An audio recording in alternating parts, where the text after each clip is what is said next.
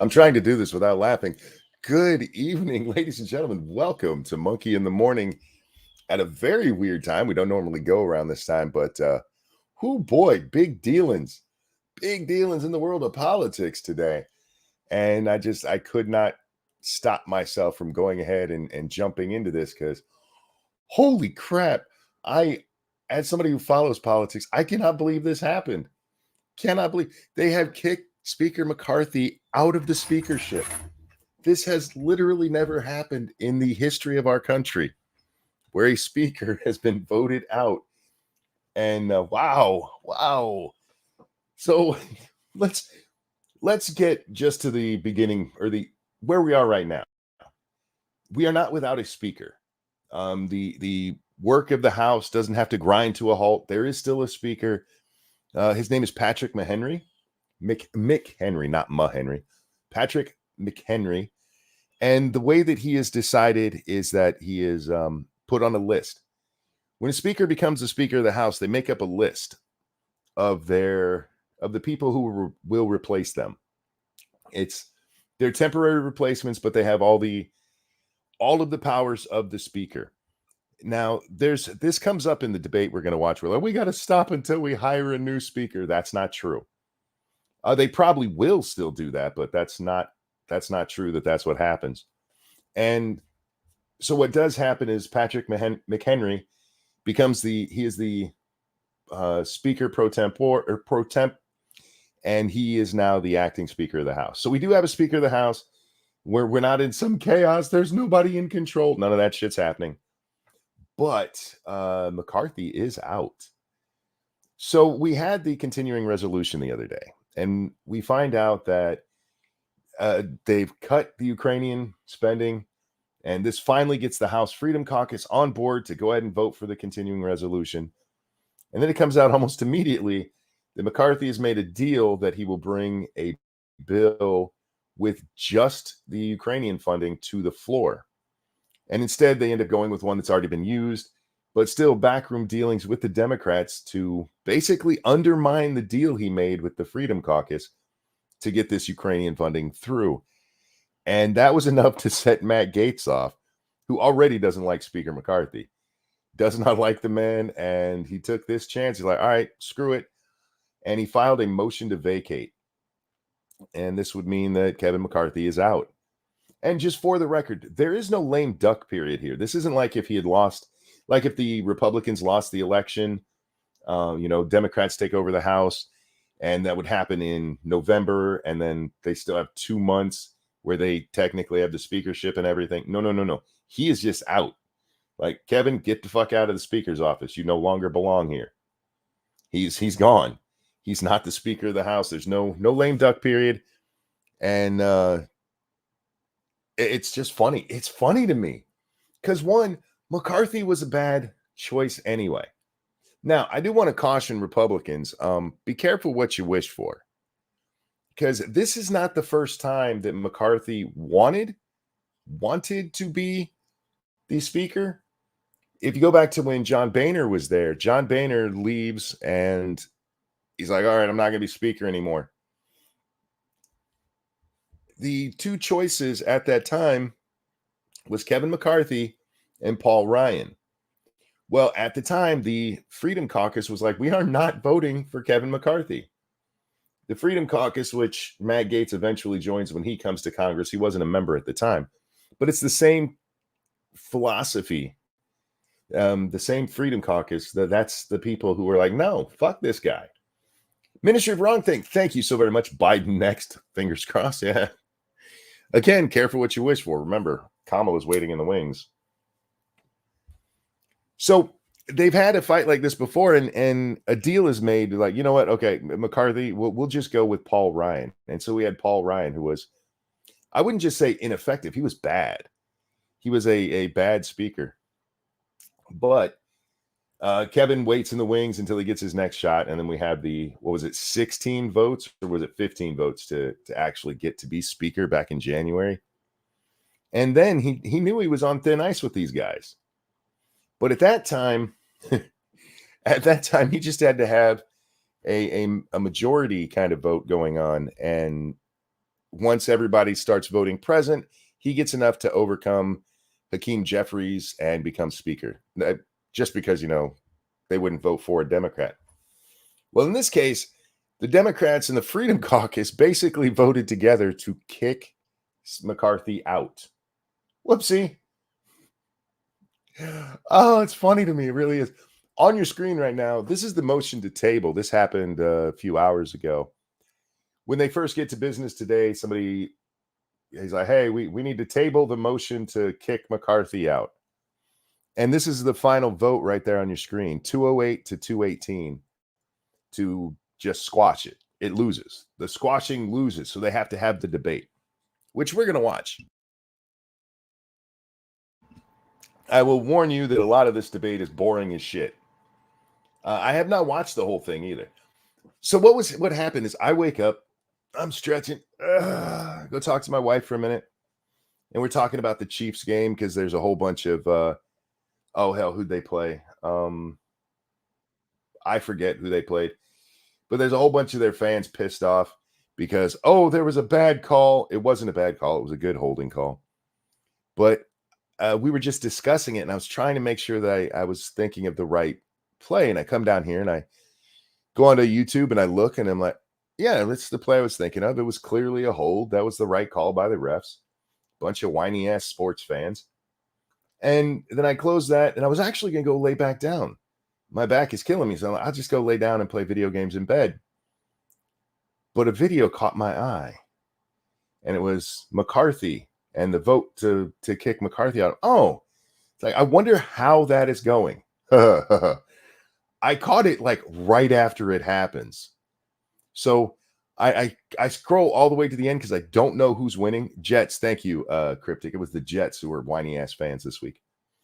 But I don't know what happened. So I go to the very end and I'm like, wait, am I reading that vote right? Did they just kick McCarthy out? And then the guy who's presiding, I don't know who was presiding today. I'm not familiar with his face. But he gets up there and he has to announce that the speakership has been vacated. And he looks stunned, just absolutely stunned. We can jump ahead because that part is interesting to watch. So anyway, this is the motion to table. It loses 208 to 218. There were 7 members of the House not there today. So the final vote to kick out McCarthy is 216 to 210. So 2 people who voted not to table still voted to keep McCarthy, which is kind of weird to me. I don't know if they just got scared when they saw what was happening and they were, oh shit, maybe we shouldn't do this. Let's see, we need 214. But something changed their vote. But yeah, the final vote is it's 216 to 210, right about here. So here's 216 to 210. Here's where we get the official announcement. On this vote, I was watching this at doubles or at 1.5 speed. Let's bring that back to normal. All right. So he's just announcing the vote totals. These are 216. The nays are 210. The resolution is adopted. Without objection, the motion to reconsider is laid on the table. The office of Speaker of the House of the United States House of Representatives is hereby declared vacant. He's begging when they're reading off the names because there's 7 people who are not there. After the vote is read, there's still 7 people who haven't voted. So he's basically begging, hey guys, is there anybody left to vote? Please, somebody come fix this for us. And then he has to give that. And just a kind of a stunned silence going on. The what is she? The chick who gives all the official rules and stuff. She comes up next and explains blah, blah, blah, blah. And then McHenry gets up there to claim the speakership for the time being. This is how I found out. I skipped to the end. I'm like, oh my God, they kicked out Kevin McCarthy. Which I am not against. I'm really not. But again, Republicans, be careful what you wish for because you don't know who's next. And it's probably going to be somebody who's along the same line as McCarthy. But again, McCarthy's been hated by this specific portion, I don't want to say group because it's not exactly the same people, but the House Freedom Caucus, they've hated McCarthy for a long time because in a lot of ways he is just a little Democrat. He's a rhino. He's one of the OG rhinos. But I thought it would be instructive to watch the debate, or at least I will have fun with it. Like I said, a lot of it is kind of boring. Some of these guys drone on for too long with no real message. There we go. We'll get back to that. And we'll sit through them just because, look, this is history, you guys. This is history in the makings. This is this is important stuff. Oh, why is this stuck? Why am I getting the circle of death? All right, hang on a second. We'll fix that, and we'll come in and we'll watch these guys. The weird part is we're on YouTube, so that should not happen. That normally doesn't happen when we're on YouTube, only on Twitter. All right, there we go. Thank you, Ministry of Wrongthink. I don't get it. With all the absolute hell that was raised when getting him in there, why would the deep state / DC elites allow him to be ousted so easily and fast? They had nobody has any say over this. This is just short of, I guess, assassinating the Freedom Caucus, there's not much they could do. So, all right, let's pick it up here. This is the end of the vote, and I will likely be talking over this quite a bit, especially when there's just nothing going on, like right here. Excuse me. The debate does get fiery at times. You're going to see a lot of Republicans were usually complimentary. Like Jim Jordan stands up and argues for McCarthy. On this vote, so does the yeas are 208. The nays are 218. The motion is not adopted. All that means is the vote goes through for whether to vacate. But anyway, Massey, pursuant to clause 2 of Rule 9, the gentleman from Florida, Mr. Gaetz, and the gentleman from Oklahoma, Mr. Cole, will each control 30 minutes. The chair recognizes the gentleman from Florida. All right, so but yeah, you're going to see people we've talked. Scalise talks, Massey talks, Jordan talks. Trying to remember who else, and they're all arguing for this piece of shit McCarthy. We took a lot of joy in how long it took McCarthy to get into the speakership, and they really should have just held out. There was no reason not to. They should have just dug their heels in. We are not going to vote for this guy. But unfortunately, as Republicans always do, oh my God, the press. Do you see the bad press? The bad press. How about for once you guys actually care about what you said you would do in office? Just once. Just once. Monk wasn't sleeping, her buddy would be dead. No, I was asleep. I was asleep when this happened. Matt Gaetz epically trolled McCarthy. Yeah, McCarthy. Okay, so last night, Gaetz files this motion to vacate, and McCarthy goes on to Twitter and says, "Bring it on." He actually went to the press as well. He's like, "Yeah, bring it on. Let's just get this done so it can be over with, and we can get back to business." All beating his chest. I got this. Even if the other two Republicans had shown up and voted, because there were only two Republicans missing, even if those two had showed up, he still gets kicked out. He loses this even with the entirety of the Republicans there, and keep the other 5 Democrats who were missing out too. I don't know why he was so gung-ho on this. I don't know why he was like that. Maybe he knew and he was just trying to front and be like, yeah, fuck this. I'm badass. I don't know what the fuck he was doing. What I do know is that looking at this vote, this wasn't even close. He was getting kicked out. As soon as that was filed yesterday, his fate was sealed. There was no coming back from it. And yeah, Matt Gaetz wins. I don't know what he wins here, because again, it's not like you're not just going to get another rhino piece of shit that's in there. They're not going to go for somebody strong who actually fights back, because that's not who gets to leadership. You got to have somebody who, plays with the Democrats. And again, I'm not against things like compromise. Compromise is good. Selling out is not. Tall person, thank you. Glad to catch this live. It's difficult for me to see Monkey in the morning. And the most recent was really good. Happy Global Smoothie Day. Well, thank you so very much. Where was the one right before the most recent not very good? Which one did you see? Did you see the Kalinsky one? For some reason, Rumble won't let me put the thumbnail on that one. I uploaded it last night and it didn't show, so I re-uploaded it. It didn't show, so I re-uploaded it again today, and it's still not showing. I don't know why they won't let me put the thumbnail on that one. Maybe they're big Kyle Kalinsky fans over there at Rumble.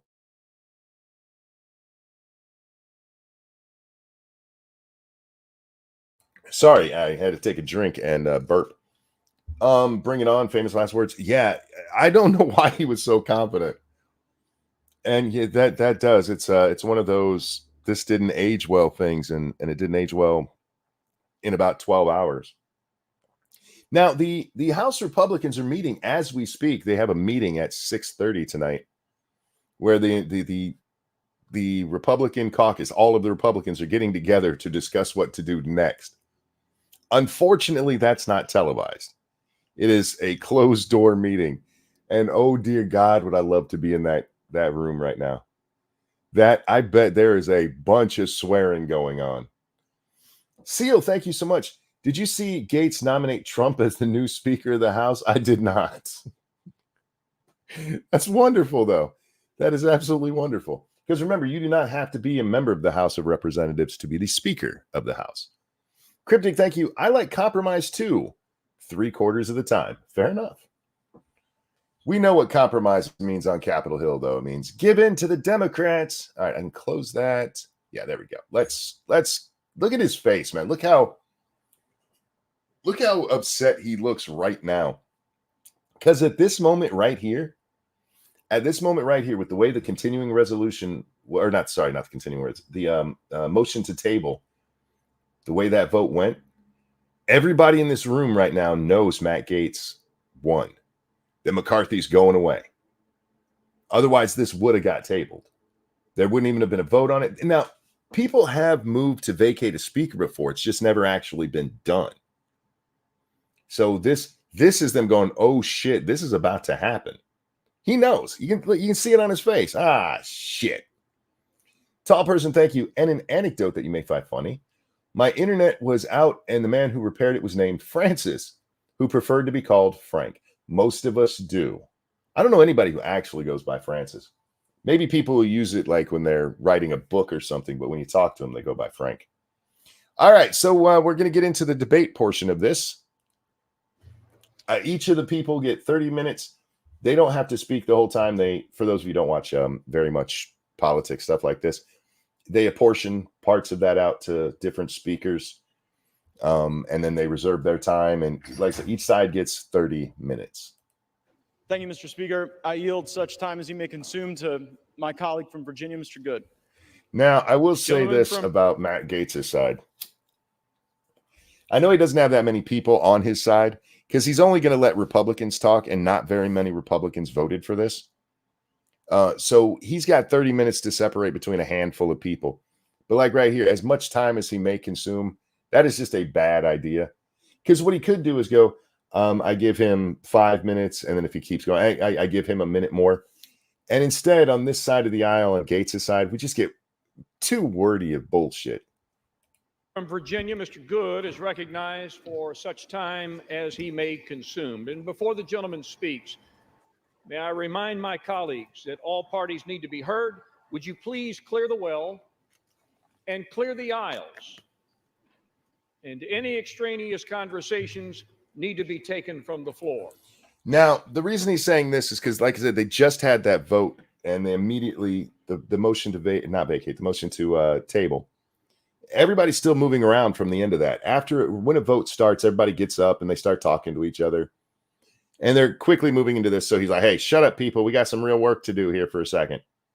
Look, we only do 4 minutes of real work every day. Shut the hell up. It's time to get into that. Keldrick, thank you. McCarthy should be happy he's making history. Fair enough. He really is. Oh, son of a bitch. But yeah, there was a lot of chit-chat and stuff going on right here because, again, everybody knew what was about to happen. Everybody, if I had paid attention, I would have known without looking at the very end of the video because they didn't vote to just table the damn thing. But hey, shut up, people. They're about to make me cry.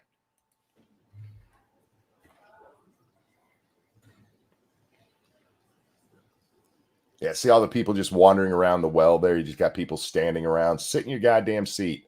It's time to get serious. You guys get paid very, very well for sitting on your ass and talking and occasionally ripping us off.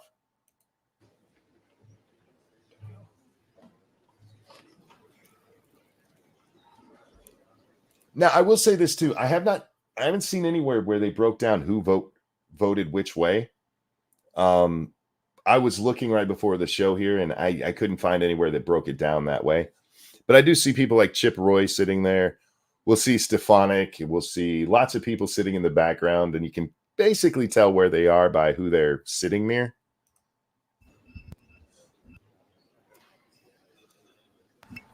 Yeah, that bald head right there, that's Chip Roy.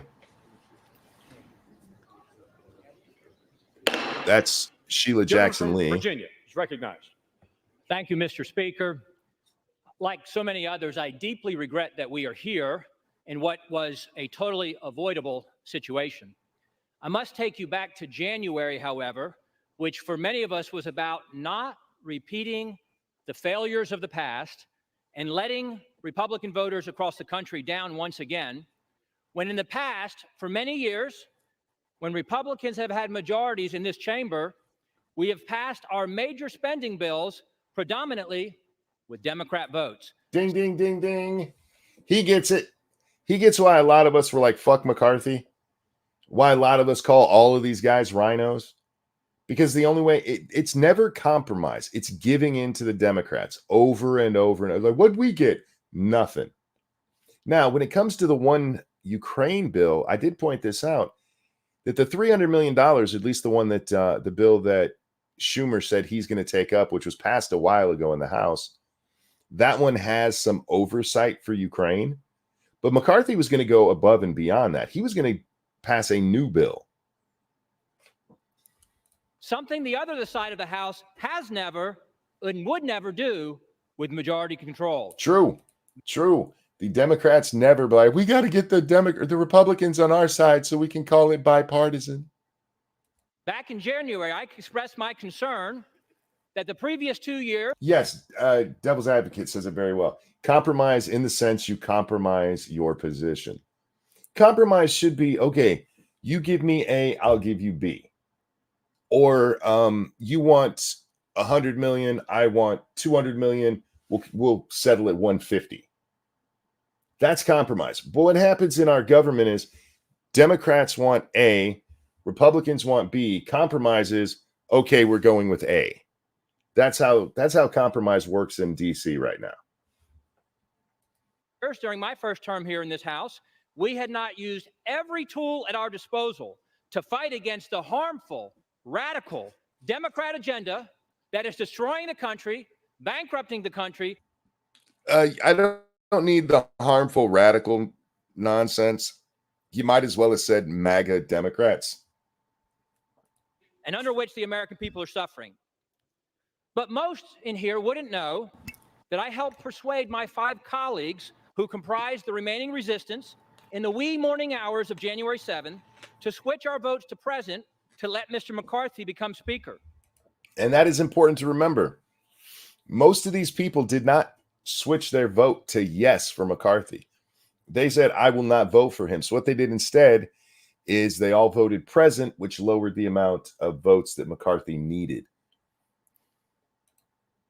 And I went to him on this very floor to tell him that he was finally going to become Speaker on the next vote. Now, when he says finally going to become, I'm sorry, guys, you know how I do this. I talk all the time. When he says finally going to become Speaker, that's not just about those 15 votes. It's also about the fact that he wanted it after Boehner left.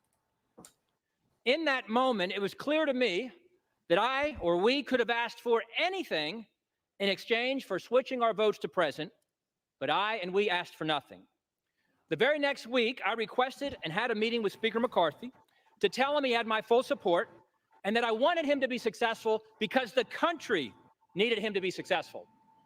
In the ensuing months, I helped him narrowly pass the Parents' Bill of Rights and the Limit Save Grow bill.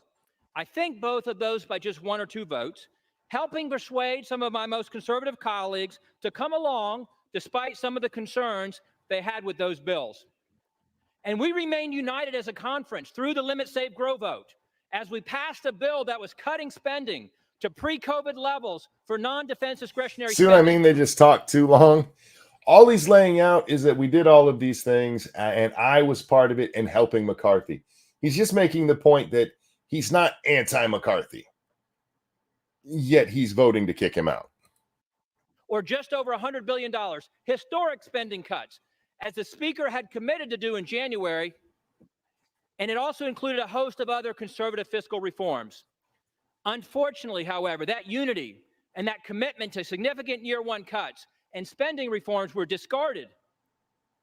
Were discarded in the Failed Responsibility Act, as I call it, which passed overwhelmingly, once again, with a majority of Democrat votes. He's talking right now about the continuing resolution. And again, that only passed because of Democrats. Is that Statler and Waldorf behind him? Yes. Validating the concern many of us had in January. Look how serious he is. Like, Many of us had begged the Speaker, pleaded with the Speaker repeatedly to utilize the debt ceiling to leverage spending cuts and reforms. But instead, he negotiated an unlimited increase to the debt ceiling through January of 25. As much as we can come together and gleefully spend through January of 25 with no significant wins for the American people in that FRA or Failed Responsibility Act. Yeah, that's one of the bills that passed, or I don't remember if it passed fully, but this is one that was argued maybe 4 months ago. I forget which, but yeah, the deal was, hey, you know what? We will finally get spending under control in 2025. But until then, so we don't have to keep having these continued resolutions. What we're going to do is just spend as much as we want. It's not like the debt ceiling matters anyway. They get together every few months, usually 6 to 8 months, and just vote, yeah, we'll raise the debt ceiling so that we can spend as much as we like. But the Speaker then said that we would use appropriations. We would use appropriations to bring the fight and finally reduce our spending. He said the levels of the FRA were the ceiling and not the floor, and committed. Except for there was no level. It was literally spend as much as you want. How is that the fucking... No, never mind. Keep going. He committed multiple times to go back to the $1.471 trillion that was the Limit, Save, Grow levels, radically, historically, saving $100 billion and lowering the deficit this year under Republican majority from $2.2 trillion to $2.1 trillion. From 2.2 trillion, we were going to radically cut spending $100 billion out of a $2 trillion deficit. 5%, basically. Yeah, radical stuff there. That's what we were asking the Republican House to do, to go to $2.1 trillion. Meanwhile, the Speaker had committed to bring a balanced budget vote to this floor, something that still has not happened, despite the work that's been done in our budget committee to mark it up and have it ready to come to the floor. He also promised that we would bring all 12 appropriation bills well before the September 30 fiscal deadline. We did not. They've had 10 months, well, 9 months basically, to get these budget bills passed. And Gaetz talks about this later. But yeah, to even bring them to the floor, they haven't even been brought to the floor. They're just, oh, we'll do that. We'll do that. Who's on the short list to replace? I don't know. I really don't. This is kind of an unprecedented thing. Right now, McHenry has it, and maybe they'll go with him. I doubt it because he looks kind of weaselly and stuff. But I honestly don't know. Maybe Scalise? Maybe?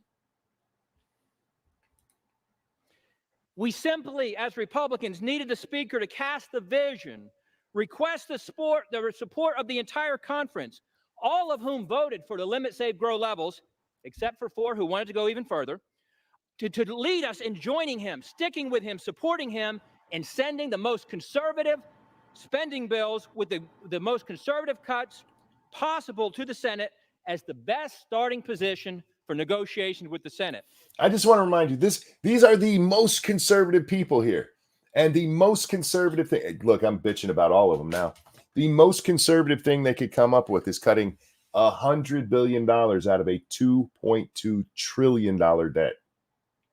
$100 billion is a lot of money. But did the Republicans' balls finally drop? No, they didn't, Bryce. Unfortunately, while this looks like, oh, the Republicans are finally standing up, it's only a handful of them. This happened because of the Democrats. There were enough Republicans and all of the Democrats, 212 Democrats of the, let's see, it's, 216 was the vote.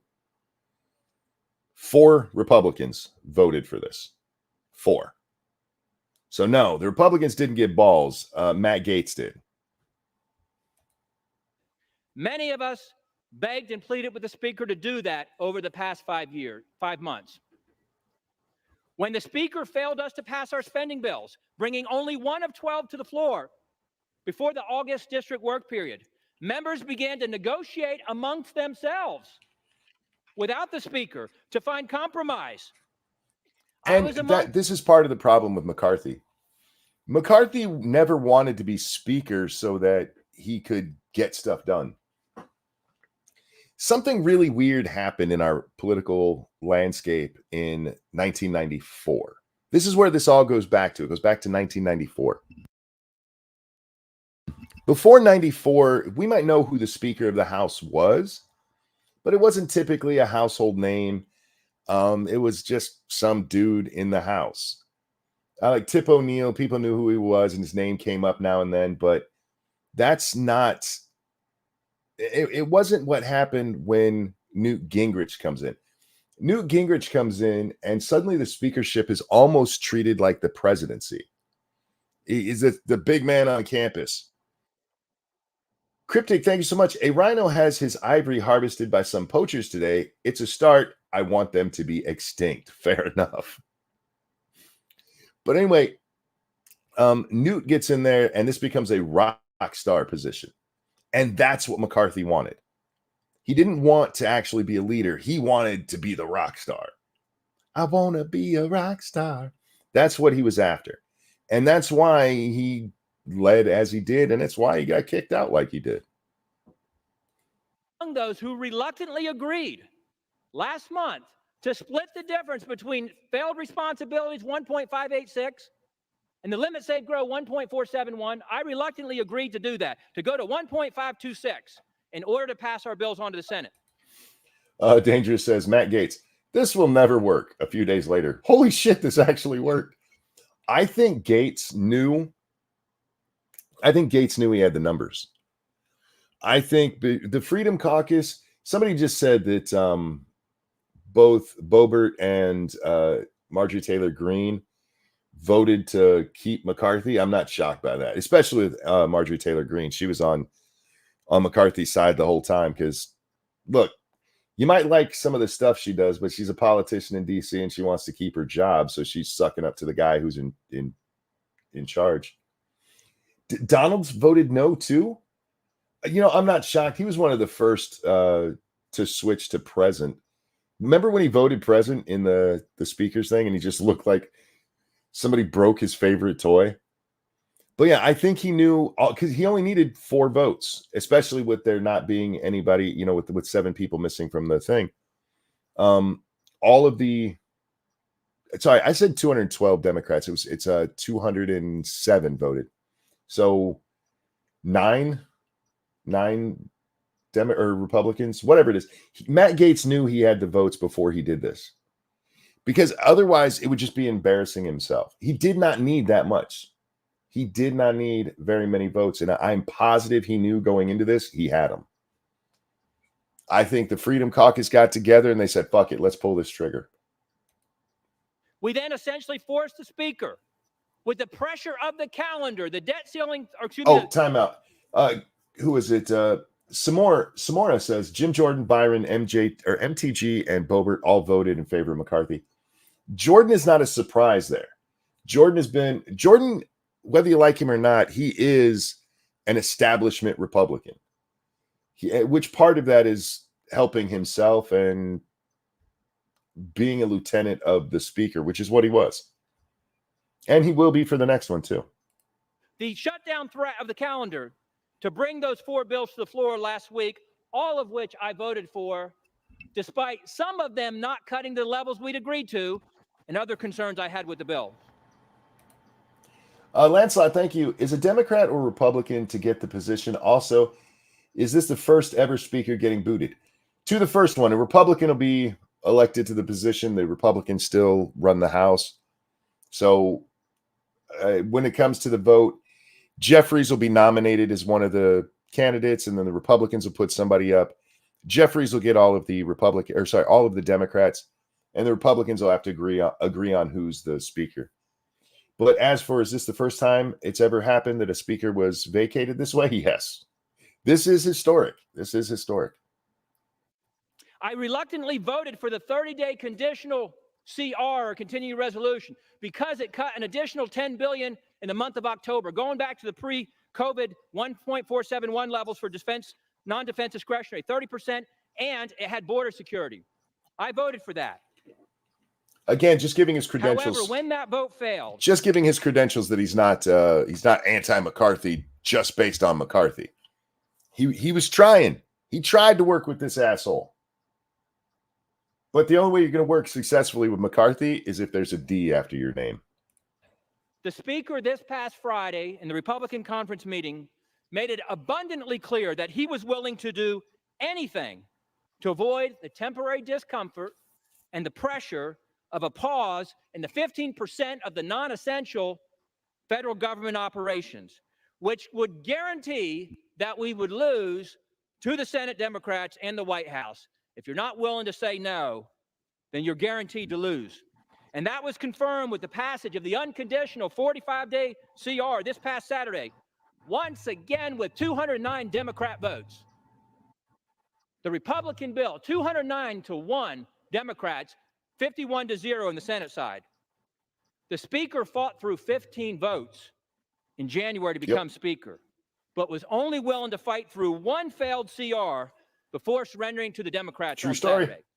We need a speaker who will fight for something, anything, besides just staying or becoming speaker. If there was ever a time to fight with 33... Sorry, it's blowing my nose. I forgot he said that right there. That is exactly it. All McCarthy cared about was being speaker. Frosted Glass, thank you. McCarthy more easily fired than installed? Whoopsie. Yeah. $3 trillion in national debt, a $2 trillion deficit this year, 40-year high inflation, 20-year high interest rates. Yeah, I just want to point out the $2 trillion deficit we have now is more than Clinton's final budget was. His final budget was under $2 trillion. Cryptic, thank you. McCarthy bent over more than a hooker at work. Yeah. But see, I don't think that he actually bent over. I think that McCarthy's a California Republican. He might, we need to cut spending because that'll get me voted in here. McCarthy was about McCarthy. That's all he is. The great thing about this, I'm wondering if he's going to resign from office.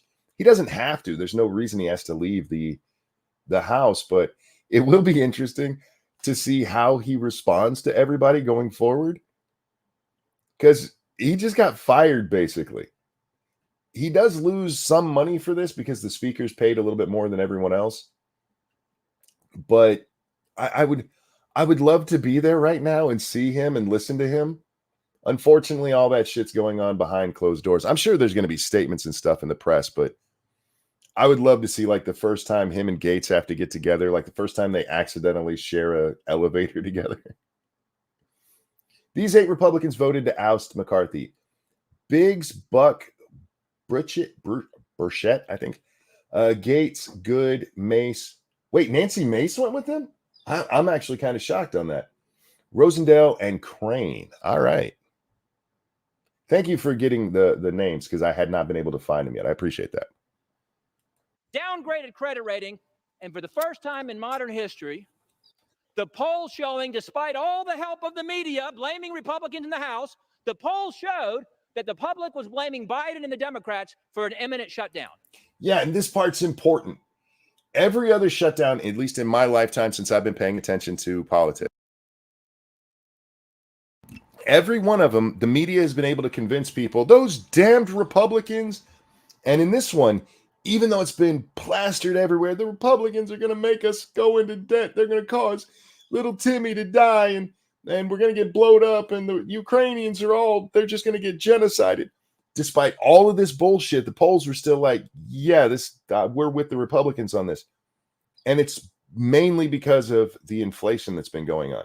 The inflation that's been going on can be directly tied to all of the reckless spending we've done over the last 2 years. Well, the last 2 years of the pandemic, the first and second year of the pandemic there, 20 and 21. And people are like, no, this shit needs to stop. And McCarthy he's got this perfect opportunity to go like, no, fuck this. We need to cut spending. And instead he goes, what do you guys want us to do? Because all he cares about is being speaker. And there's some irony there, actually. Because if he hadn't done that, he'd probably still be speaker right now. If not fight now, when would we fight? Now is and was the Yep. time. With the Democrats driving the fiscal bus off the cliff at 100 miles an hour, we cannot simply be content to be the party that slows it down to 95 just so we can sit in the front seat and wear the captain's hat. That's a really good analogy, except for I would have said slow down to 99 instead of 95. Our current debt and our spending trajectory is unsustainable. We need a speaker, ideally somebody who doesn't want to be speaker and hasn't pursued that at all costs for his entire adult life. I was not paying much attention to this guy as he was talking, but yeah, what did I tell you guys just a little while ago? This is all McCarthy wanted. I want to be a rock star. Who will meet the moment and do everything possible to fight for the country. A red line was crossed for me, I regret, on Saturday, and chose regret that I must vote against the motion to table as I did and to vote to vacate the chair. And I yield back. Very Gentleman wordy. It went longer because I'm sitting here talking through it, but a little wordy, but he makes the point. McCarthy is in it for himself. And the Republicans had a wonderful chance here to actually affect some change for a change. And they didn't take it. They did what they always fucking do. Because, oh my God, the press might say bad stuff. They were already saying bad stuff about you. And that's really what did it. No, Massey did not vote to oust, Jeff. Not only did he not vote to oust, he stands up and argues in favor of McCarthy. Florida reserves his time. Gentleman from Oklahoma, Mr. Cole. Thank you very much, Mr. Speaker. I share one thing in common with my friend from Virginia. This is a very sad day, and certainly a day I never expected to have to live through. I think broadly speaking, as I look across this floor, you can divide members into three groups. I'm very happy to be in the first group. The overwhelming majority of my party supports the speaker that we elected. We're proud of the leadership he's shown. We're proud of the manner in which he's been willing to work with everybody in our conference, and I believe in this chamber. That's not something to be proud of, homie. This is what's wrong with the people in Congress. See what he just said there? He's done everything. I am proud to have worked with him, and I'm proud of the work he's done. You shouldn't be. You should not be. He just bent over on fiscal responsibility at a time when our debt is spiraling out of control. Our deficits are retardedly bad. Literally bigger than the entire budget of the year 2000, just 23 years later. The deficit is that size. There's a second group, small group.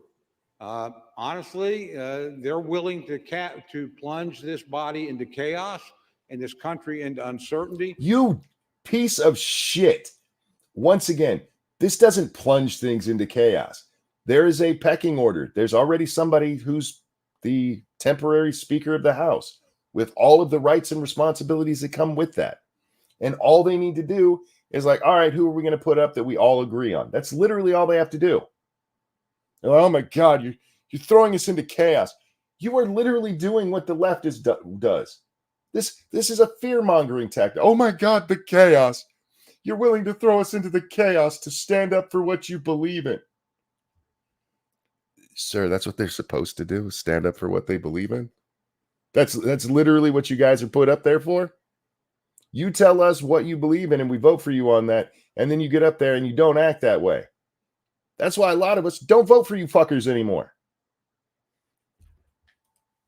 For reasons that only they really understand. He just explained it. He literally just explained it to you. Those are reasons only they understand. Fiscal response. Listen to what he just said. Fiscal responsibility is something that only those 8 Republicans understand. Thank you, F. I think I say that. Regardless of who takes his place, it shows the establishment is cracking. Bit of a white pill.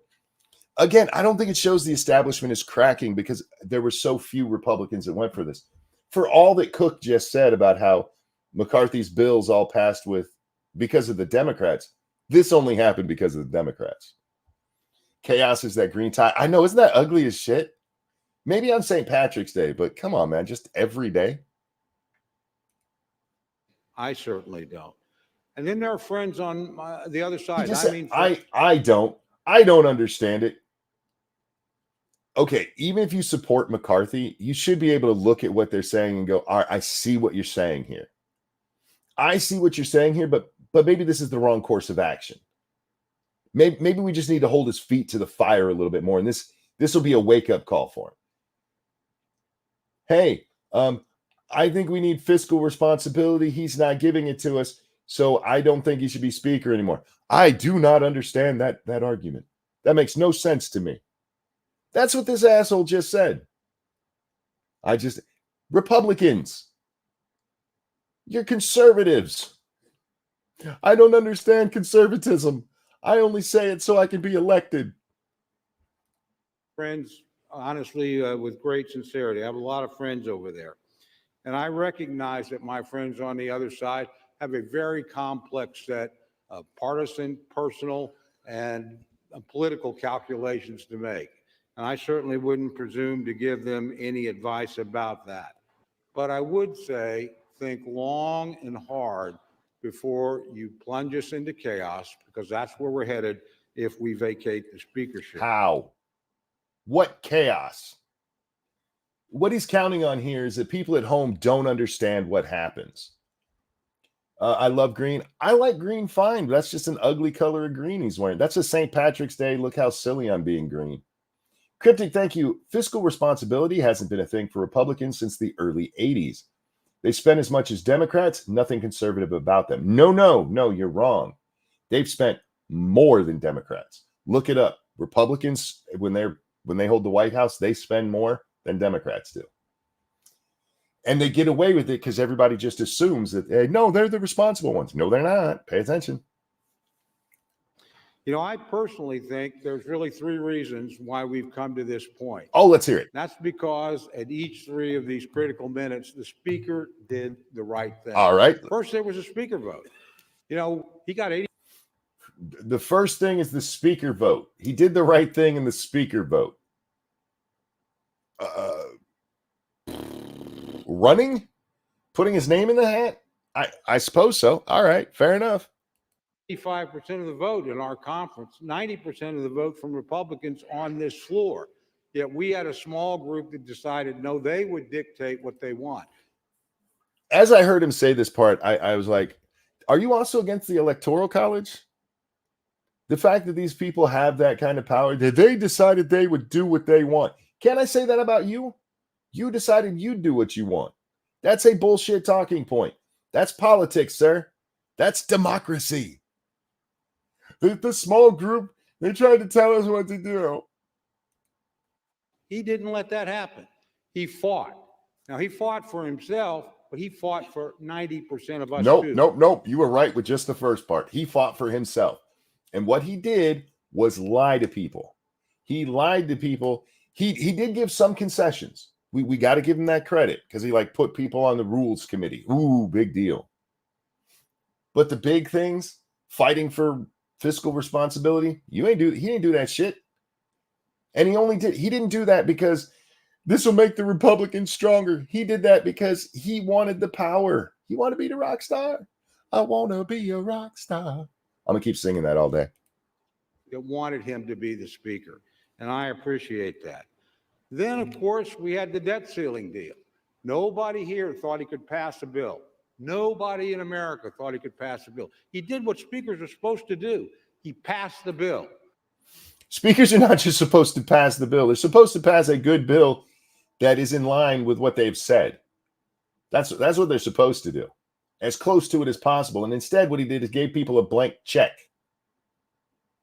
Nobody in this room thought he could do it. The Democrats did, because they just give us what we want. We'll help you pass that. And it's exactly what happened. Thank you, Furry Kitten. I have fiscal responsibility, or is diminished responsibility, all works out the same. There you go. It is diminished responsibility is what, I mean, nobody thought he could do it. All you have to do is give in to the Democrats, and it works every time. What the fuck are you talking about? McCarthy will not run again. Has he said that, or are you guessing because of the embarrassment? That's what I'm wondering, if he'll just step aside because of the embarrassment. I don't know if I was him, if I could come back to work tomorrow. I really don't. Then he sat down and negotiated with a Democratic Senate and a Democratic president and came back with a good deal. It's not a good deal. That's part of the problem. Did you not listen to the guy? Are you deaf? Is that the problem? Why you didn't I don't even understand his argument. Do you just need a hearing aid? He explained why it was a bad deal. You stupid son of a bitch. It's breaking news? Really? I'll have to, again, since we're doing this at this time, there's going to be news that's going on that we miss. Thank you for, I already got that one. Okay, never mind. Let's get back to Mumble Mouth here. And somebody mentioned earlier, asked, does he have marbles in his mouth? No, this is just how he sounds. A deal that will limit spending. He did the right thing. Finally, Finally, last Saturday on this floor, we were on the verge of a government shutdown. Which would have been fine. And you guys should have taken that opportunity to twist the screws on the Democrats. You had the public perception. You had the right idea. And instead, you're like, we got to give in to the Democrats again. A government shutdown that the vast majority of members in this chamber did not want. And let's talk about why. Because, and especially on the Republican side, it's not because you're like, oh, this might actually get something done. You did not want the government shutdown because it would look bad in the press. Period. End of story. You're not going to dress that up. And we've seen this time and again. Oh my God, bad press. We can't let that happen. A substantial majority on my side, an overwhelming majority on the Democrat side. He put his political neck on the line, knowing this day was coming, to do the right thing for the country, without a doubt. My friends and I agree on that, whether or not we agree on the speaker. He did the right thing. Doesn't it bother you that the people on the other side who are ideologically opposed to you think it was the right thing? Notice that he's just talking about the abstract there, keeping the government running, not about how. He did the right thing by doing it. McCarthy immediately started negotiations on the Ukraine bill. Yes, and that is why we're here. If he hadn't done that, this probably doesn't happen. With just the continuing resolution, probably doesn't happen. It's him immediately going back. Remember, the only reason that the Freedom Caucus comes to the table and says, all right, fine, we'll vote for it, is because he removes Ukrainian funding. That happens immediately preceding the vote going through. And right after that, even though the other bill that we've talked about that Schumer is going to push through, that one was passed a long time ago. That's only $300 million.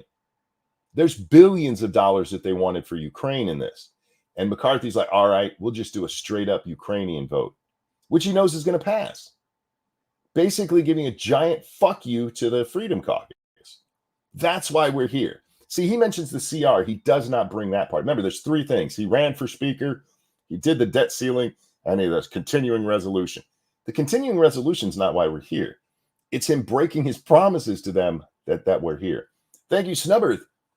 Tangent, the UK passed a law that sex offenders can't get gender changes or change names. Going to be real interesting seeing who openly opposes this law. That law would get shut down here in the United States because for some reason we give criminals all kinds of rights. He did the right thing, I think, for this institution. He showed it could function in a time of crisis. But function shouldn't mean always giving in to the other side. Ben, thank you so much for the feminist $12. Back to the beginning I go. Can't wait to hear this one. Oh, you guys should see me. I've not stopped smiling since I saw this news. I don't think it's going to matter much, honestly. We're going to end up with somebody, probably, my guess would be Scalise if he wants it. Somebody said that Scalise is dealing with cancer right now, so maybe he doesn't even want it. I'm trying to think of who else is top leadership in the House right now. Maybe McHenry does take it, although he's kind of Weasley, and I don't think anybody believes that he would make a strong speaker. But he is McCarthy's top lieutenant. And we're just going to end up with somebody the same. It's going to be the same guy, different package. So we'll see what happens. But I don't think a lot's going to change from this. But hopefully it does give whoever the next speaker is a little bit of pause to be like, ooh, maybe I shouldn't fuck these guys over. 30+ trillion in debt is not functioning. True, Jeebus. And it's actually, I think we're at 33 billion or 33 trillion right now.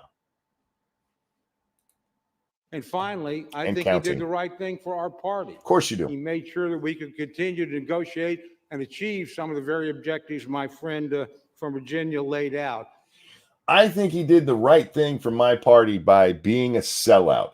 This is why you don't understand, because you think that the only thing that's important is getting good press.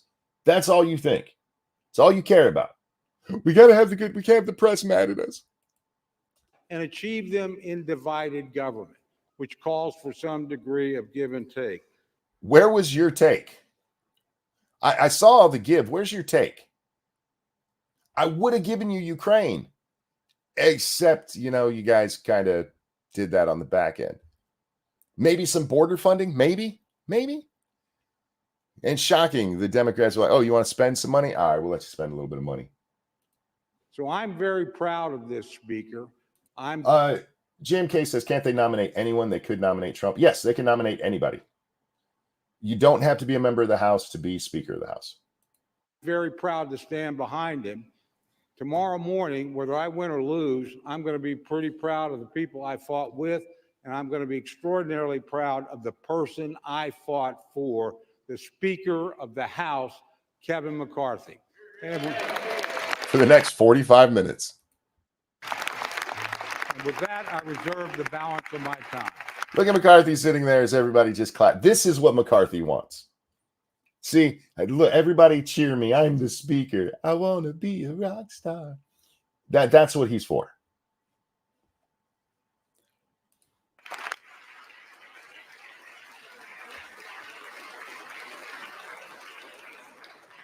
Gentleman from Oklahoma's time is reserved. Gentleman from Florida. Mr. Speaker, my friend from Oklahoma says that my colleagues and I who don't support Kevin McCarthy would plunge the House and the country into chaos. Chaos is Speaker McCarthy. Chaos is somebody who we cannot trust with their word. Amen. And again, this is why the Ukraine vote is more important than the CR vote. That guy, they just didn't like the CR vote. No. If he'd kept his word there, this wouldn't have happened. Gaetz wouldn't have had the votes for this. The one thing that the White House, House Democrats, and many... Sorry, I was coughing. I want to point out that first guy that spoke on this side for that Gaetz gave time to, he even said, I voted for the continuing resolution. He voted for all this stuff. He's on his side. And it wasn't until that Ukraine thing pops up that even he's like, yeah, can't do it. This guy's a fucking liar. Many of us on the conservative side of the Republican caucus would argue is that the thing we have in common, Kevin McCarthy said something to all of us at one point or another that he didn't really mean and never intended to live up to. I don't think voting against Kevin McCarthy is chaos. I think 33 trillion in debt True. is chaos. I think that facing a $2.2 trillion annual deficit is chaos. I think that not passing single subject spending bills is chaos. I think the fact that we have been governed in this country since the mid-90s by continuing resolution and omnibus is chaos. And the way to liberate ourselves from that is a series of reforms to this body that I would hope would outlast Speaker McCarthy's time here, would outlast my time here, and would outlast either of our majorities. Reforms that I have heard some of the most conservative members of this body fight for, and some of the reforms that we've been battling for that I've even heard those in the Democrat caucus say would be worthy and helpful to the House, like open amendments, like understanding what the budget is. We have been out of compliance with budget laws for most of my life, most of many of your lives. And by the way, if we did those things, if we had single subject bills, real quick, when he says single subject bills, for the record, he is talking about a defense bill, not like just this military base or this weapons program. He's talking about you have a say like an agricultural bill, you have your military bill, you have separate bills. They would not be single subjects in like this one thing. It's this one topic, just to be clear there. Standing on the top line. If we had open amendments, if we had trust and honesty and understanding, there would be times when my conservative colleagues and I would lose, might be a few times when we'd win. There'd be times that we would form partnerships that might otherwise not be really predictable in the American body politic, but the American people would see us legislating. Thank you, Maniac Man, who says bad press equals more popularity, like with Trump. Well, for the Republicans, a lot of times it doesn't work out that way, especially when it comes down to shutting down the government. They've always been on the wrong end of the press, and they were on this one too.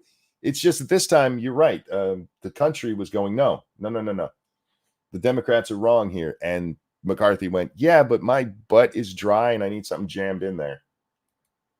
These last few days, we've suspended the momentum that we had established the week earlier, where we were bringing bills to the floor, voting on them, staying late at night, working hard. That's what the American people expect.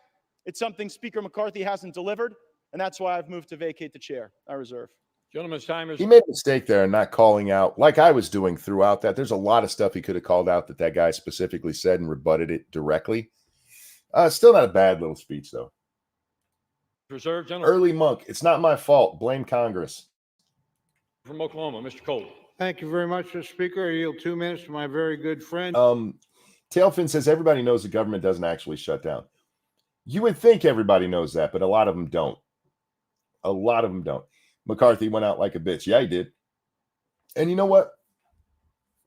Seeing him sitting there all smug with everybody clapping around him, knowing what happened, just makes me smile more.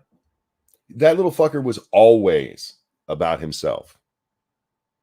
And Mr. Emmer from Minnesota. Gentleman from Minnesota, Mr. Emmer, is recognized for 2 minutes. Thank you. Kevin McCarthy has earned this. No, he hasn't. Look, I understand. To be honest, I like Thomas Massie. I like Thomas Massie too, Jeff. I like a lot of the people who stand up for McCarthy here. But a lot of what they're doing is just your normal politics, being good little lieutenants of their current leader. Like this guy. He earned it. No, he didn't. He earned it because he's been there for quite a while and he decided he wanted it. There's a lot of people who've been there longer than him, who've done more than him, who didn't want the job. Most of the people these days that you see going for speaker, like Pelosi, she didn't do that because she had any love for America and just wanted to do the right thing. She wanted to be a rock star. Newt Gingrich changed all this. And frankly, I blame him for it because nobody gave a shit who the Speaker of the House was before that. Under Speaker McCarthy's leadership, our House Republican majority has actually defied all odds and overperformed expectations again and again and again. By giving in to the Democrats again and again and again. I didn't actually stop here to mock him on that, although it just worked out well that time. See right there next to his right arm, it's on the left side of him on your screen. That is Stefanik. And I love watching her face throughout this. Is that Phil Donahue? No. But I love watching her face because she was one of the ones during the speaker fight who got up there and gave a passionate, and she did it several days, giving impassioned speeches for why we needed McCarthy. And she was so happy when she won. She was so smug, so smug. And seeing her just, like I said, everybody in the room at this point already knows he's gone just because of that vote to table. This would have been tabled if he wasn't going to be gone. It all started with a speaker's race. When our speaker, Kevin McCarthy, showed the American people how he would never give up. All right, homie, you're talking about him trying to get a position of power. He showed he would never give up. It's not like he was wounded in Normandy and drug himself across a battlefield to keep fighting the Germans because he'd never give up. He just kept saying, yeah, I'm going to run. Oh my God, he was so brave. He showed so much courage. Shut the fuck up. It carried over into the speaker spearheading a rules package to create the most transparent, member-driven legislative process that I've ever seen since I've been here. You guys dropped a bill with 15 minutes warning. And I hate to take the Democrat side here, but seriously, the most transparent ever. They're supposed to have, I think it's either 12 or 24 hours before any bill is brought to the floor to actually vote on so people could read it. Those are the rules, and they dropped it in 15 minutes. It's why the Democrats threw their big fit. It's why Bowman pulls the fire alarm. Like, the most transparent ever. He did exactly what Democrats did. Fuck you. And since then, Speaker McCarthy... Who should be speaker now? I don't know. I'll be honest with you. I want somebody who's willing to stand up to the Democrats, and I don't know that there's anybody who is. The kind of people that I would have pointed to for speaker would be somebody like Chip Roy, who sold out on this vote. So I just don't know. Amazing Disgrace says 72 hours. Is that what it was? 72 hours before a bill? And if they'd done that, it would be, okay, we're going to shut down for 2 days. No big deal. And we're doing this so people can read the bill. The American people would have understood that. But no, they're like, no, we're going to act like the Democrats. The most transparent ever. Fuck you. Evolve Potato, thank you so much. You know, Monk, McCarthy really did earn this by being, by that, he earned getting voted out as speaker. That's fair. He earned being humiliated by being the first speaker to be removed like this. He earned being seen as the little bitch he is. Now, if that's what this guy meant, I would agree 100%. Thank you, Devin, who says, I thought it was 72 hours under the new rules. Yeah, I'm sorry. I forgot the actual number. I could have swore it was 24, but now that you guys say 72, that sounds a lot more familiar to me. But anyway, you pro or anti him being yanked? I am. If you're talking about McCarthy, I'm 100% pro pulling that fucker out of there. Although, again, I know it's not going to change. The next guy is going to be just as bad. However, this vote to kick McCarthy out, that's a warning to the next speaker. That is a, hey, do not pull this shit, or we have the numbers to get rid of you too. So maybe, even though we'll get an establishment rhino as the next speaker anyway, maybe he'll at least have some ball. He or she, I don't want to be sexist, will have some balls and stand up for the right thing. At least make a show of it instead of being this shit we've had since Gingrich is ousted. Look, again, while I blame Gingrich for making this the rock star position that it's seen as, at least Gingrich had the balls to try to use it that way.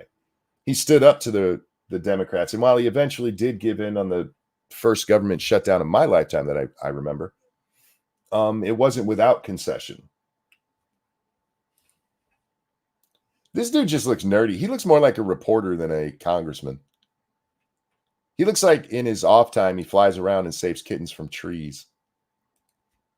The Republican majority has been successful in bringing common sense back to our nation's capital by passing legislation to affirm a parent's right to be involved in their child's education, bolster American energy production, fully fund veterans care and benefits. Anybody could have done those things.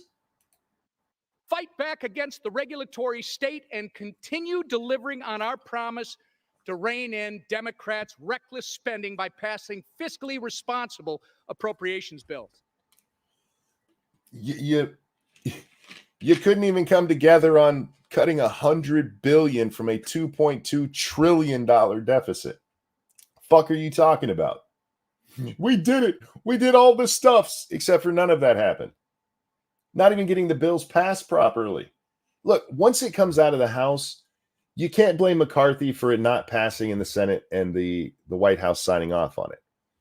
He can do his best to go argue for these things, but you can't blame him for it not being done. What you can blame him for is it not happening in the House. And all you did, we gave parents Bill of Rights. Yeah, any Republican could have got the Republican majority to do that, you dumb shit. He earned this. Everything you named is something he's done after he got the speakership. What did he do to earn it beforehand? He earned it. As was pointed out in that donation, yeah, he earned this moment. He didn't earn being speaker. We've also achieved historic conservative wins, like passing the strongest border security legislation in history, passing the first Republican-only NDAA in history, and passing the first Republican-only state and foreign operations appropriations bill. State and foreign operations appropriation bill. That seems like something I don't want. So many Americans are better off because of Kevin McCarthy's leadership. American families, job creators, entrepreneurs, service members, law enforcement officer, and the list goes. Look at this bitch back here. Look at, she's like, oh, can't believe she's ready to go full Karen. She wants to talk to somebody's manager. On and on. These are just a few of our House Republican majority successes. But make no mistake, we need Kevin McCarthy to remain Speaker if we're going to stay focused on our mission of delivering common sense wins for the American people. But you haven't. That's the whole point. And even if you want to go with the CR, the continuing resolution, this keeps the government open. Even if you want to point to that, go, this was common sense. He then turns around and the major selling point, they got it passed. He fucks it all up. He lied to him. We've shown. Danger says, what? The border's fucked. Not a boast, my dude. What he's talking about is in the continuing resolution, they got some money for border security. Which, again, I mean, they can just take out later. Americans what success looks like when we come together as a team. Now it's time for us to stand together stronger than ever so we can get back to the work our majority was elected to do. Sir, this is all happening because you weren't doing what you were elected to do. You're selling out the American people. I know you guys all want to go to war in Ukraine. The American people don't. Proud to support. And specifically Republicans, the people who voted you guys in, don't. The Speaker as we continue championing conservative priorities that will put our country on a better path. Thank you, Speaker McCarthy. Gentleman from I Florida. yield back. All right, I'll cheer. Yay, McCarthy. He's so smart. It is funny that Gaetz doesn't get any claps. At least I watched about half of this before I started the stream. Nobody ever claps for him, and they all clap for McCarthy, which is just, it's even more funny that he gets ousted. Lion Patriot says, I'm genuinely shocked McCarthy was ousted. Me too. I was shocked. But once you see it, I mean, it was obvious pretty early on today that this was going to happen. The opening line of my colleague's speech was that Speaker McCarthy always overperforms expectations. But after tweeting, bring it. Bring it on is what he said. Bring it on. After engaging in profane-laced tirades at House conference, he just lost a motion to table. So I wouldn't necessarily consider that overperforming expectations. And time and again, I've heard my colleagues say that, well, that's a good point. He brings it all together. Then how are you there? He does all the hard stuff. How are you there? Whoopsie. Guess he couldn't bring people together that. He deserves it because he went through a tough speaker contest. Let me let everyone know he prevailed in that speaker contest because he made an agreement to fulfill certain commitments, to make this an open and honest process. And he has failed to meet those commitments, and that's why we are here. Again, and what he's talking about is like the Ukraine deal that was done behind the scenes, but the continuing resolution itself counts there. 72 hours, it was 15 minutes. I reserve. Gentleman reserves his time. Gentleman from Oklahoma, Mr. Cole. Thank you very much, Mr. Speaker. I yield 3 minutes to my very good friend, Mr. Jordan of Ohio. Gentleman from So see Ohio. here, this is the first time we've of one of the people we've talked about. Here's Jim Jordan speaking up for Mr. McCarthy. Is recognized for 3 minutes. I thank the gentleman for yielding. On January 3rd, we said the 118th Congress is about 3 things. Pass the bills that need passed, do the oversight work that needs to be done, and stop the inevitable omnibus that comes from the United States Senate right before the holidays. Stop the inevitable omnibus that comes right before the holidays. Something that wasn't done. All of these spending bills should have been passed already. You guys had 9 months, 8 months. We'll take January out of the equation. 8 months to get it done, and you didn't do shit. You gave 3 things there, Jimmy. And what we got was a continued resolution, which is basically giving into the Senate omnibus bullshit. Thank you, JB. At least nobody in the room was a Nazi, right? That's a reference to going back to Bowman. Yeah, it was just Nazis who were out to get him. That's why people are saying he pulled the fire alarm. We didn't actually talk about that part on the stream, but yeah, that's fucking Bowman. What an idiot. Kevin McCarthy has been rock solid on all 3. The third one wasn't done, shithead. Where were the spending packages for each of these things individually so we could have an actual budget? We have not had an actual budget passed for decades, going back to the 90s. It's been like almost 25 years, if I remember the number correctly, where they just keep doing continuing resolutions. And every so often they'll throw a little bit more money here and there. We have passed the bills we told the American people we would pass. 87,000 IRS agents. That bill passed. That wasn't a bill. That was actually part of another agreement. But I will give you guys credit on that. You guys did pull back the 87,000 new IRS agents. Fair. Parents' Bill of Rights. That bill passed. Energy legislation passed. Border security, immigration enforcement legislation, the strongest bill ever to pass the Congress, passed earlier this year. We have done what we told them we were going to do. We can't help it the Senate won't take up those good common sense bills. They'll have to answer to the American people come election day. But again, that's not why we're here, Jimmy. Let's say McCarthy's gotten a lot of stuff done. That's not the problem. The problem is the other stuff, the shit he hasn't gotten done, the shit he's flat out lied about, and backroom deals he's making with the Democrats without the caucus, without the Republicans going, yeah, this makes sense. Oversight. We have done the oversight that we're supposed to do. Because of our oversight, we know that parents were targeted by the Department of Justice. Have you subpoenaed Hunter Biden yet with your oversight? What about Biden himself? I mean, he would probably just say, hey, I'm not going to come answer questions, and he probably wouldn't be forced to by the courts. But you could subpoena him, ask him about the shit that's been going on, ask him about getting money from Ukraine, why money's being passed out from China to different members of his family who have no real connection to China. The stuff that looks like a direct, you could do that. So yeah, you've done a little bit of your oversight stuff, and it's fun to watch. It absolutely is. But we've done the oversight. No, you haven't. And I guarantee it's because McCarthy won't let you. Because of our oversight, we know that 51 former intel officials misled the country weeks before the most important election we have. And because of our oversight, Nah, bro, we knew that from the Twitter files. What are you talking about? Information Governance Board at the Department of Homeland Security is gone. Because of our oversight, the Nope, memo stop. That wasn't because of Congress. What are you talking about? I forget the name of it, but that was basically the thing where they were going to watch what we all say on social media, and they put that one chick at the head of it. He just took credit for that. That didn't happen because of you. That happened because of Twitter. That happened because of social media finding out about it and blowing the story up. It had nothing to do with you guys. Because of us. Jimmy, come on. Don't give McCarthy credit for that shit. How dare you? JB, thank you. Taiwan, number one. LOL also did mean Canada. Did you mean Canada's number one? Thank you, Fire Alarm. I want to press charges against Mr. Bowman. I feel molested. You were. He was pulling on you. You're supposed to be pushing.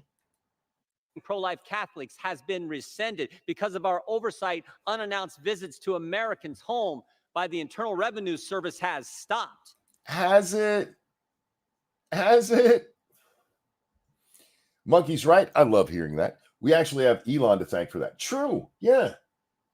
Don't sit here and take credit for it. Look, yes, it happened, and that's great that it was stopped, but you guys had nothing to do with it. Stop it. That happened under Speaker McCarthy. Well, I had an orgasm while he was speaker. Doesn't mean he's responsible for it. Jesus Christ, Jimmy. And on the third one, on this side of it, we know there's a big old ugly bill coming at the end of the year.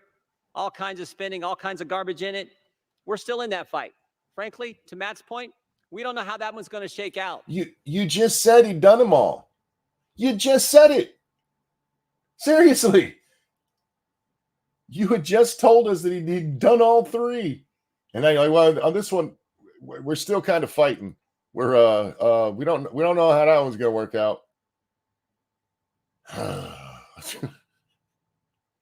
I like Jim Jordan. I do, but this is a horrible speech. Jim Jordan, thank you. This Congress agreed to do three things. We passed bills that need passing, feed people what need feeding, and kill people what need killing. Now, will you stay with us, McCarthy? Damn it. He has a plan. Got to stick to the plan. Got to stick to the plan, y'all. But we do know this. We do know this. On Saturday, we didn't take the Senate's bill. They tried to send over and shove it down our throats on Saturday. We didn't take that bill. You took out the Ukrainian funding that he just agreed to do later. And I realize I'm repeating stuff, but it's because I'm responding to these guys. You can't sit there and go, we didn't take their bill, when sure, you guys changed. No, we're not doing that one. What we're going to do is we're going to pass this one, and then we'll give you that other stuff later when nobody's looking. And it was a tough position he was in. There were 5 options on the table last week. Option 1 was send a long-term CR over there. That would have leveraged the 1% cut, something a bunch of us voted for. Both parties 1% cut. Couldn't get the votes for that one. Second option was to focus on the one issue the country now is completely focused on, the border issue. Stop. That's part of the problem right there. We could look at the one issue that the people cared about, so we put some immigration stuff in there. The immigration stuff, first of all, should have been done already. But, sir, you shouldn't be so single-minded of purpose. Well, that's the stuff that the country's talking about. There's other things that the country's talking about. We did the immigration thing. Isn't that enough? No, sir. That's not enough. Face down, ass up certainly is a hard position to be in at his age. That's true. Didn't get the votes for that one either. But when the Senate tried to send us that bill, he said no to it. The Speaker has kept his word. He hasn't. I know my colleagues and friends are saying different. I think he has kept his word on those 3 things that we talked about on January 3rd, frankly, that entire week. Matt Gaetz just laid out where the lie comes from, and it's the Ukrainian thing, and you did not even address it. He kept his word on these other things. One of those things you haven't even done yet by your own telling just 2 seconds ago. He has kept his word. Has he kept his word, or has it not happened, Jim? I need to know. I just need to know, because you're confusing me here. He has kept his word. I think we should keep him as Speaker. I yield back. Yeah, clap like little trained seals. Don't put any actual thought in. I should be in Congress. I really should. Gentleman from Florida is recognized. Yeah, the problem with my friend from Ohio's argument is that many of the bills he referenced as having passed are not law. We are on a fast track to an omnibus bill. I don't know who this chick is back here, but this is the second time Matt Gaetz has said something that has just made her really smile. I love watching her face. I don't know if she's on his side or not. It is difficult to champion Oh wait, we oversight need to on back an that up. argument. Gentleman from We got to hear Florida them all is boo. recognized. The problem with my friend from Ohio's argument is that many of the bills he referenced as having passed are not law. We are on a fast track to an omnibus bill, and it is difficult to champion oversight. Jim Jordan just said that. He's like, we said we were going to do these three things, and he gets to the omnibus. We're still having that fight. And Matt points out that that's not a thing yet, and they boo. They didn't boo when Jordan said it. They boo Matt for pointing it out that doesn't mean anything. I thought Jim was a good guy. Not anymore. Jim is a good guy. But he's arguing passionately for his side, and he did the best he could because his side is full of shit. It's like lawyers, man. Look, lawyers sometimes have to make arguments that they don't even really believe in themselves so that they can give the best defense to their shitty clients. And I don't necessarily blame the defense attorneys for that. And that's kind of what's going on here. Do I think Jim Jordan believes it? I know Jim Jordan doesn't believe it because of the way he gave his speech. He literally contradicts himself twice in a matter of 3 minutes. But he's doing what he's supposed to do. He's putting up a good fight for his man. And I disagree with him, but I don't think he's a bad guy for it. Same with Massey. I think Massey's the next pro McCarthy guy who talks. When House Republicans haven't even sent a subpoena to Hunter Biden. So it's hard to make the argument that oversight is the reason to continue when it sort of looks like failure theater. I yield such time as you may consume to my colleague from Arizona, Mr. Bates. Gentleman from Arizona. I love he called it failure theater. That's just funny. I think this is the guy that just talks way too long. I might just shut up so we can get through him. Recognize how much time? What he consumes. So much as he may consume. Thank you, Mr. Speaker. This is a serious time.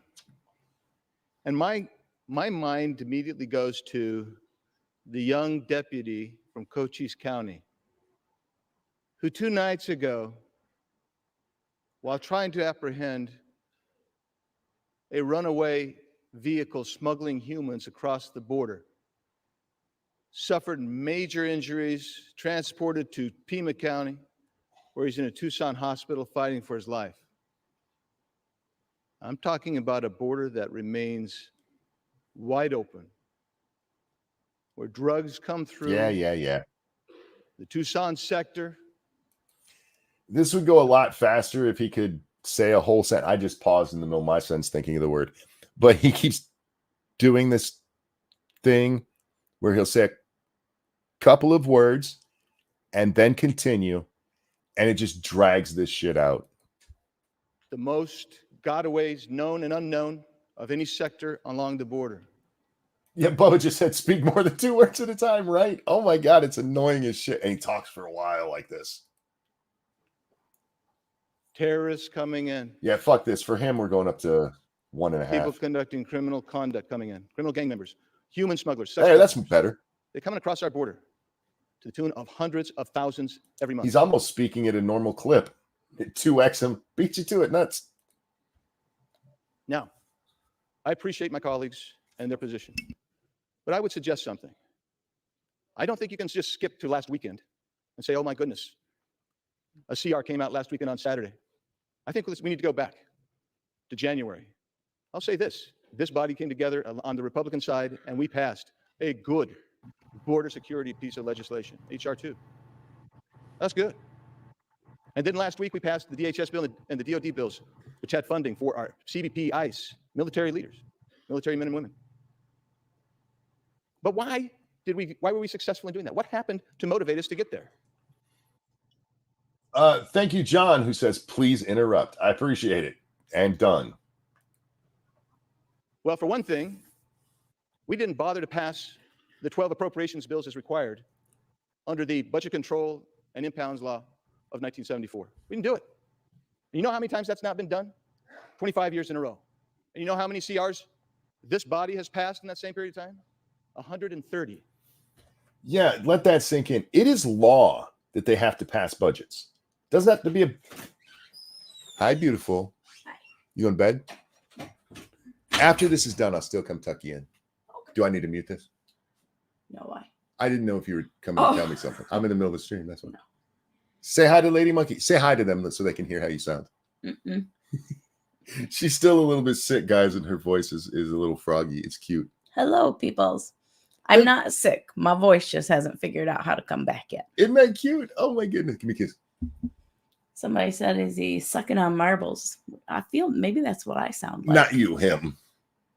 Andy Biggs there. Thank you, Cryptic. Deport all illegals into volcanoes, even my cousin. Fair enough. Well, that's harsh. See, look how this lights up when you come in. They like you so much more than they like me. peoples. And I like you more than I like me too, so I get it. Oh, I love you. love you. You all right? Yeah. Okay. Why do you have two chats? Over there's Rumble, and this is YouTube. Oh, okay. I dual stream every night. Gotcha. Okay. Yeah. And then this is for if donations come in, it alerts me so I don't miss them. Monkey's doing his female ventriloquist act again. Yeah. No, when he does that, it sounds like a valley girl. Is that the voice you hate? That's the voice I hate. Lady Monkey sometimes doesn't listen to the show because of the voices I make, and apparently the Valley Girl one really annoys her. Yeah, there's many streams that I've been watching, and then when he does that, I turn it off. It's like, nope, done. Which is messed up. I don't do it for that long. Do I sound normal? Is it normal? No. Oh. You're still a little gravelly. Oh, I thought it was. No. I thought it was better for a hot second. I was excited. Hello, peoples. Are those new faces? Probably a lot of them. Yeah, I never have my. No, I meant the emojis. I don't ever turn my chat on. Oh. So I don't ever see. No, it's been emojis. there. It's been there for a while. Hmm. Some of them are new, I guess, but not many. Yeah, like the little blue guys. Yeah. Like one love or whatever that means. I don't know. Is that what it is? I have no freaking clue. I never use emojis. Oh. Yeah. Okay, I have to go. Otherwise, there's going to be a pissed off kitten. Okay. Give her lots of love. Will do. Good night, peeps. I love you, baby. Sweet dreams. Let's go. She's right outside the door waiting. Yep, she's staring like, let's go. Lady Monkey sounds like Rome girl, but smart. Thank you, Devin. Phoebe Cam incoming. If only I could. Phoebe would get me a lot of views. I could make a lot of money off Phoebe.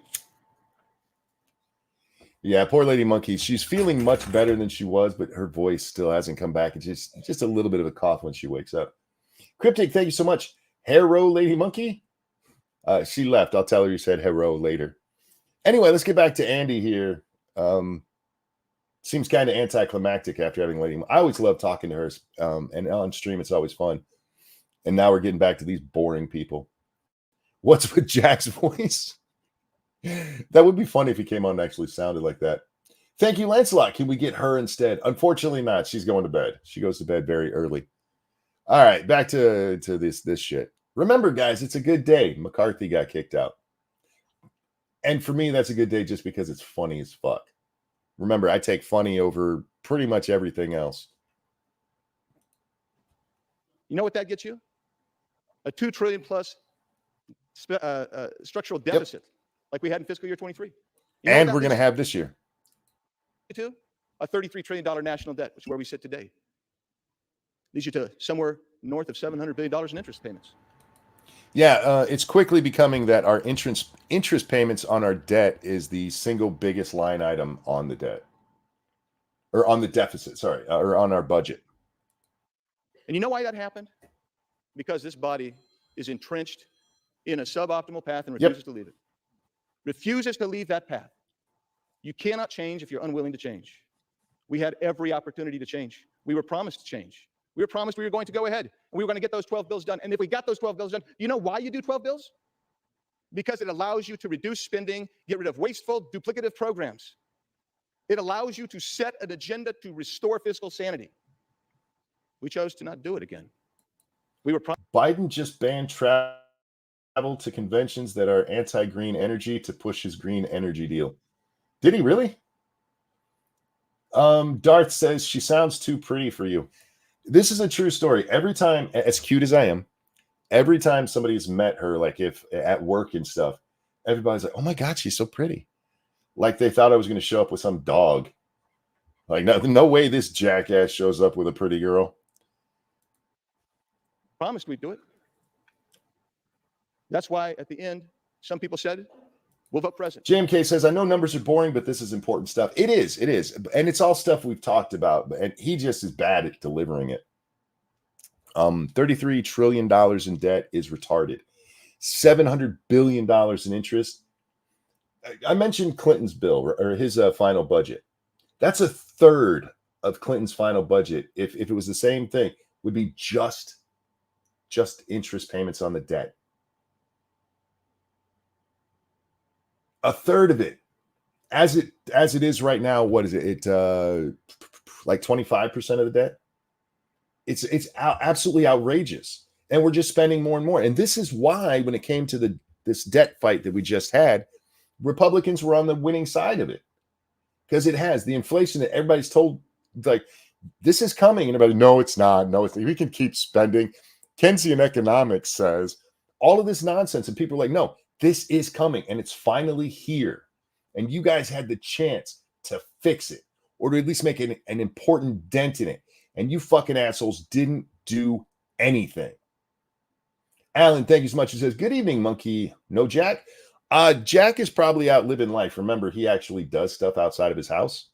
But this was breaking, so I kind of had to. Plus, getting to laugh at Kevin McCarthy was worth it. There was no way I could wait on this one. Well, go ahead. We're going to put our trust in Mr. McCarthy to become the speaker. That didn't happen. I suspected that would be the case. That was my struggle. That was my struggle last November and December. I iterated it to this body, our conference anyway. When we got to the debt ceiling, again, that seemed to spring upon everybody like a surprise. And when that happened, I was in there for some of those negotiations on where that number would be. And I was astonished how that 1.5 trillion number was negotiated. Unbelievable. Unbelievable. Excuse me, sorry. But I will tell you this. To his credit, the speaker told us one thing that I believe to be true. He said that that's basically the ante in a poker game. He can. Oh, hang on. Let me go over here and get this. We'll talk about what McCarthy said that he believes is true in just a second. We're actually going to back that up a second so that we can get all of it. Thank you, Tyrai. Oh, it's not loading for me. Of course not. Come on. There you go. The regulations for spending aren't about saving money. They're about government and business working together with our tax money. Well, mostly you're right. Yeah. But when it comes to how we're supposed to pass a bill, that is all government. We are supposed to pass bills to pay for everything. We're supposed to have budget bills, and we don't. What we have instead is, just keep throwing. We just spend more money. Spend more. Spend more. We'll get to it. Just keep spend more. And so we basically have budget bills that aren't budget bills. They're just spend as much money as you guys want to over and over again. 130 times we've raised the debt ceiling. Had these continuing resolutions. 130 times to keep paying for the government. 130 in 25 years. What does that work out to? Like 5 times a year? It's ridiculous. Anyhow. To his credit, the speaker told us one thing that I believe to be true. He said that that's basically the ante in a poker game. He can sit down at the table. And I told my colleagues who supported that $1.5 trillion in 8 months that you're willing to raise the debt ceiling. That's the opening marker. And indeed it was. And now projections are many $1 trillion above that. Yep. Yes, I think it's time to make a change. I'm not the only one. And that's it somber. Thus it is somber. Puffers P Smiles, I think is how I'm supposed to say that. We're supposed to, but people get bought quick. Yeah, we're supposed to pass these bills. And it's not even that they get bought quick. It's that their leadership is like, hey, we need to do this. And that's why I support what happened to McCarthy here. Because even though we're probably going to get somebody very much like him, they're now going to have this in the back of their mind constantly. This has never been done for in history. That's why McCarthy was so bold yesterday. Bring it on. Because it's never been done. But now it has. And now that's in the back of his mind. Alan, thank you. No Jack, all monkey, all good. I appreciate that. Look, I prefer Jack here because I enjoy talking with Jack, but sometimes it just doesn't line up properly. Have we failed to accomplish? Why didn't we get this stuff done? When we're campaigning. And again, I just want to point out, because why didn't we get this stuff done? As long as the House had passed all these bills, I would be fine. As long as McCarthy had followed through on this and we'd had the 12 budget bills. Do you know how many of those budget bills were brought before the House? One out of 12, not even 10%. Granted, 1.2 would be hard to do, but not even 10%. Couldn't even get 2 of them done. Just one. And the rest of them, they didn't even bother with. About an extension of the debt ceiling to January of 2025. We're talking about additional Ukraine funding. Is that maybe that's good in your districts? Maybe it's not. But that money's not offset. We're not paying for it. Nope. We haven't designated how we're going to pay for that. The same with the. And this is what I tell you guys all the time. If we don't cut spending, we have to raise taxes, period. We cannot keep spending without the money coming in. Imagine if you tried that in your house. It cannot happen. I'm all for cutting taxes even. But in order to do that, we need to cut spending, a shit ton of spending. Disaster package. The IRS remains 80% increased. And I would tell you, I could go down Yeah, the see, list. that's something they don't talk about. While they did get the IRS agents gone, it's not like there was no funding for IRS and there was no increase in spending of IRS. There absolutely was. That specific 87,000 thing got taken out. But I will just tell you why this happens. When you don't do your 12 budget bills and you rely ultimately on a CR, and I'll get to the calendar in a second, what happens is you cannot leverage this administration to actually enforce the border laws that you need to have enforced. This is a lawless Biden regime. They will not enforce border laws. And we can pass them until we're blue in the face. But until you leverage the budget and the spending, you will not see enforcement by this. Now, what he's talking about there is what you hear all the time about how the House controls the purse. Spending bills have to start in the House by law. It's actually by the Constitution. That's not just a law that was passed. That is the Constitution of the United States. Budget bills start in the House. It's not how it always works out. Like you mentioned earlier, the omnibus bill sent to us by the Senate. The Senate can send a bill over and go, how about this one? The White House does the same thing, that like the Clinton budget bill, the Bush budget bill. They do the same thing, but it has to actually start in the House. The House has to go, all right, this is where the budget is. And you can use that. What he's talking about here is actually would probably still hurt the debt. But you could go to Biden and go, look, this is the budget package we're sending you. And if you don't take care of this, we're not negotiating at all. And this is the compromise that we talked about earlier. There's compromise. But when you refuse to play your chips, there's no game. They win every fucking time. And it is why we end up seeing Republican administration spending more money than you see Democrat administration spending.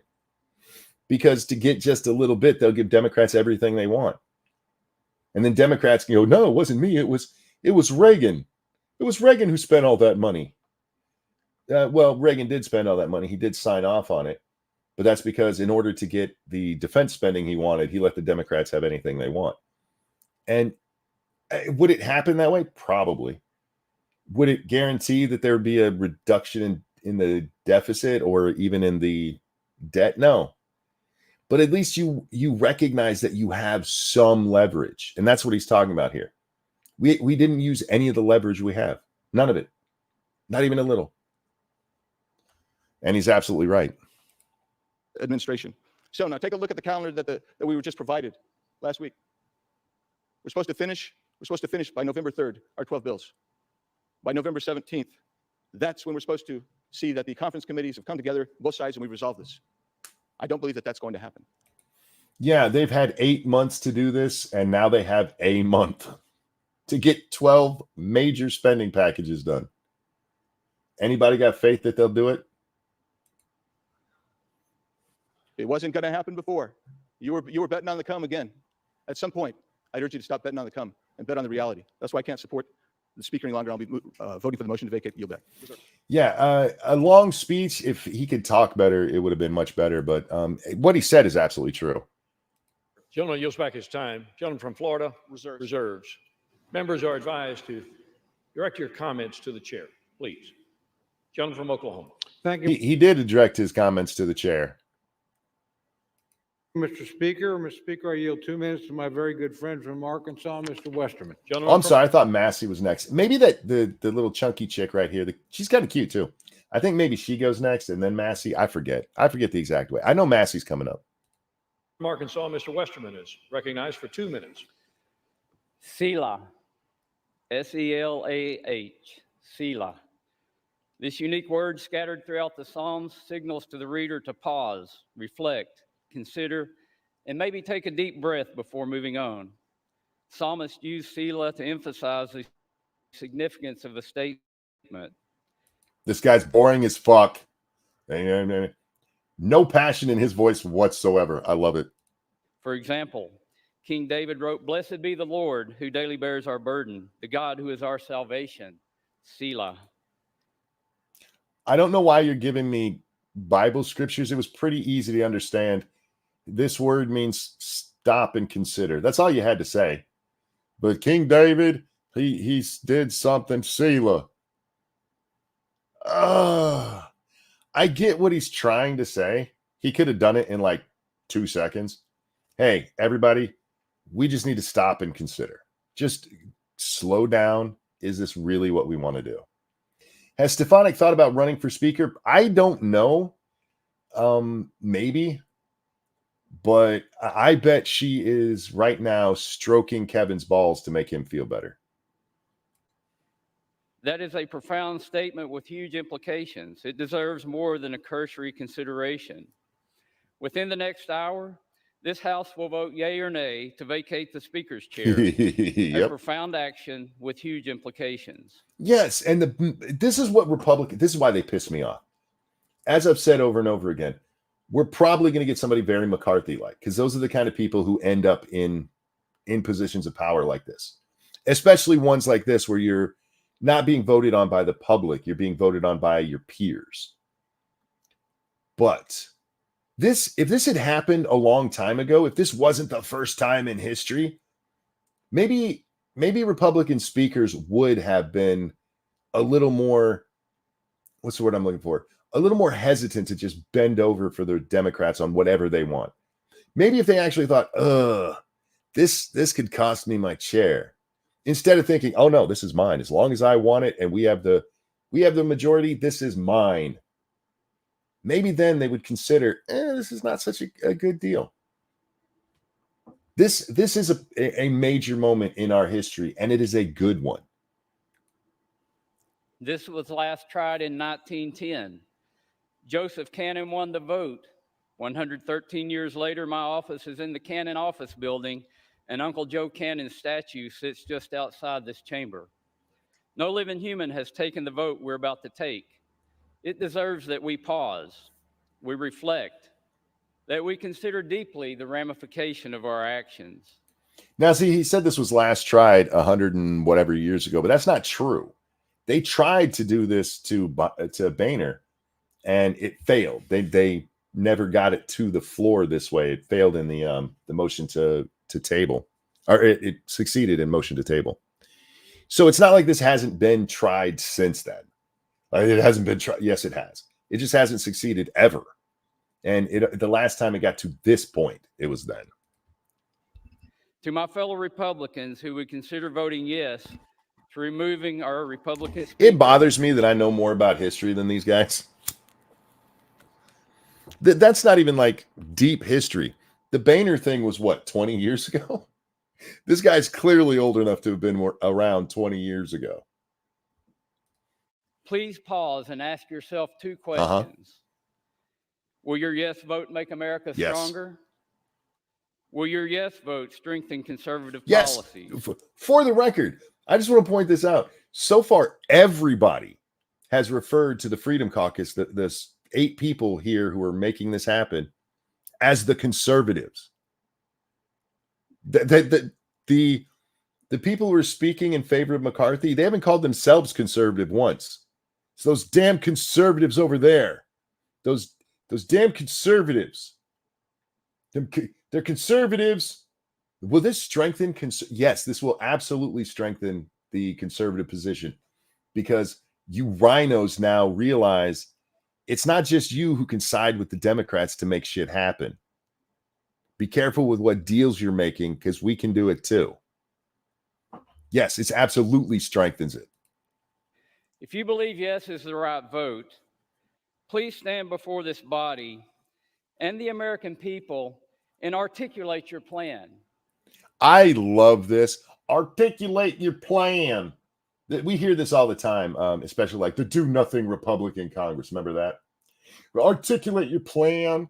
Tell us what you're going to do. We're going to get that piece of shit out of here, and we'll go on from there. We'll talk about what piece of shit comes next. I need you to give us your plan. Shut up. Not your grievances or your wishes, your plan. That bus driver, he was caught drinking on the job. We don't have an immediate replacement. So, look, I need you guys to think about whether we should fire him or not. Those kids still need to get to school tomorrow. I mean, he did make it there. He only clipped one car. Nobody was hurt. Should we really remove him? Should we? I mean, it could take us a couple of days to find another driver. Yeah, it's okay not to always have a plan. This is the plan.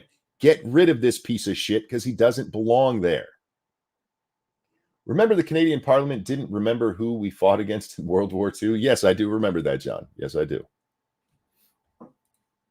Convince the mass majority of the Republican conference that strongly disagrees with you to follow you. That's not how it works, Mr. Westerman.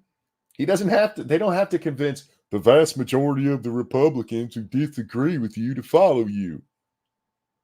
Welcome to Congress, sir. You just need 50% plus one. That's how it works. The same way you just got your continuing resolution passed by convincing the Democrats.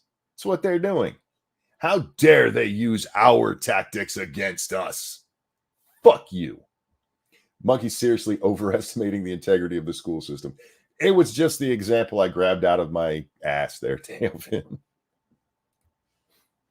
If you cannot do that, which you have failed to do so far, then voting yes is at the least a disruptive overreaction.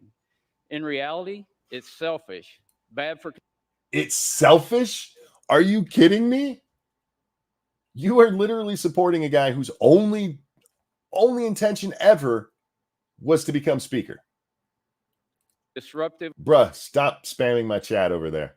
You did it once, let you get away with it. Don't spam chat about other stuff, all right? Overreaction. In reality, it's selfish, bad for conservative policies, and bad for America. You guys actually wanting conservative leadership is bad for conservative ideas. You just said that, idiot. You literally just said that. That's why I strongly support Speaker Kevin McCarthy, and why without hesitation or reservation, I will vote no on this disastrous resolution. I yield back. I love that he strongly supports Kevin. I strongly... Who's spamming? It's on the other chat. It's over in Rumble.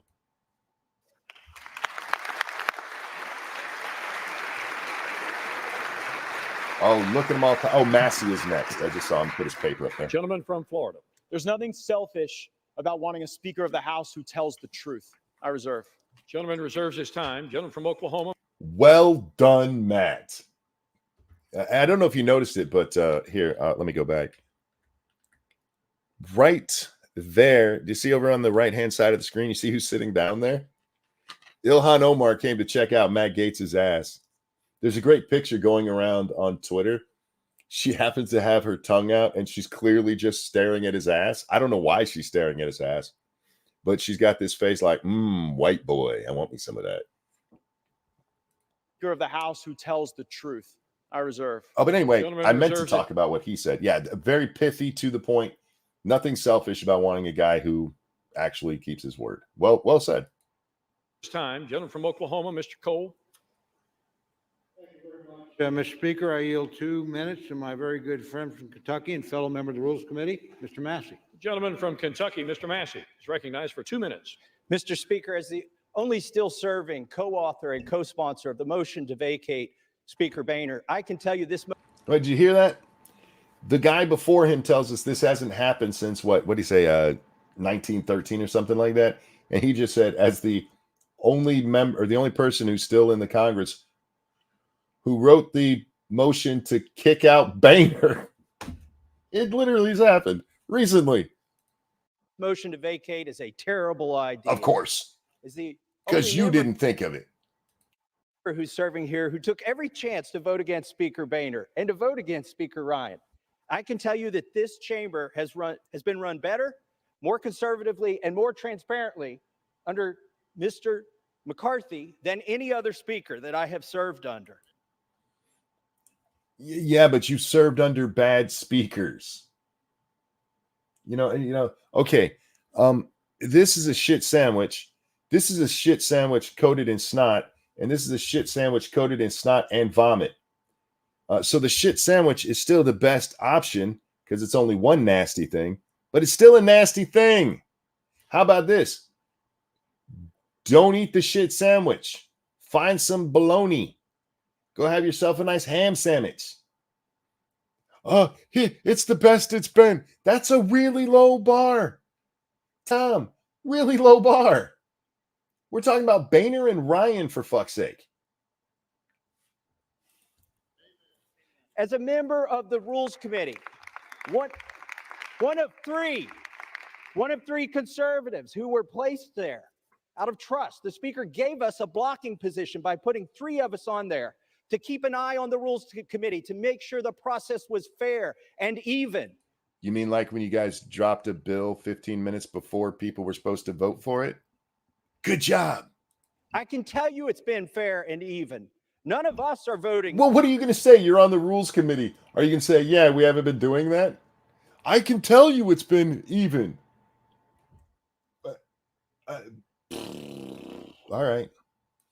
Against the Speaker today. Regular order is at odds with predetermined outcomes. Yeah. Yet the Speaker is being accused of not holding to regular order and predetermined outcomes at the same time. No, he's being accused of lying. He's being accused of lying. You guys have had 8 months to pass budget bills. You passed 1 out of 12 necessary. And you get this continuing resolution where you give the Democrats everything they want. You get a little border security. You take out Ukraine and then immediately turn around and give the money to Ukraine. That's it's about the rules and regular order. No, it's not. This isn't about parliamentarianism. It is not possible. You cannot be for both at the same time. Because that's called a straw man, sir. Much like your hair.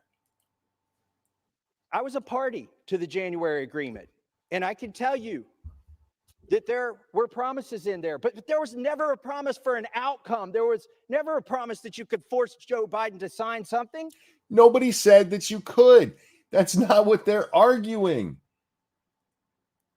Seriously, this side here, they're not listening to what the Freedom Caucus is saying at all. They're not listening to Matt. They're not listening to the one guy. Look, I don't blame them. They probably tuned him out. But they should know these arguments by now. And instead, look at what Jim Jordan said versus what Massey just said. Jim's like, hey, we haven't done this one thing. And Massey's like, well, we can't force Biden to do it. Nobody's got to the point of Biden yet. We're talking about just what happens in the House. Didn't think Massey was a rhino. Massey's not as big a rhino as most. Again, this is one of those things where they're just defending their guy. When he mentions Boehner, and he voted all the time against Boehner and against Ryan, he did that because he's friends with Kevin McCarthy and wanted McCarthy to be Speaker. That's all. There was only the promise that we would try. And you haven't. No, you haven't. No, okay. How many budget bills have you passed? 12 of them need done. How many have you done? We did try. As Yoda said, try not, fucker. Tried in the Rules Committee. We have tried on the floor. We've been trying this since the summer. And there's enough blame to go around for why we don't have 12 bills. All right, hang on. I'm going to let him say it. Hang on. We've been trying this since the summer. And there's enough blame to go around for why we don't have 12 bills. No, there's not enough blame to go around. That comes down to McCarthy. We tried. We tried. Trying is not what we're talking about here because you haven't tried. You guys have the majority in the House. The Democrats are irrelevant when it comes to passing it in the House. We tried. Well, then you suck at trying. And that would go straight to your leadership, which is a good goddamn reason to vote him out. But part of it was a relitigation of the debt limit deal. By the way, there was no promise on the debt limit deal, no conditions on that in January, zero whatsoever. They brought it up to point out that he's a horrible guy, dude. That there was no conditions for it doesn't mean that that bill didn't suck. Where you just like, yeah, no spending cap until 2025. Hey, we didn't promise anything there. A good thing, because you would have tried and failed, I guess. The fuck are you talking? Jesus, do they listen to themselves? I should be in Congress. I was in the room for that. So the 12 bills were delayed over what? $100 billion. That's a lot of money. Not compared to 2.2 trillion debt. Do you guys understand when we say 2.2 trillion? That is just the deficit. All right? That the total budget is like $6 trillion. Like 100 billion is a lot. Not out of 6 trillion, fucker. That's a minimal amount. That you could cut the budgets across departments and it would barely be noticeable at 100 billion when you're spending 6 trillion. I almost said 600 trillion. That'd be even more. It's 594 trillion more. $6 trillion. You're talking about 100 billion is a lot of money. It's a lot of money until you look at it in context. You guys couldn't find a way to cut $100 billion out of a $6 trillion budget, where 2.2 trillion of that is overspent. A third of the budget is overspent. And you're like, 100 billion, that's too much, man. We tried. Oh, why are you so mean to me? But it's nothing compared to the $2 trillion that I came here to object to when Speaker Pelosi and President Trump pushed that bill through. Oh, good for you. You stood up to Trump and Pelosi, but you won't do it to the fucker you're supporting right now. Ugh, you made me trip on my words, asshole. I stood up to Trump because he did too. Well, what makes it better when it's fucking McCarthy? See, this is what I said about him just a moment ago. He was against Boehner, he was against Ryan, but not because of them. He was against them because they weren't Paul Ryan. They weren't Paul Ryan. He was against Boehner and Ryan because they weren't McCarthy, and he supported McCarthy. Which that gives me pause about this man. That gives me a lot of pause about this man. We've had over 500 amendments. Listen, this is a referendum on this institution. He's so mad. We have tried regular order. Speaker McCarthy has tried regular order. If regular order fails today, if you vacate the speaker, nobody is going to try it again. Gentleman's time has expired. This institution will fail. Please do not vacate the speaker. So when you were going to vacate the speaker, that was no big deal. I'm the only one left who wrote the motion to get rid of Boehner. But if you do it to my friend Kevin, his mom's not going to let me come play with him anymore. And the whole thing's going to fall apart. Fuck you. Eagle says, I'm so disappointed. I know. Massey on this one. Jim Jordan, look, at least he's trying some lawyerly bullshit. Massey just comes up there and goes, but he just whines. He just fucking whines. The same thing he tried doing. Just, how long ago was Boehner? What is that? 2010-ish? I forget when Boehner was there. But not even 2 decades ago, the same thing you fucking tried is now going to throw the country into this, and the whole thing's going to fail. The fuck are you talking? And his whininess. I was pausing through it. You guys should really watch that in full. You can see how mad he's getting. You know, how dare you? You're mean to my friend. So he's a wino. Yes, yes. But look at them all clapping along. He said really stupid shit. Yeah, Eagle, we watched Jordan already. Gentleman from Florida. I reserve. Gentleman from Florida reserves his time. Gentleman from Oklahoma, Mr. Cole. Thank you very much, Mr. Speaker. I yield 2 minutes to my very good friend from California, Mr. McClintock. Gentleman from California, Mr. McClintock, is recognized for 2 minutes. Mr. Speaker, if there was ever a time for sobriety, wisdom, and when you're talking about in Congress, the entire time is a time for sobriety, my friend. I realize that, Kennedy was in office for a really long time and Pelosi's been there in the House for quite a while, but the entirety of Congress should be sober. Get drunk on your own time, but if there's ever a time for sobriety, and I realize what he's trying to say, I just fucking hate his words. There was ever a time for sobriety. Look, man, I was drunk, but I stopped drinking for this. McClintock. Gentleman from California, Mr. McClintock, is recognized for 2 minutes. And yes, I realize there's another meaning for sobriety. He's just talking about, paying attention, and really, he's basically doing the Psalms thing that the guy said earlier. Mr. Speaker, if there was ever a time for sobriety, wisdom, and caution in this House, it is right now. If this motion carries, the House will be paralyzed. Once again, that's not true. It's absolutely not true. There's a mechanism. There's not even a vote. There is already a speaker in the chair.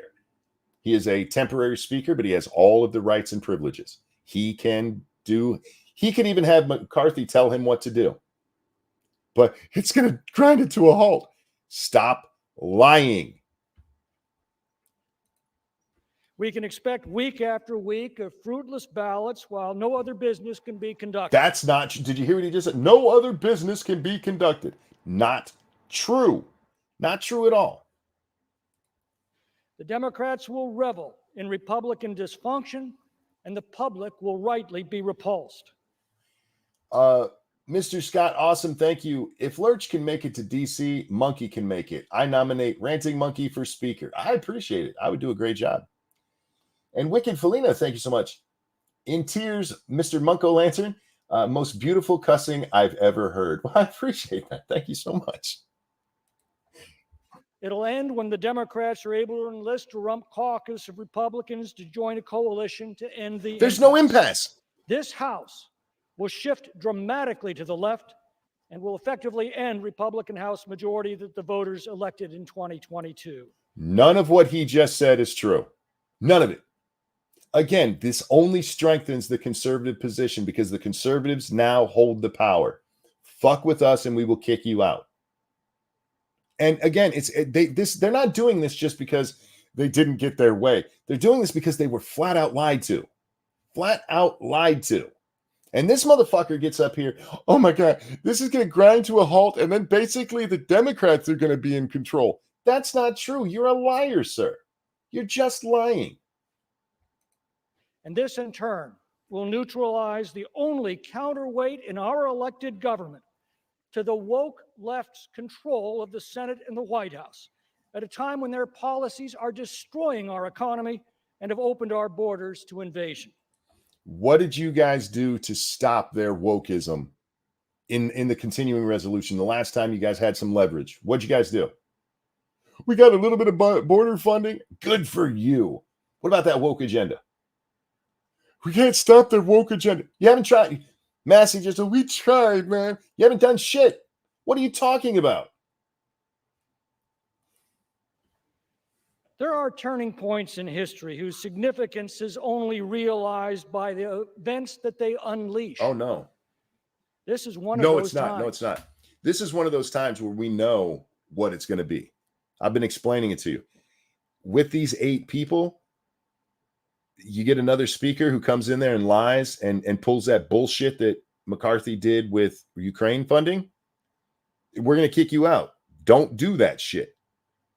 But it's going to throw us into disarray and make the Democrats in charge. It's not how it works, dipshit. And you fucking know it. That's the problem. We are at the precipice. There are only minutes left to come to our senses and realize the grave danger our country is in at this moment. Dear God, grant us the wisdom to see it and to save our country from it. Yeah. Save us. Save us. We won't be able to do anything. By the way, again, not true. Literally, as soon as the position is vacated, it's filled. It literally happens that way. Right after it's announced that this is a fail, the guy who's becoming speaker, McHenry, he steps up to the podium to talk, and he calls for a recess so everybody can, figure out what the hell they're doing. I'm honestly surprised they kicked McCarthy out. Me too. I am shocked that they got it done, but it's funny. From Florida. Mr. Speaker, there is nothing sober, wise, or cautious about the path True. we are on. We are on a path to financial ruin if this House does not take a different posture, a different procedure, and yield toward different outcomes and a better future. I reserve. Gentleman reserves his time. Gentleman from Oklahoma, Yep. Mr. Cole. He's not wrong. Thank you very much, Mr. Speaker. I yield 1.5 minutes to my very good friend from Florida, Mr. Jimenez. 1.5 minutes. I must have watched more than this than I thought, because see this chick right here in the white thing? I've seen through when she talks, and I know I was listening a little bit to people after, but I didn't realize I'd seen this much of it. Florida is recognized for 1.5 minutes. I stand before my colleagues in the nation as a proud representative of the great state of Florida. I truly am beyond blessed to represent the paradise that is Miami-Dade County and the Florida Keys. And Shut up. Nobody cares. I am beyond proud to represent my community before this Congress, to stand with a leader who has consistently demonstrated an unwavering commitment to our country and to the principles that define us as Americans, Kevin McCarthy. You realize he just said that a principle that defines us as Americans is lying? Do you think he realizes that? Today is historic for a lot of reasons. For one thing, this is the first time in over 100 years that this has been attempted. Again, Massey spoke before you, asshole, and talked about how he attempted. It's the first time in 130 years. Shut up. Craig, how can you guys? You're not even listening to each other. But it's also because we're part of a Congress with historically tight majorities for the Republicans in the House and the Democrats in the Senate. And we have a Democratic White House. Divided government. That's what we have. Not historic at all, sir. Not historic at all. We've had divided government basically since 94. We've had 2 years for each party where they had the majority, basically. Maybe it's 4 for one of them. But it's been divided government basically since 94. Before then, it was another like 48 years before that happened, if you're talking about Congress being split. But we've had tons of time where Congress is run completely by Democrats and a Republican president and vice versa. It's historic. No, it's not. Why are you guys putting so much importance on this? They're acting like, oh my God, this is going to lead to the Civil War. No, it's not. Stop it. To negotiate, to find solutions to the issues facing this country. That's a reflection of the principles that are uniquely American, principles that make this country exceptional, and principles that allowed me in exile. I'm sorry, I got to go back. What the fuck did he say? That's what we have, House and the Democrats in the Senate, and we have a Democratic White House. Divided government. Yeah. That's what we have. The need to negotiate, to find solutions to the issues facing this country. That's a reflection of the principles that are uniquely American. Finding solutions to problems when we're divided. That's uniquely American. That's not at all. It's not at all insulting to all our friends around the world with democratic governments. Yeah, England is a one-party system. Canada is a one-party system. The French, it's all one party everywhere else, but here in America, nobody else deals. This is uniquely American.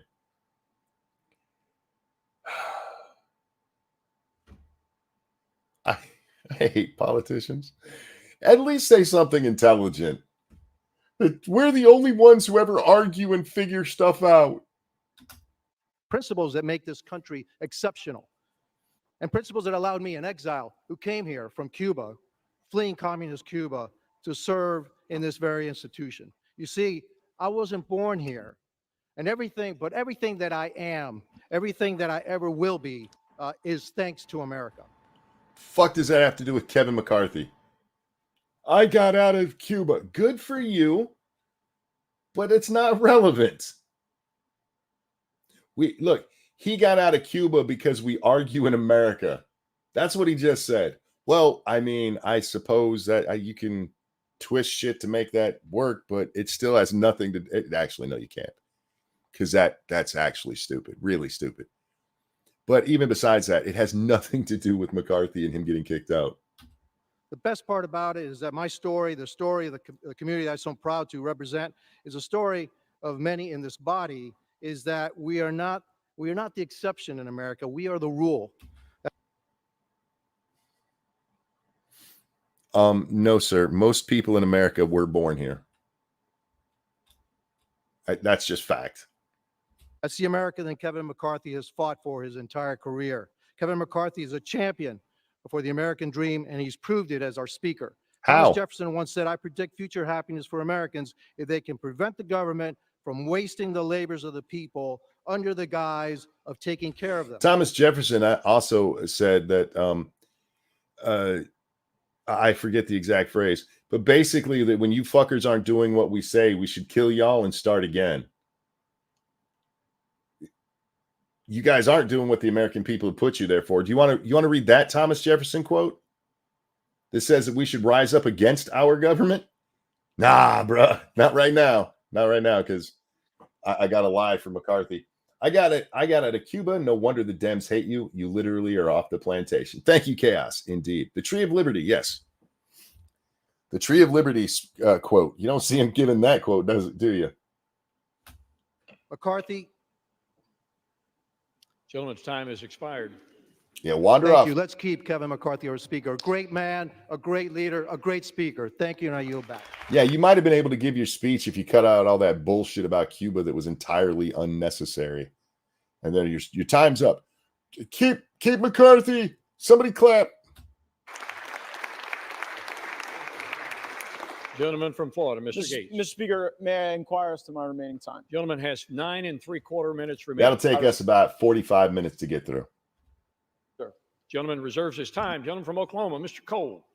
Much, Mr. Speaker. I yield 1.5 minutes to my very good friend from Iowa, the gentlelady, Ms. Henson. Oh, here she is. Lady from Iowa, Ms. Henson, is recognized for 1.5 minutes. Thank you, Mr. Speaker. I don't know why, but for some reason, Stefanik scoots over. I don't know if this chick's ass stinks or something. And everybody, hey, move down. I can smell her vagina right now. But that caught my eye, and I'm not sure why. Like, oh, move. She stank.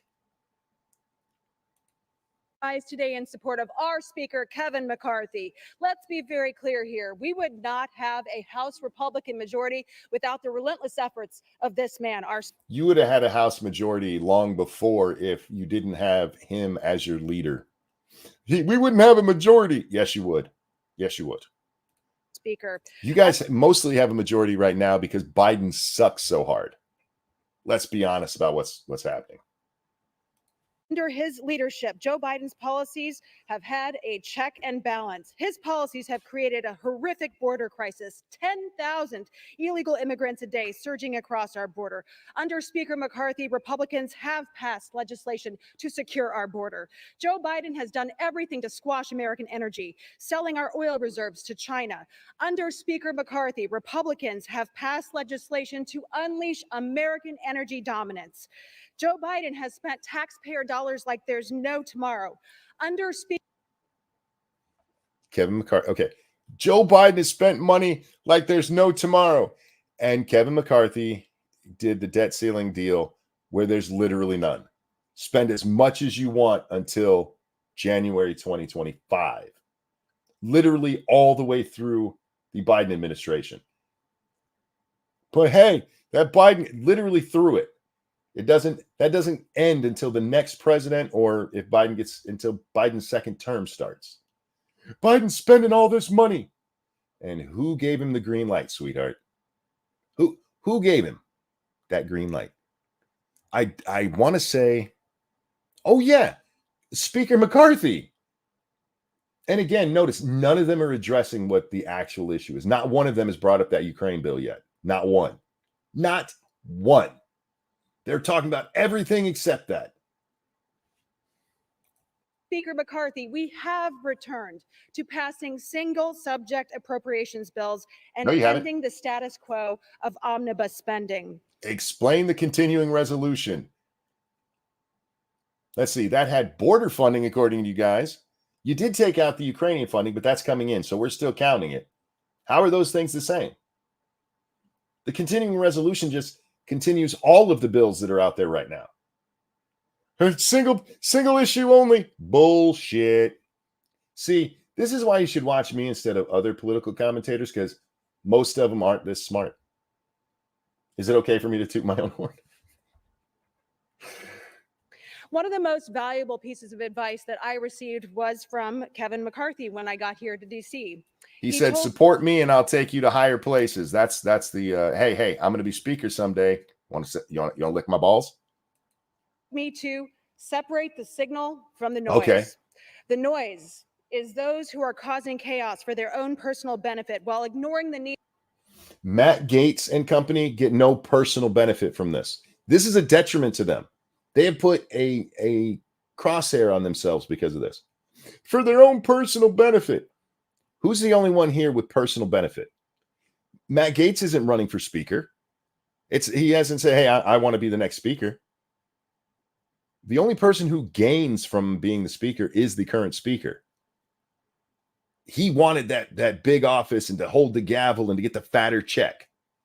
These people who are doing it for their own personal reasons, for their own personal benefit, there's no benefit for them. This is actually detrimental to each of the 8 people who voted for this. The fuck are you talking about, lady? Needs of their constituents and this country, grinding our work here to a halt. There's again, it's one day, and this didn't have to come up. I think there's a rule that if this is brought to a motion, it's got to be voted on within, I can't remember if it's 2 or 3 days, but it's literally one day of voting, and then everything goes back to okay, let's get back to work. That's it. Signal is the many accomplishments that we've delivered for the American people with Speaker McCarthy at the helm. Look, Massey just told us they tried. Not we got this done. We tried. Oh my God, they're so full of shit. I hate politicians. The signal is the failures coming out of the White House time and time again. The signal is the work that we must do today and going forward to save our country for my kids and yours. My colleagues today here have a choice. Anybody know what those lapel pins are they're wearing? There's a lot of them with that specific pin, and it's not an American flag, which is what I'm used to seeing. So I'm not sure. Is that a Kevin McCarthy pin or something? I have no idea. Chaos agent, or get back to work. So I call on my colleagues. Let's separate the signal from the noise. Let's support our speaker, Kevin McCarthy, so we can get back to work for the American people. Thank you, Mr. Speaker. I yield back. Don't you mean to try? That's what Matthew, so we can go back and try more because we failed repeatedly.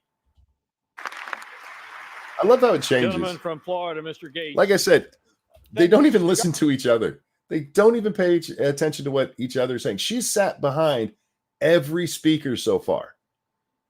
It's not like she got up and didn't get to hear it. She's been behind them every step of the way until now. And apparently didn't listen to what any of them said. I think I've caught the signal too. The signal is for 33 trillion. Wait, right there. Hang on. Can we get it? Thank you, Mr. Speaker. I think I've caught the signal too. Look at Ilhan Omar. She's looking towards Matt's crotch, and she's That's a nice looking white boy right there. If he was my brother, I would rape him. The signal is for 33 trillion in debt, facing $2.2 trillion annual deficits. And our fellow Americans may be watching, wondering, how does that happen? How does the greatest country in the world have a process so broken Listen that to it this would part. be laughed out of the rooms in the halls of the state legislatures where many of us come from? Here's how it works. The law says we're supposed to have the very single subject spending bills that my colleague referenced in the summer. That we're supposed to have that and move it. But there's a dirty little secret in this town, and that is if you delay, if you hold the bills, if you make multiple contradictory promises, as Speaker McCarthy has done, and you back everybody up. Oh, wait, I missed it. You got, look, right there it is. Look at the way she's like, he's so dreamy. I like giant heads. And I shouldn't be interrupting this because this part is important. Kevin Sarvold, thank you so much. Of course, Matt is getting something out of this. He gets to keep his word to his constituents. Okay, that's fair. All right, I'm gonna let Matt stop. I'll stop fucking with Ilhan. Look at that. There it is again. White boy. I put you on a wrap and I'm gonna eat you right up. Thank you. Thank you again, Alan. I am a Republican and glad to see him go. Yeah, I'm guessing Republican. Yes. And McCarthy should go. And he is. But anyway, listen to this part. Caught the signal too. The signal is for $33 trillion in debt, facing $2.2 trillion annual deficits. And our fellow Americans may be watching, wondering, how does that happen? How does the greatest country in the world have a process so broken that it would be laughed out of the rooms in the halls of the state legislatures where many of us come from? Here's how it works. The law says we're supposed to have the very single subject spending bills that my colleague referenced in the summer.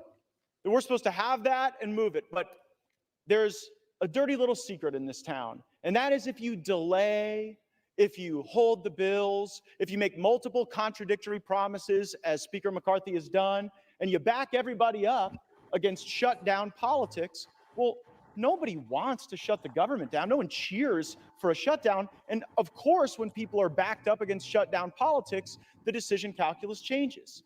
So year after year, decade after decade, we break the law and we do the same thing. We pass a continuing resolution, then we pass another continuing resolution, and then it's either another continuing resolution or an omnibus bill or a series of mini buses that lump these disparate things together. The American people want all of us to take votes on single subject matters. They don't want to see these things all mushed together and log roll. Yeah, what he explains there is it is literally how our government works. It's not how it's supposed to work. But if they don't take care of things, you get to the end of the year and they're like, oh, we got to pass this. The government's going to shut down. So they just pass it. And they just keep spending and spending and spending. And they don't pass the actual budget bills they're supposed to. That's what happens. And that's what McCarthy is continuing. This is one of his better speaking moments in this. And it was concerning to me to hear of news of a secret deal on Ukraine funding that would have log rolled more money with Ukraine with our southern border. You hear that? The Republicans, yeah, how dare you bring up the Ukrainian funding that we took out as a promise to get you guys to vote with us and then fucked you over. How dare you bring that? Boo! Lancelot, thank you. Is the guy in the black suit behind Matt dead? He might be. These guys are old. It's hard to tell. Now, how offensive is that to our Customs and Border Patrol, to our ICE, to the people that are suffering as a consequence of our border, that some of my colleagues are only willing to stand up and fight for our border if they could send billions to Ukraine to fund their border too? Well, I've had enough of that, and that's why I brought this motion to vacate. I reserve. Again, it was the Ukrainian funding that did this. And not a single Republican on McCarthy's side has addressed that at all. And we didn't need Gaetz to tell us this here. It said yesterday, the day before. I don't like Matt Gaetz, for the record. I think he's an annoying little shithead. Doesn't make him wrong here. Gentleman's time is reserved. Gentleman from Oklahoma, Mr. Cole. Thank you very much, Mr. Speaker. I yield 1 minute to our distinguished majority leader, my good friend from Louisiana, Mr. Scalise. Gentleman from Louisiana, the majority leader, Mr. Scalise, is recognized for 1 minute. Yeah, and this is why I mentioned Scalise earlier. I didn't know about his cancer thing, but typically when it comes to who's going to be the speaker, it's whoever the majority leader is.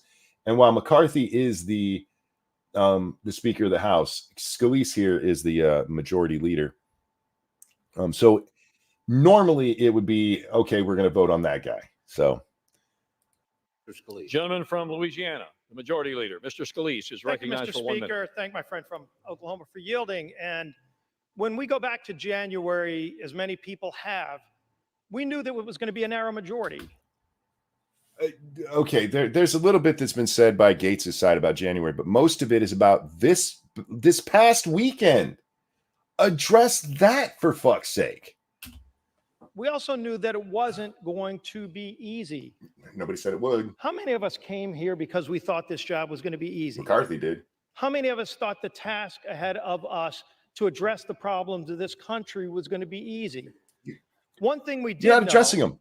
Is that if we were going to finally start confronting problems that had been ignored for years and years and years, we had to change the way that this place worked. And one thing, Speaker McCarthy. Well, what did you change? Did you pass budget bills? Because that would be a refreshing change. Embraced from day one is to start making those kind of changes to this institution, opening up the process, allowing members to be more engaged, having amendments come to the floor, single subject bills, doing appropriations bills. Yeah.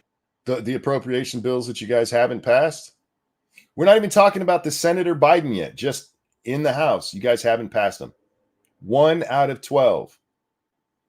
You should pass. You should say appropriation bill, not bills. Yes, making that happen overnight is not something that happens automatically. Nobody's asking for it to be automatic. You've had 8 months. 8 months.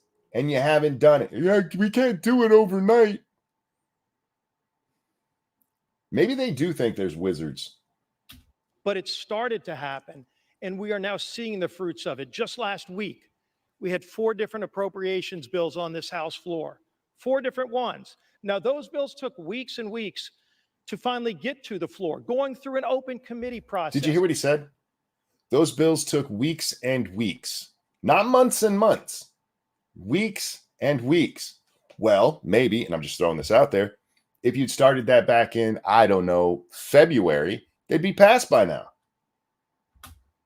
Hundreds of amendments, each one of them, where Republicans, Democrats could bring their ideas. And we debated those bills on the floor, some until after midnight, where members could actually participate in the process. This has been a broken process for a long time. We changed the process and still didn't get results. But look, we changed the process. Do they hear themselves? Seriously? But it's a process where if we're going to confront the problems that families are facing, because right now we need to resolve our differences inside this House chamber before we can then go and fight for those families who are struggling. But every single day across America, families are struggling with real problems that we're going to have to get back to solving. And those problems are real for them. It's inflation. It's the economy. It's high energy costs. It's an open southern border that doesn't just affect the border states. It's affecting every state, Republican districts, Democrat districts. Everybody knows it. And what has McCarthy done about any of that? And it can be ignored by the White House, but this House is the only body that started to take action. Started to take action 8 months later. Good. 7. He said weeks and weeks, so we'll give him 7 months. 7 months. We started to take action. We had a 7-month overnight period, and we've started to take action. Do these idiots realize that they're saying that nobody else on their side, out of the 200, how many is it? It's 200 and, I think like 223, if I remember correct.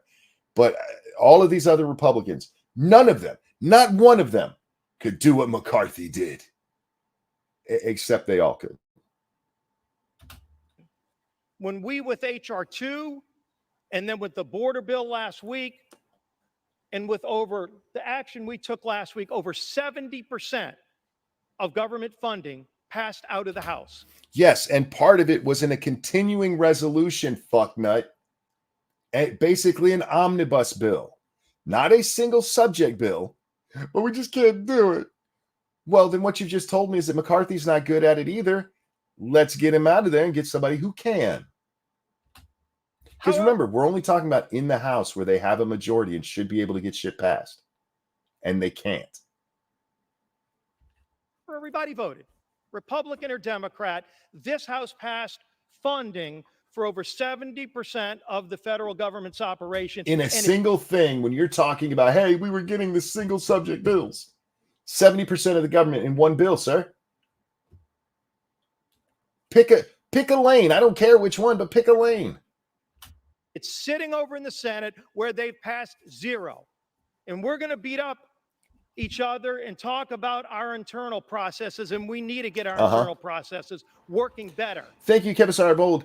They knew from day one that they would have to pass this stuff. I think they decided to wait until the 11th hour so that they would roll in another 5,000-page omnibus and force them to sign. It's exactly what Matt Gaetz explained just a little while ago. That by law, we're supposed to pass this stuff. We have not. And they do it on purpose. They slow roll this shit. because they've got to get the budget passed. And that's when we get an omnibus where everything's thrown together. Nobody knows what the fuck it says. And our debt just keeps going up. But you know what? So does that other body over there, and so does the White House. Everybody in this Fuck town does needs this have to to be do with anything? engaged in addressing these problems. But if we don't start here, and if we don't focus these next 45 days, because that's what we've got in front of us. You haven't focused the other 300 days. Why? Okay, what is it? 285 days-ish, whatever. You haven't focused in those. Why these last 45? You're literally making Matt's point for him. That you guys slow rolled this shit until, hey, we gotta really buckle down and get this done. The teacher assigned you a project 2 months ago. It's the night before it's due, and you've decided now we're going to get it done. Look how well McCarthy has made things run. We've got 2 bills this week. We've got 2 more appropriations bills next week. That you started weeks and weeks ago, not months and months ago. Thank you, Frosted Glass. Howard Johnson is right. I agree with Howard Johnson. If we're going to be confronting If you don't get that reference, your life makes me sad. those, we've got to stay focused on our mission. Why can't you stay focused on your mission with a speaker who's not a fucking liar?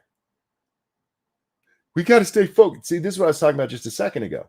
They're saying that nobody else on their side can do a better job than McCarthy. He's the only one. He's why we are where we are. We got to stay focused. And if we get a new guy in there, well, we're still just going to do the same shit we always do. The other side does. Let's continue to put pressure on them. But we also need to put pressure on ourselves to do our job. That's what they're doing, sir. That's what the Freedom Caucus had the balls to do here. Finally, somebody in Congress had the balls to stand up and put pressure on you guys to do your fucking jobs. And that's what you're arguing against. And Speaker McCarthy's been leading at the top of the level to make sure that we have the tools to do our jobs in a different way than the House has done it before. If you do it in a different way with the same result, does it matter? This House is going to have to continue to make those changes. Which apparently you can't do without McCarthy. So if you were put in charge, Mr. Scalise, you would what? Go back to the way things were? All these necessary changes were made. If they picked you as the new speaker, you'd be like, oh, fuck, man. Without Kevin here, we got to go back to the old way. This is such a dumb fucking argument. It is really, really dumb. All of their arguments have been done for why to keep him, honestly. None of them make any goddamn sense. But the American people sent us here to confront those problems. They didn't send you there to pick McCarthy. I don't remember any of you guys running and, oh, by the way, when it comes to time to pick the speaker, I'm voting for Kevin. You ran on things like fiscal responsibility and securing the border and holding Biden to account. None of which has been done so far. None of it. You couldn't agree to cut $100 billion from a $6 trillion budget. We're finally starting to. This isn't the time to slow that process down. We need to. Again, see, they keep going to now we're starting. Now we're starting. It's October, motherfucker. You guys were sworn in January. Cavasar Bold, thank you. Cole has not only lost a vote, but I am now personally going to knock on doors. There you go. To keep doing our work. We need to keep fighting for those families who are struggling. But so does the Senate, and so does the White House as well. Let's keep doing this work that we were sent here to do. I yield back. It is amazing in that he barely mentions that McCarthy is responsible for any of it. Even him trying to do it, and he's giving basically a political stump speech. That damn Joe Biden. That has nothing to do with Kevin. None of them are touting Kevin's accomplishments. Even him, we're starting to do stuff. 8 months later. I need that SpongeBob thing, but with 8 months later on it. He just put on a mask. I realize he has the cancer. He probably shouldn't be there if you're at the point where your white cells are so far down. You're standing up for this asshole. You should be in a hospital somewhere resting.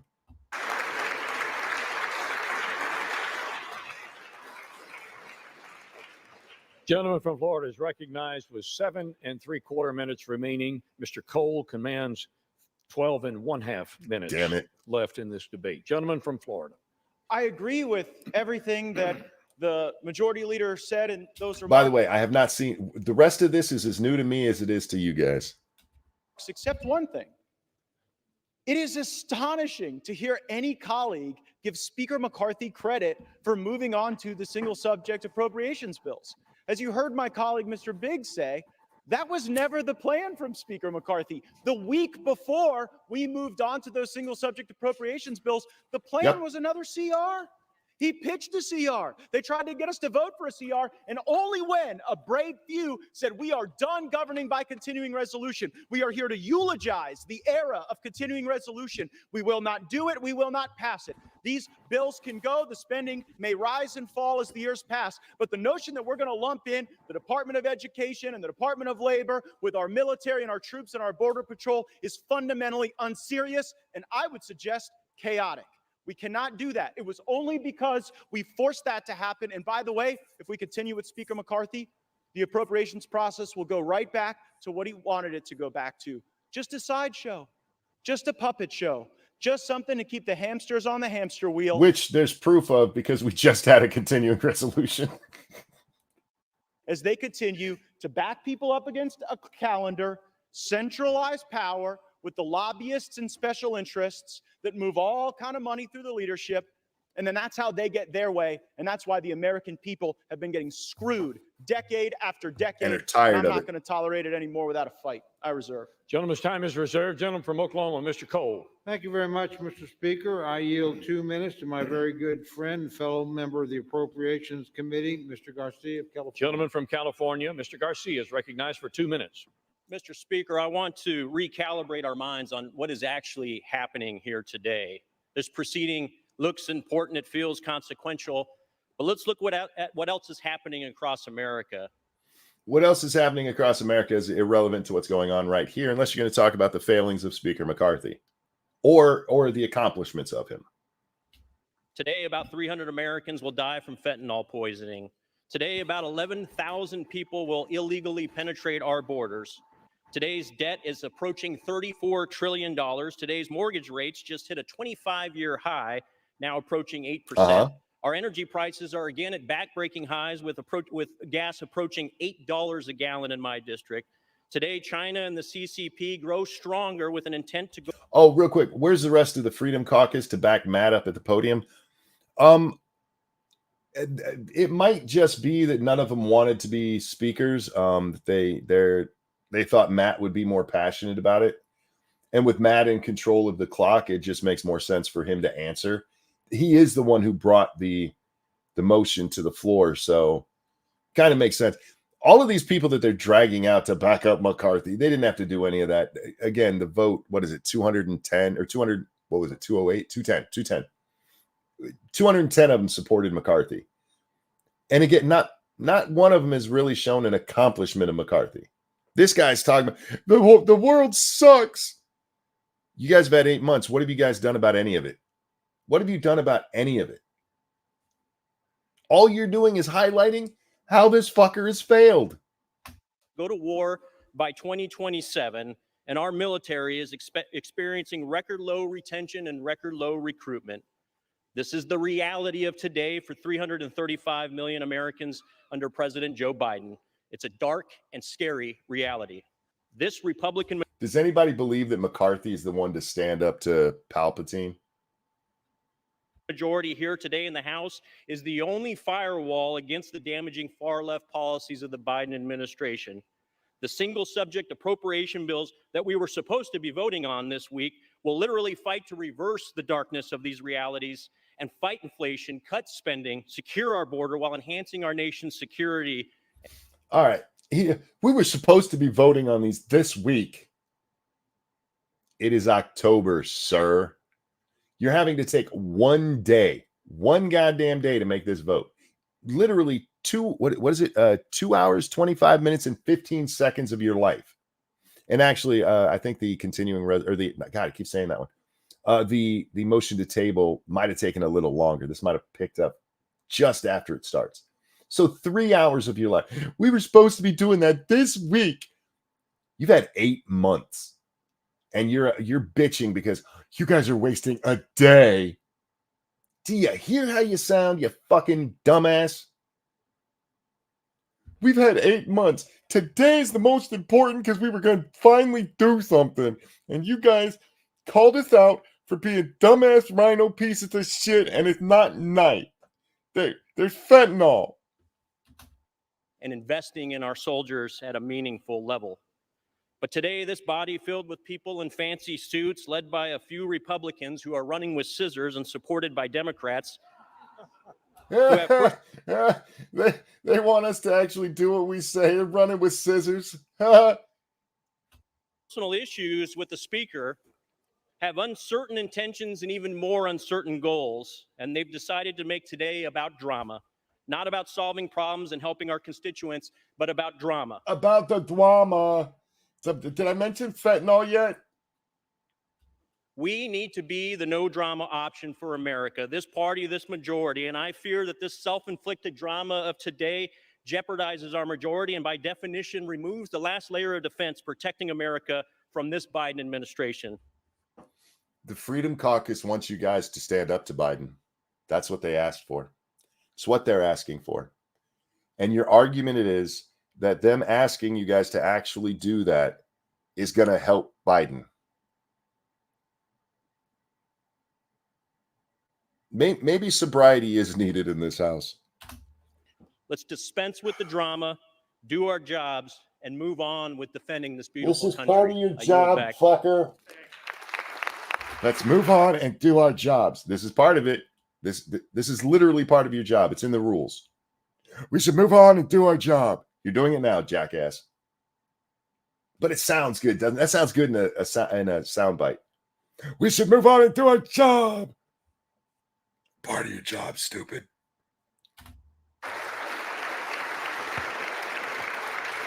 Gentleman from Florida. I'm here to solve problems too, but we have decade after decade of history showing us that you don't solve any problems with continuing resolutions and omnibus bills. That creates more problems, more debt, more inflation. Literally what the other side is saying we got to fix. More pain for American families. So the way to solve problems is to break the fever dream of governing by continuing resolution and omnibus bill and instead return to the very single subject spending bills that we will only get if my resolution passes to vacate Speaker McCarthy. I reserve. Gentleman reserves his time. Gentleman from Oklahoma, Mr. Cole. Thank you very much, Mr. Speaker. I yield 2 minutes to my very good friend from North Carolina, Mr. McHenry. Oh, Gentleman here's the from new North Carolina, Mr. the guy coming up. He's the speaker now, the temporary speaker until they have a vote. Henry is Look at this recognized little for weasel. 2 minutes. Thank you, Mr. Speaker. Every step of the way, Speaker McCarthy has been doubted. After the first speaker vote, he was mocked, right? Rightfully so. But go back, sir. Go back to when he wanted to replace Boehner because people laughed at him then too, and it's just funny to laugh at him. And after 15, they called him speaker. And even then, it was the media and the left that mocked him.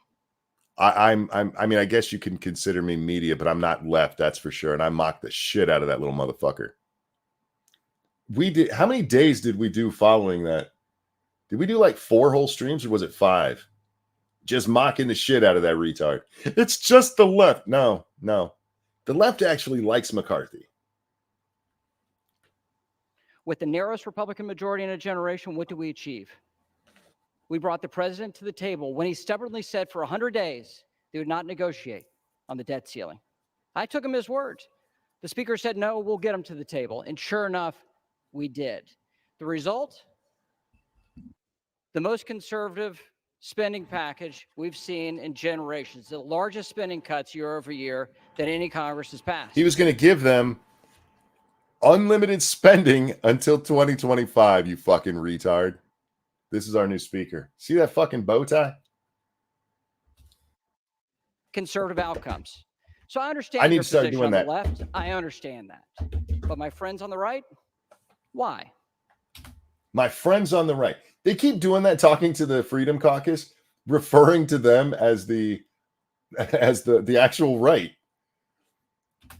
And then this past weekend, so I understand the frustration on the left at what happened on the continuing resolution, but why would we have conservatives object to that? Why will we have House members object? Matt's gone over that a few times now, Mr. McHenry, because we shouldn't be running the government that way. And you guys have had 8 fucking months to get shit done. And you decided this is the week to do it finally. Oh, and McCarthy lied. Object to that. We rolled the Senate. We never roll the Senate as a House. Moreover, we never roll the Senate to get less spending, and we got it this weekend. So I understand why the left is mad. What I don't understand. Hey, did you come close to balancing the budget? You didn't even cut the hunt. We got less spending by nickels and dimes, motherfucker. Not something to be bragging about.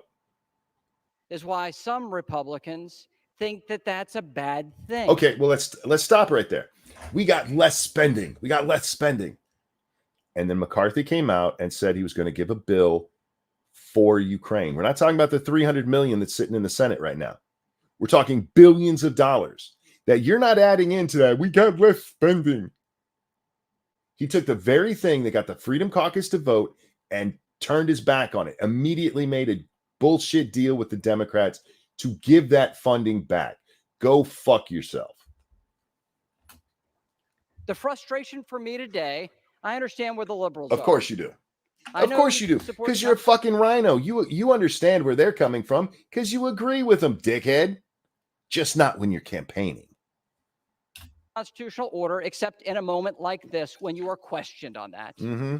I understand that. Yeah. You can't be counted on in a moment like this with the state of the speakership. No. But for Republicans, why will we give up a conservative working majority for better outcomes? Because you don't have a conservative majority. Listen to your colleagues. They've referred to the opposition here as the conservatives, admitting that they're not. And hand the keys over to the Democrats. How? Why will How? You are literally the speaker now. How did that turn the keys over to the Democrats? All this did was make the Freedom Caucus stronger, not the Democrats. They're still a vast minority. They don't control anything. Unbelievable, or actually it is believable. I know, Eagle. It's funny to listen to them say, it's going to turn it over to them. You are literally the guy in charge. And I don't know if you guys know this. When McCarthy becomes speaker, when anybody becomes speaker, they write up a list of who will succeed them should they have to vacate the chair for whatever reason. It's basically, okay, who's going to be next? I want this guy, this guy, this guy, this guy. It's not voted on. And that's why he becomes the immediate speakers, because he was at the top of the list that McCarthy gave him. A secret list. Excuse me. That list is not known to the public. It's kept secret. But I guarantee you, this guy knows that he's next in line. He didn't have to be told when it comes to, notice he's speaking at the front of the podium. He's not at he's not at the pleb podiums. He's up front. He knew what was happening. So what he's telling you, if you listen to him, is that because he's being put in charge, the Democrats control things. The only way that happens is if you do what the Democrats want you to. Interesting. You do that. Yeah. Tell me. And furthermore, with this record of success that we've seen Kevin McCarthy and a Republican. Wait. Massey told us you guys were trying. Did you succeed or did you only try? You guys basically all admitted that there's only one bill that's gone through, and that went through this week. I need y'all to, again, pick a lane. I don't care which one. Pick a lie and stick with it. They're just throwing all the lies at the wall. Tell them we couldn't do it. Tell them we tried to do it. Tell them we did do it. Don't worry that those three things can't exist in the same universe. It's a multiverse, like the MCU. It's the congressional universe. Already produced in a Washington run by Democrats. It won't be run by them. It's run by you now. We're going to throw that away, resulting in more liberal outcomes. How? Not more conservative How? ones. So I understand why The only people who get more power here is not the Democrats, it's the Freedom Caucus, who wants more conservative things. How does that help the liberals run everything? I'm sorry, that's way too masculine for him. How does that make the liberals run everything? The left is where you are today. You don't like an effective conservative majority, and I don't blame you. He just said that with him in charge, it won't be an effective conservative majority. You're talking about yourself now, homie. This isn't even the other guy saying that everybody else in their conference sucks. It's the guy literally going to lead it, say, hey, I suck. I mean, I guess at least he's honest. We'll give him points for that. But on the right, gentleman's time has expired. Rethink death. Gentleman from Florida. Oh, shit. Yeah, we were supposed to clap because it's our side.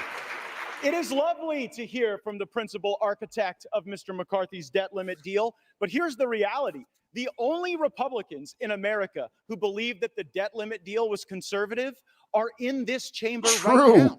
Because all over America, Republicans think that when you negotiated that debt limit deal, they took your lunch money. Yep.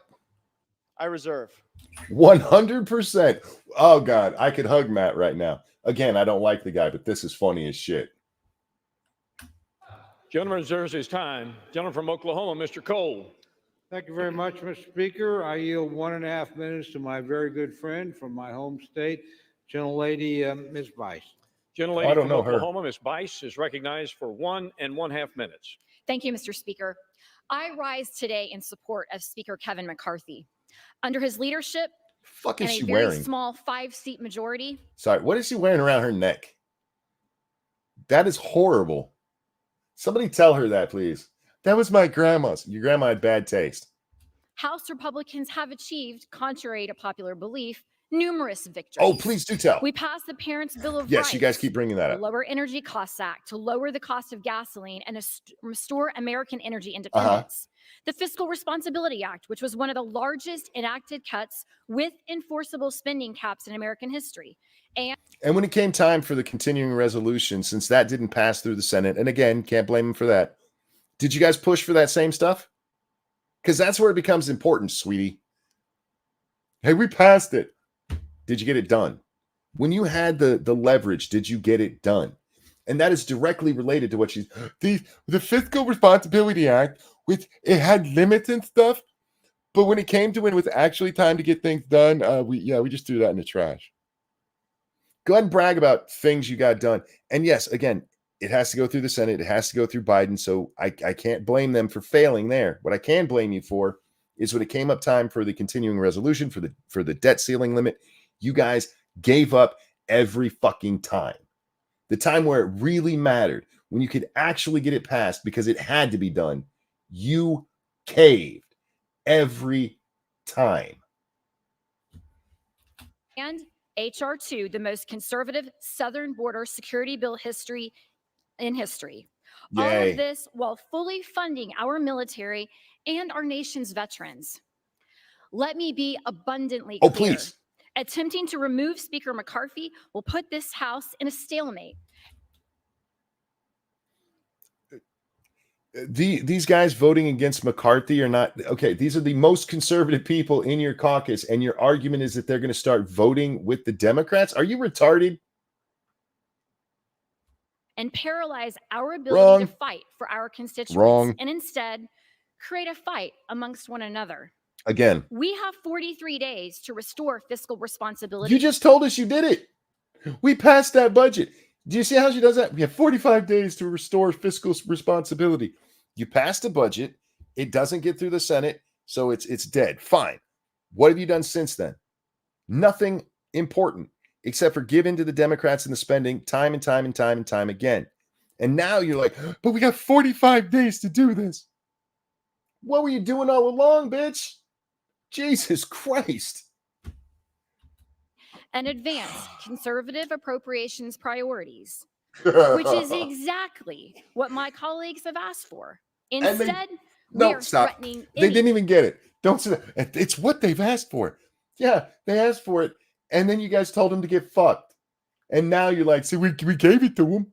We're going to give it to them in the next 45 days. Why are they mad? Why are they so upset? We're doing what they wanted us to do. I mean, it's meaningless because this won't get through the Senate either, and it's going to be an omnibus bill where we spend a whole bunch of money anyway. But we're going to do it in the next 45 days. We're going to do it. No, you won't. You would have done it already. Jesus fucking Christ. House proceedings. This is an unnecessary distraction. This is Working a necessary together under the leadership of Speaker action. McCarthy is of the utmost importance. I stand and strongly support Kevin McCarthy for Speaker of the House, and I encourage my Republican colleagues to do the same. Thank you, and I yield. Notice none of them have spoke to the Democrats. Well, McHenry, he's like, I understand you guys. He did speak to him that way, but not one of them was like, hey, if this guy goes out, I mean, there's not going to be any kind of deals or anything that we can actually work together with. It's only the Republicans. I would at least, if it's me, I at least try to reach out because you only need a couple of them. You only need a couple of them to go, yeah, you know what? The devil we know. But not one of them does that. And you know why they didn't do that? Because it would have worked. The Democrats could have screwed McCarthy here real bad. The Democrats actually, they made a mistake here politically. Because if they vote to keep McCarthy, that shuts down the conservative wing. And then they have McCarthy by the balls. Because if he ever fucks them over, they're like, hey, Matt, you want to talk? So, yeah, they made a political mistake here. They're just trying to revel in the Republicans' infighting. Look at those stupid Republicans. Politically, they made a major mistake here. Mr. Cole continues to reserve his time. He has 7 minutes remaining. Mr. Gaetz controls 5 1/2 in this 1 hour debate. The gentleman from Florida is recognized. I'll reserve. Gentleman reserves. Gentleman from Oklahoma, Mr. Cole.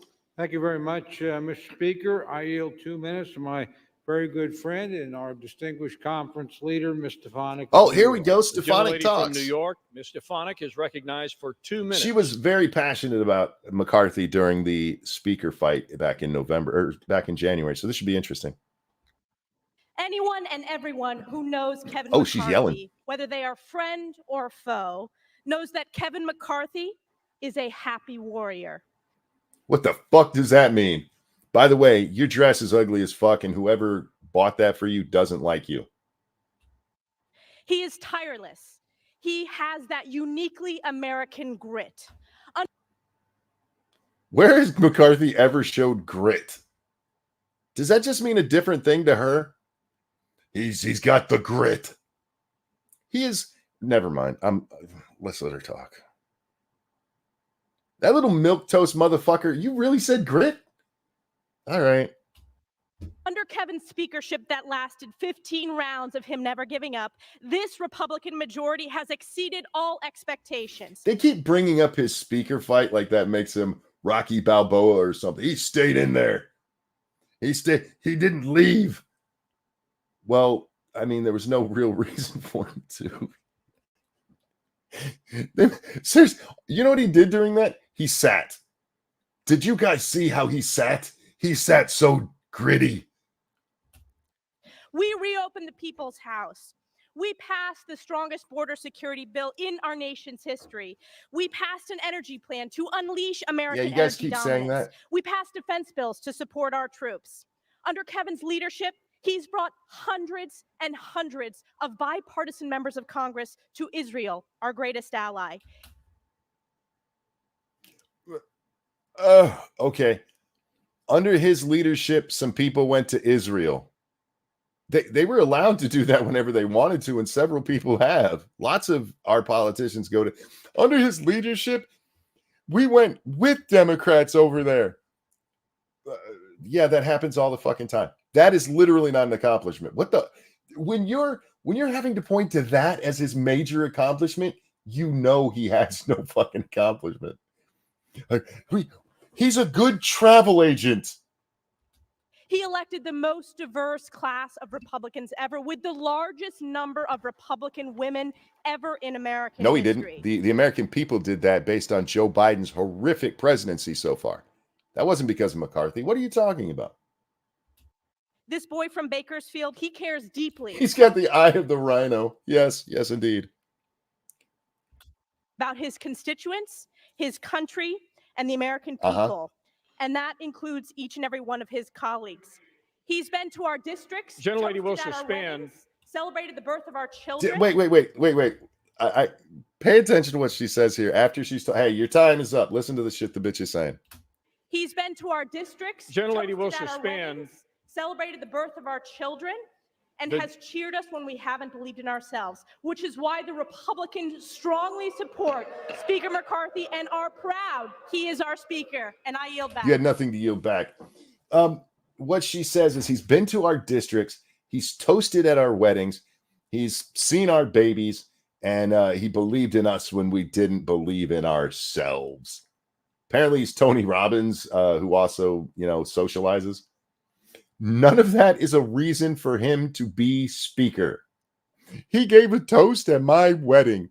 He should be Speaker of the House. You ever seen the kind of people who give toasts at wedding?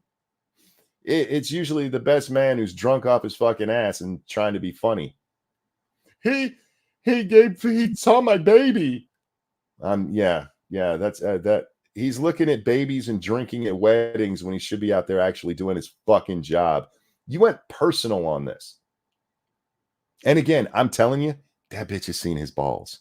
The way that she stuck up for him in the speaker fight back in January, she knows what his balls taste like. Gentlelady, it was not the intent to cut the gentlelady off, except that we have too much chatter going on in the House chamber. And her time was up. It wasn't our intent to cut you off, but her time was up. Every member deserves to be heard. And we can hear them. So if you have private conversations you need to have, please. I just want to point this out. She's talking and she starts doing that stupid shit about, they went to my district and saw my baby and we drank together at a wedding. And the other side's like, boo. And he started like, hey, you guys need to stop doing that shit. They've done it twice to Matt Gaetz. Twice they've done that. Did this motherfucker stop and go, hey, wait a minute. Wait, you guys need to not boo. And this was an earned boo because like a lot of the stuff that they've mentioned so far is irrelevant, but at least it's political. She's literally talking about bar mitzvahs and shit. Okay, she didn't say bar mitzvah. She brought up Jews, and so that's why I went there. But she goes to, you guys, he's nice to us. He believed in me when I didn't believe in myself. He put it in your butt, didn't he? You let him put it in your butt. Take them from the floor. Ooh, get him. Seriously, I wonder what that pin is. Gentlelady may continue. As I have She said, yielded back. the speaker has been to our districts. He is toasted at our weddings. They're letting her repeat it. Oh my God. He has celebrated the birth of our children, mourned the loss of our loved ones. Oh, she added that. Now more than Wait, ever, the Republicans. Wait. Why did it become mourn the loss of our loved ones instead of he believed in me? Republicans must unify. The stakes are too high. We need to save our country, which is why this conference is proud to strongly support Kevin McCarthy as Speaker of the House. I yield back. Because he went to my wedding. Shut up, bitch. Gentlelady or gentleman from Florida. I would just say if this House of Representatives has exceeded all expectations, then we definitely need higher expectations.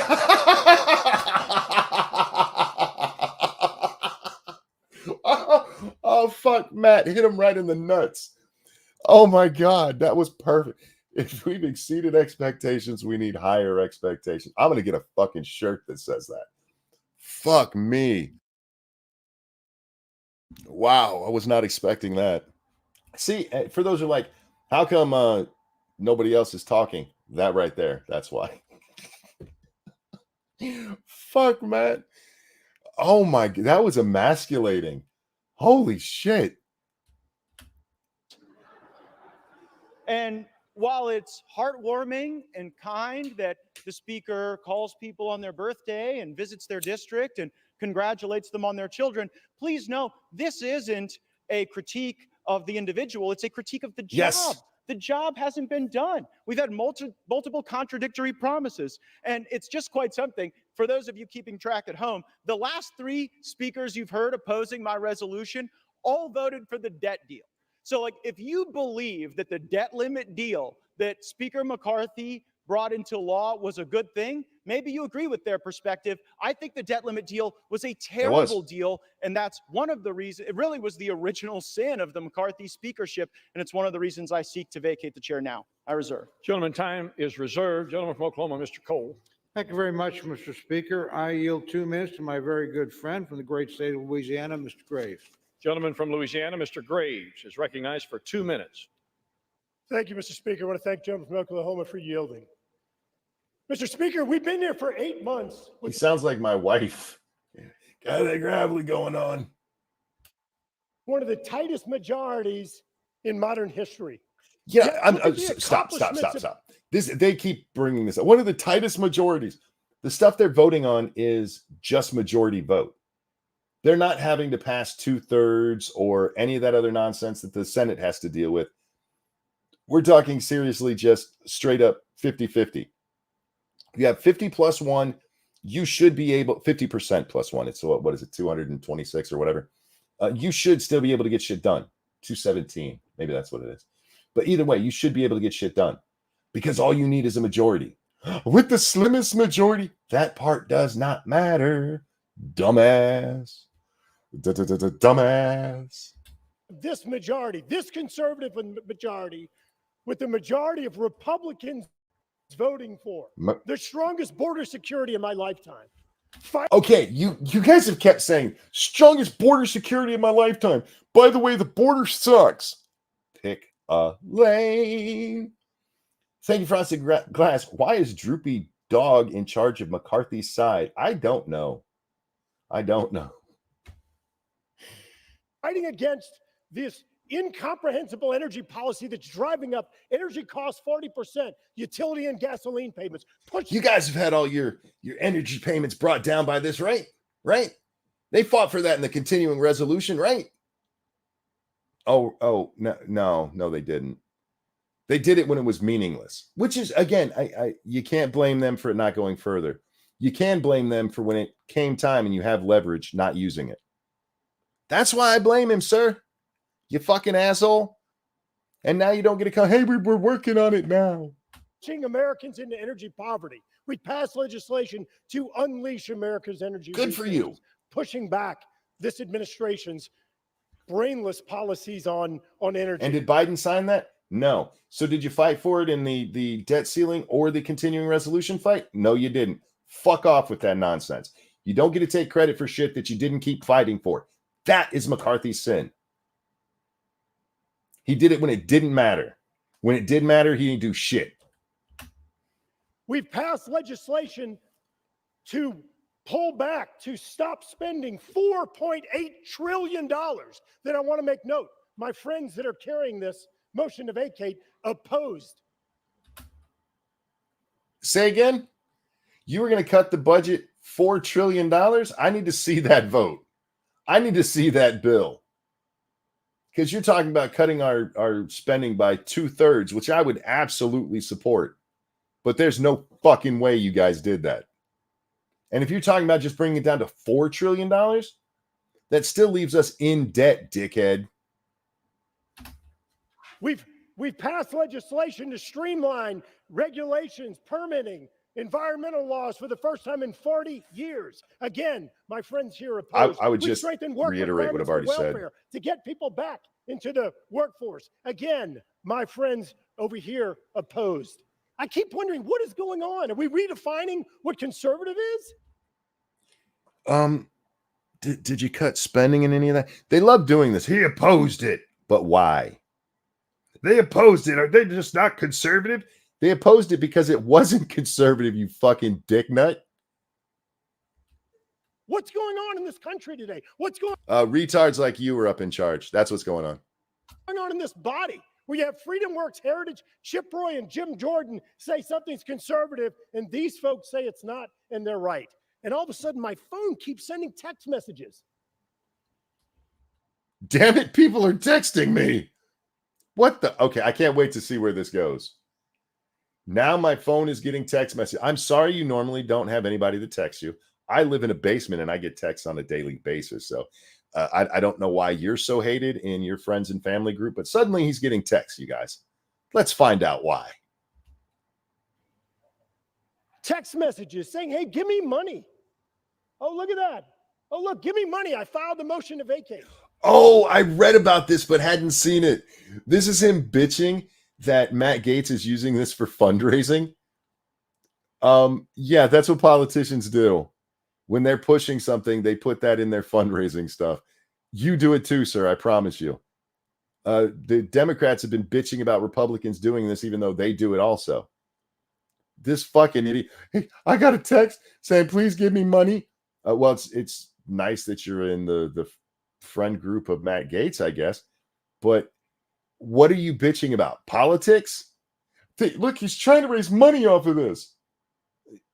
Yeah, because this is what he's doing. And he's like, hey, guys, look, I'm standing up to McCarthy. Help me in this fight. That's just politics, dick nose. I love that he's arguing, that he's fighting. When I read this, because I did read a little bit about this, because I was trying to find the people who had voted against it, or who voted to kick out McCarthy on the Republican side. And so I did read a couple of articles about it, and I did see this, that he's bitching about, he's trying to raise the monies. He's trying to fundraise. By the way, don't pay attention to my fundraising. Using official actions to raise money. It's okay. Do you ever try to raise money off bills you supported? Because that would be using official actions to raise money, to raise the money. Fuck you. You hypocritical piece of shit. If you want to keep McCarthy in, fine. But give a good reason that's not hypocritical bullshit and not, we tried and couldn't do it, or we did it when it didn't matter. Give a good goddamn reason. The best reason we've heard so far is that he toasted at a wedding. At least then I get it. He's my friend, is what you're saying. At least that makes sense. People forgive their friends for hypocrisy and stupidity all the time. And if you want to say that, fine. But this bullshit, he tried to raise money. You do it too, asshole. It's disgusting. It's what okay. Apparently, this guy's never raised money that way. He's never used official business. Said, "Hey, I voted for this." He's never said, "Yeah, we passed a bill." All these bills that look how strong he is. We passed it. He's never put that in any of his campaign financing. No, not fundraising. Nope. That would be disgusting. Your legislative achievements and your legislative attempts are what you run on, sir. You just don't like it because he's your friend. That's it. And if you would say that, I would still think you're a fucking idiot, but at least I would respect you. Right now, all I'm seeing is that you're a hypocritical douchebag. It's disgusting about Washington. Mr. Speaker, we've watched as these folks right here that have brought up this motion to vacate have refused to pay our military service members, refused to pay them. I want to quote my delegation member, my senator from Louisiana, John Kennedy. If we're not going to pay our service members, if they're not going to be there to protect us, next time someone invades America, call a crackhead and let me know how that works out for you. Yield the gentleman another 30 seconds. Gentleman is recognized for an. Again, this is a dirty pool. This is bullshit. Like, they refuse to pay the military. What was the rest of that bill, sir? Did they refuse to vote for that bill because it paid for the military, or did they refuse to vote for it because you had more money in there for Ukraine? Be honest. I know you're a Congress member, so that's really fucking hard for you to do, but just be honest. This is the kind of shit your opponents do. This is why you guys think, oh, the Democrats are going to take over because you're going to start acting like them. Call it crackhead. There's a reason I love Senator John Kennedy. The man's funny as fuck. Additional 30 seconds. That's who he was quoting. Mr. Speaker, I've heard people talk about bad faith here. I've heard them make reference to this January agreement. My friends from Arizona. Not just January, fucker. The continuing resolution from Saturday. Or was that on Sunday? You remember when Bowman pulled the fucking fire alarm? They keep going back. Goddamn January. What about 2 days ago, fucker? Virginia and Florida. Let me be crystal clear. Not a single one of them were in the room. You know what? The speaker didn't meet the targets of that January agreement. He exceeded them. The greatest savings in American history. He's pulling a Biden. Biden has claimed that he's cut the deficit more than any president in history because they let the funding for COVID finally fall through. We did so good. Yeah, you let this stuff end that was going to end. You literally took no action. Fuck. Look how well we did not doing anything. I appreciate that you guys didn't do anything, but what effort was there for that? Oh, I got to get up early tomorrow. Oh, we got to let that thing expire. Oh, and I got to get to sleep early and get good night rest. Because tomorrow I'm going to go into work and I'm just going to watch the time pass as the bill ends. And you guys have no idea how much work that is. It's, oh, my goodness. The greatest savings in American history. Mr. Speaker. Oh, please. This isn't about fundraising. This is about. Then why'd you bring it up, dickhead? It's not about fundraising. You seemed concerned about it a moment ago. This isn't about fundraising. This is about our country. It's about our children and our grandchildren. We need to stand behind the slimmest 30 majority. seconds. We need to stand behind the greatest speaker in modern history that has delivered the best conservative wins for this country. I yield back. He didn't deal any conservative wins. But keep saying it. If you repeat a lie enough, people will eventually begin to believe it.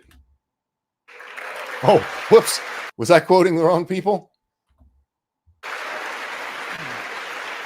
This is called propaganda, ladies and gentlemen. Yeah, clap it up. Oh, give that standing ovation. Yeah. Matt Gaetz tried to raise money the way we all do. Yeah. Fuck y'all. We're $2 trillion in debt. Look how, and that's the deficit, not the debt. We are 33 trillion in debt. We are $2 trillion. A third of our budget is deficit. Look how much money we save. Fucking Jesus Christ, man. This is why I love politics. It gives me a lot of stuff to point and laugh at. The gentleman from Yeah, please. Florida. Come on, Matt. My colleague says we passed the strongest border bills in history. Well, guess what? Look at the border Yep. right now. We didn't use sufficient leverage in the debt limit or in any other thing to actually get results on the border. The border is a disaster. See, that's what I said. And again, I haven't seen this part. I should be in Congress because the point he just made, absolutely true. We passed this. It didn't actually do anything. And good on you for passing it. But when it came time and you had leverage, you didn't do shit. Nothing. Fuck you. Really something I don't think you're going to be campaigning on, that you fixed the border. Right. Second, you said you streamlined regulations. What the gentleman from Louisiana doesn't tell you is that all of the regulatory reform he was just bragging about is waivable by the stroke of a pen of someone in the Biden White House. Do you really think you've got anything for that? It's a total joke. It is. And then finally, the welfare to work that the gentleman from Louisiana said we got. The welfare programs that they said that they streamlined with their welfare to work stuff, they're actually going to grow, because while they did work requirements, they blew out those programs with expanded eligibility. I'm real glad you guys didn't put work requirements on Medicaid. It probably would have resulted in Medicaid expansion. He's got a point. It's what this is why, hey, you guys were against these bills. It's the other shit in the bills that they're against. And they are lying. They're just flat out lying. And it does. Look, I don't have a lot of respect for these guys anyway, but they're just flat out lying. And they should be called out on it. And Matt's doing a good job of doing that right now.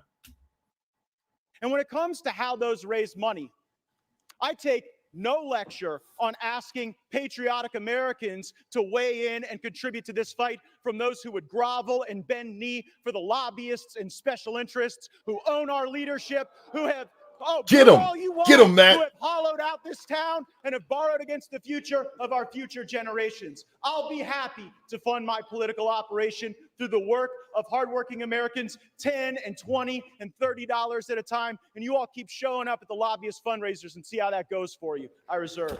Damn. Matt's not playing, man. They got too personal. They should have left him alone. They should have just kept this why McCarthy is good. And they came at him. And Matt is not the look again. I think the guy's a jackass, but he is not the kind of guy that's just going to take you coming at him like that. And you guys are such dickheads that he has plenty to work with. Plenty to work with. Somebody's yelling. This was in that article. You can barely hear it. They yelled, "You're no martyr. You're no martyr." He didn't say he was a martyr. He said he would gladly take the money of hardworking Americans who agree with him that this is bullshit. You're no martyr. You guys, have you been hanging out with the Democrats too long? You don't know what fucking words mean anymore? Once again, the chair would admonish those speaking from the floor to direct their comments to the chair. Why are you looking at Gaetz for that? They were booing him. You're not yelling at them right now like you did when Stefanik got a couple of well-earned boos. I would advise you to do the comments to the chair. He's not talking to everybody out in the audience like he did. You're only allowed to boo Matt. And that's one of the see, this guy's old guard Republican piece of shit too. I like that he's got that big old Apple iWatch like he knows how to use it. Gentleman from Oklahoma. Yeah. Mr. Speaker, I would inquire as to how much time remains for each side. From Oklahoma controls Good. 3 minutes. The gentleman from Florida has 3 minutes as well. I advise the gentleman from Florida, I'm prepared to close if he is. Mr. Speaker, I yield the balance of my time to my great friend from North Dakota, Mr. Armstrong. Gentleman from North Dakota, Mr. Armstrong, is recognized with the remaining 3 minutes. Thank you, Mr. Speaker. Let's be clear why we're here. McCarthy sucks. Because the incentive structure in this town is completely broken. We no longer value loyalty, integrity, competence, or collaboration. I hate that loyalty. This is what Stefanik was saying. Like, he went to my wedding. We no longer value loyalty. You're supposed to be loyal to your constituents, asshole, not to Kevin McCarthy. That's where you're fuck off. We're not loyal enough. You're supposed to be taking care of your citizens, not the asshole that you have dinner with every night in your high-priced restaurants, laughing about how you got one over. Fuck off. Instead, we have descended to a place where clicks, TV hits, and the never-ending quest for the most mediocre taste of celebrity drives decisions and encourages juvenile behavior that is so far beneath this esteemed body. You guys are just being little kids. How dare you stand up for what you believe in? You're just being little kids. You should be a rhino like me so you can be an adult. Piss off. Kevin McCarthy has done more in 9 months to restore the people's house than any speaker in decades. What did you do? We've done regular order. We have had open. I love that he said we've done regular order. Okay, you got a parliamentarian procedure back on track. Yay. What have you actually accomplished? He's going to go through here. I haven't seen it, but he's going to list off all the same shit we've already heard. Again, I'd have more respect if he did he went to my wedding thing as well, but he's just going to, we passed the strongest border. We cut the budget by the most. We did all the stuff. Now, nobody could do that but Kevin McCarthy, because the rest of us are a bunch of pussy ass bitches. Oh, whoops. Is that what that means? And every single member of this chamber has the right, the ability, and the opportunity to be heard on the floor. It's been messy, it's been raucous, and at times it's been chaotic. And God bless every minute of it, because democracy is supposed to be hard. This guy sounds like one of the voices I do when I'm saying people are stupid. And it's been hard, and nobody said it wasn't going to be hard. And because the alternative is a closed-door process where 2,000-page bills come out of the Speaker's office at midnight and are forced to the floor the next morning. I love it. Thank you for bringing that up, sir. 2,000-page bills are brought out at midnight, and the vote is in the morning. 71-page bill, you gave him 15 minutes to read it. That was McCarthy. But hey, he changed things. It's not 2,000 pages over 8 hours. Actually, they usually start working about 10. So over 10 hours. No. It's 71 pages in 15 minutes. What is that over 10 hours? Let's see. It would be 280 pages. So you're talking 2,800 pages over a 10-hour period, if you did the math right. So literally exactly what you just bitched about, your speaker did 2 days ago. Fuck you. We changed things. We, instead of doing it in one big, it was a bite-sized one that they still didn't have time to read. See, it's different now. Fuck off. Kevin McCarthy has broken that cycle. No, he didn't. That alone is enough No, he for him didn't. to No, he didn't. No, he didn't. 71 times 4. That would be, since it's 15 minutes, you do it times 4 to get an hour. It's 280. Times 10, which midnight to 10 o'clock would be 10 hours. 280 times 10 is 2,800. The only way McCarthy changed that is instead of 2,000 pages, it's 2,800. It's almost 3,000. The hell are you talking about? He changed it. Yeah, he broke it down into bite size and added more pages. Fuck off. This is why math is important, ladies and gentlemen. Man, our speaker. But that doesn't deliver his opponents what they crave the most. No, Attention. conservativeness. Matt Gaetz gets attention all the time because he says stupid shit all the time. He gets all the attention he wants. What they wanted is you guys to actually be conservative, and you're not. They just want their babies, and they just want attention. You're not actually addressing any of their arguments. Not one of you has addressed a single argument Matt has made for why this needs to happen.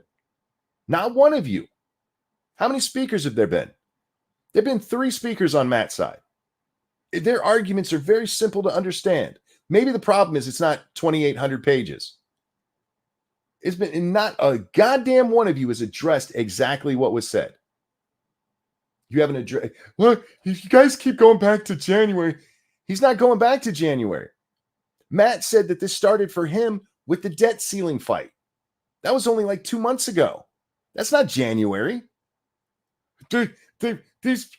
January. You haven't addressed a goddamn thing he said. We shouldn't stand for it. I won't stand for it. I will. Ain't shit you can do about it, homie. I won't stand for it. What are you, a child? Are you going to hold your breath? Stomp your foot a little bit? I won't stand for it. Nothing you can do about it, bitch. How you like me now?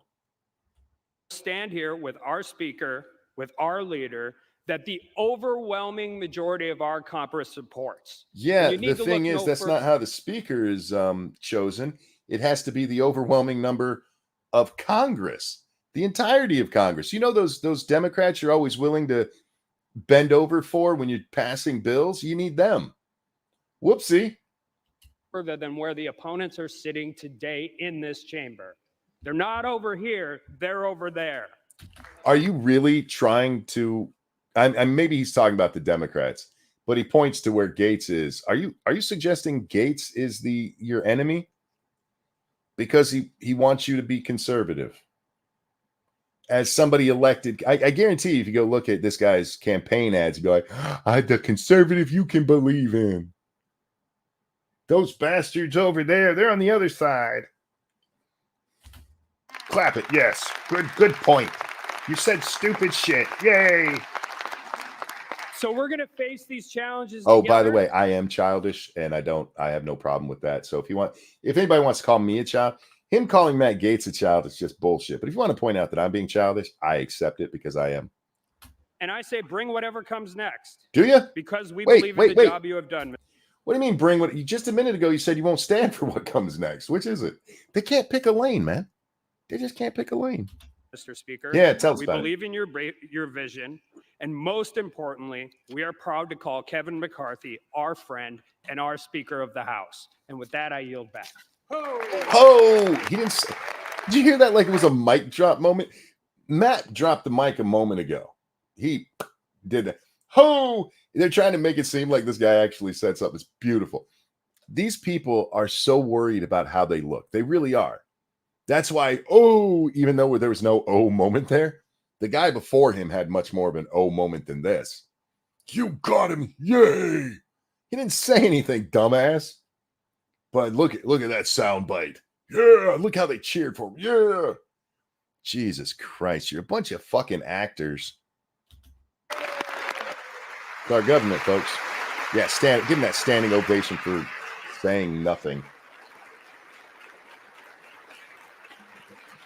Gentleman yields back his time. The gentleman from Florida is recognized with 3 minutes remaining. To be clear, I tried to get one of the three podiums on the Republican side, and y'all wouldn't let me have them, so you sent me over here. But you know what? I'll make this argument at any desk in this building, from the well, from the chair. I'll make it on every street corner in this country that Washington must change. We have to break the cycle. We have to break the fever. And I would hope truly that the reforms that we are fighting for are reforms that would last and be embraced and that would democratize power in this institution beyond the privileged few who back us up against shutdown politics and Christmases and deadlines in order to achieve their objectives. Mr. Speaker, high inflation is on the verge of bankrupting American families. Our economy is breaking in half. A typical American family can't afford to buy a house in 99% of U.S. counties. Inflation is stealing more than All right, Matt, you're getting off. This is stick to why McCarthy sucks. You can't blame all of that on McCarthy. Yes, he didn't fix it or do anything to fix it when he had a chance. But that's the part you need to be driving home. The stuff you've said already, reiterate that. Because what you're doing now is reading a speech that we actually heard from the other side already. Everything sucks. We get that part. Talk about why McCarthy sucks. $100 a month from working Americans, nearly $9,000 a year. Kevin McCarthy is the Speaker of the House of Representatives, and he has failed to take a stand where it matters. Yep.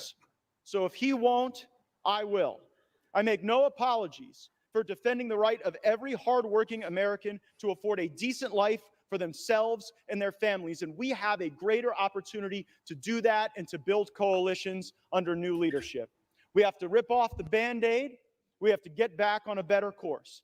And Mr. Speaker, I don't know how this vote's going to go. Usually when a vote comes to this floor, it's pretty predetermined. And this one, I'm not so sure. But I am sure that we've made the right argument, that this place deserves single subject spending bills, that we should have 72 hours to read a bill, that something that spends more than $100 million shouldn't be put on the suspension agenda such that we can't amend it.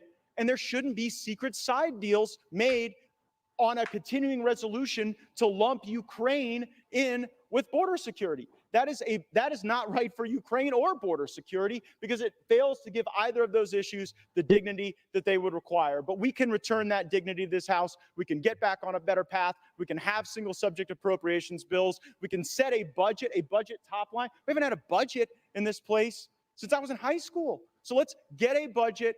Let's get our act together. Let's get on with it. Let's vacate the chair, and let's get a better speaker. All right. I mean, there he goes. He started out kind of bad with the country sucks. Yeah, we get that. But speak to what the real problem is, that shit's not being done how it's supposed to be. Yield back. Gentleman yields back his No time. standing O for that one. All time for debate has expired. Without objection, the previous question is ordered on the resolution.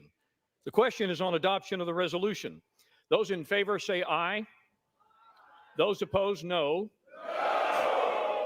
The noes have it. The resolution is, gentleman from Florida. I'd request the yeas and nays. The yeas and nays are requested. So by just the voice vote, it was going to be no. And it was overwhelming. The yay side wasn't very loud, but the Republican like, no. The noes have it. Well, let's jump back ahead. What was that? 145, I think it's the number, or 214. Let's see how that comes out. Where's 214? Right. Hey, my hand twitched. We're at 215. We need 214. Are 216. The nays are 210. The resolution is adopted Without objection, the motion to reconsider is laid on the table.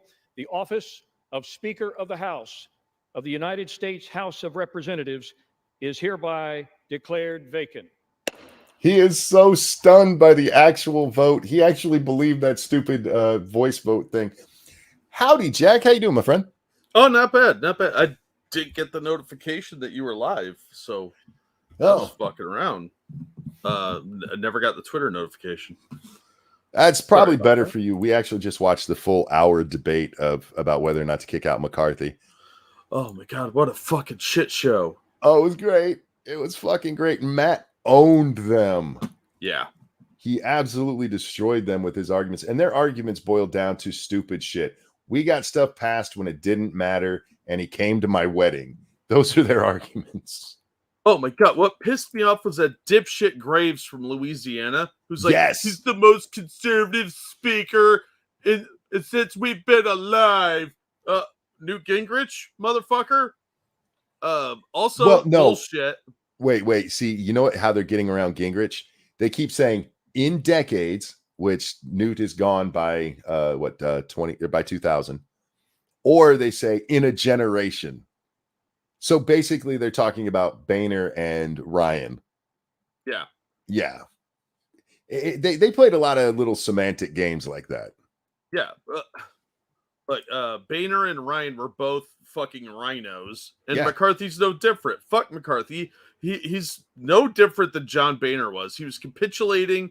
He'd talk a mean game to the cameras and then do fucking nothing. Yep. And that's what we've seen. Hey, Jack, I've been at this for about 2 hours. Oh, holy fuck. I've been at this for almost 4. Yeah. That's why I was like, holy shit, I got this link 3 hours ago. Why didn't I get this? Wow.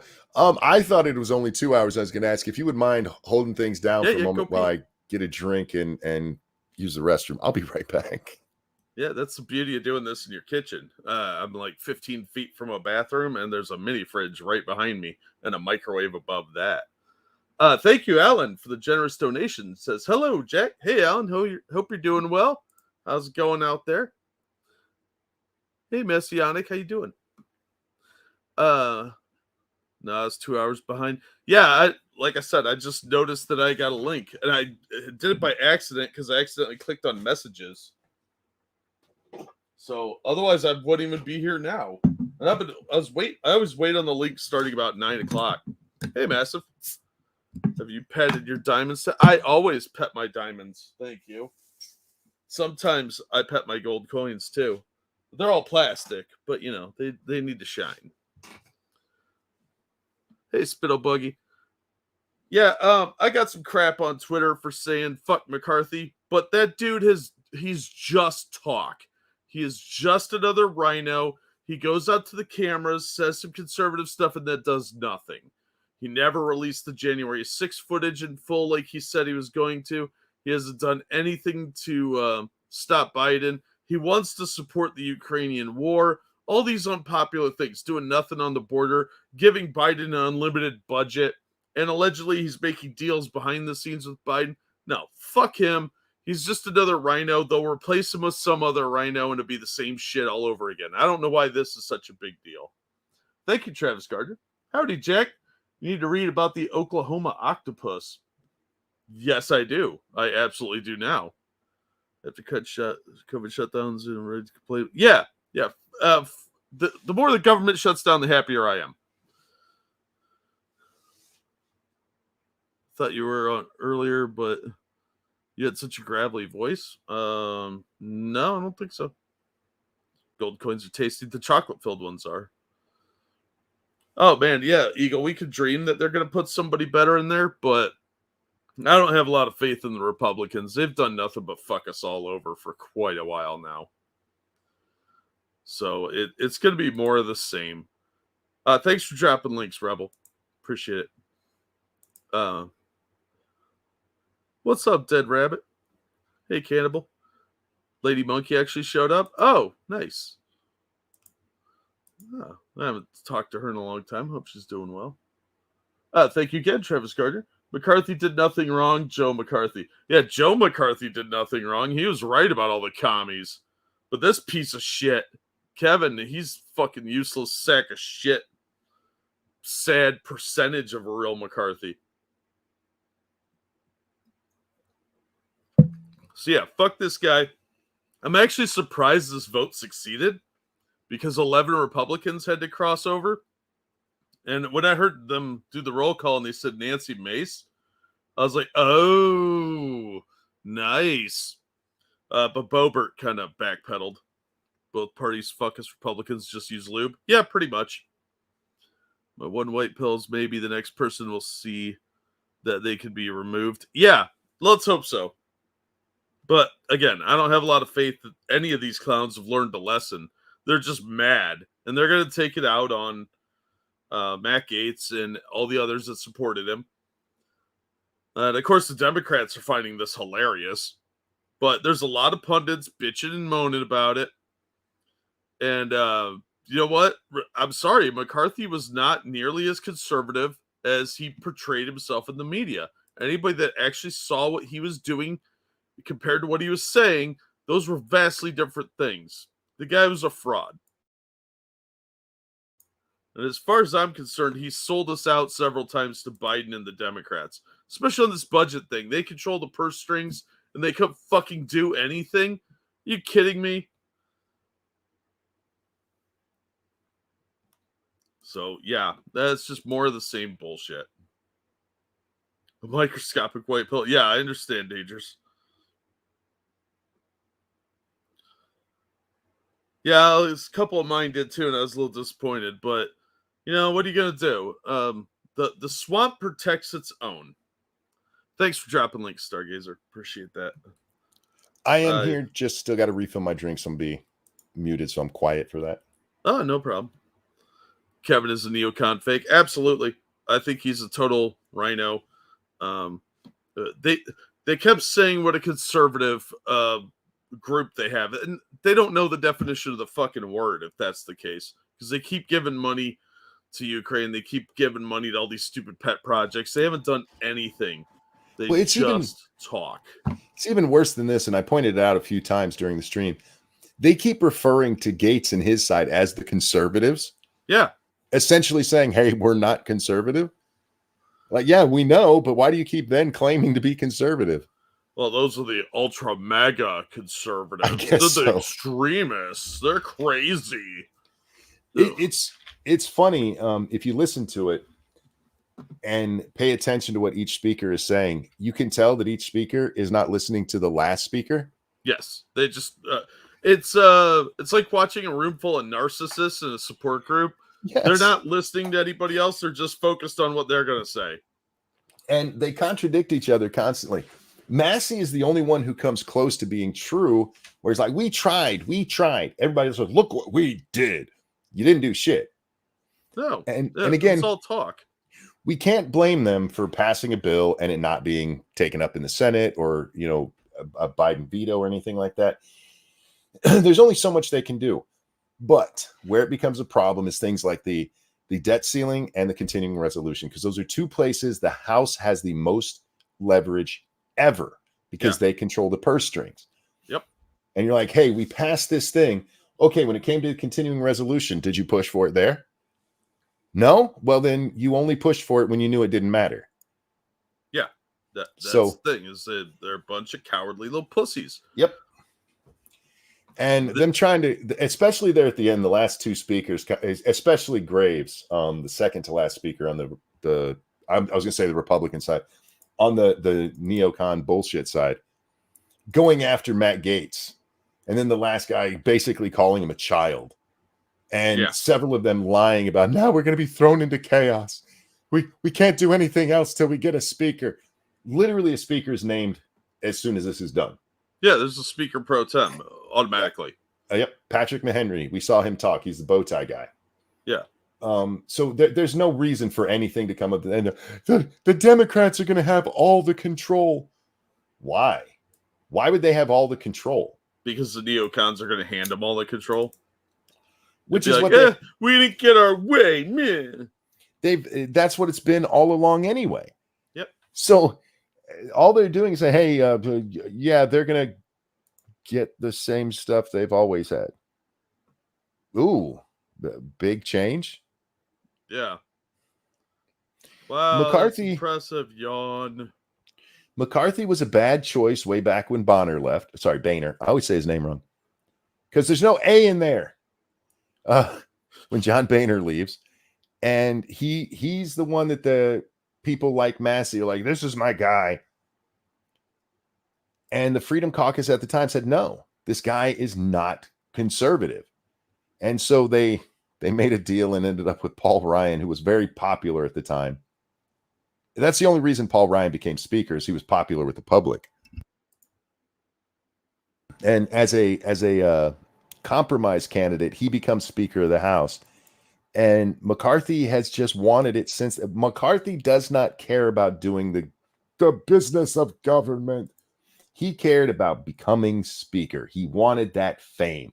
Yep. And for the Republicans up there to be like, he's doing it for self-interest, talking about Gaetz. Go fuck yourself. That's all McCarthy's ever done. Yep. And yeah, this was a fight long time coming. And frankly, this is good for the country.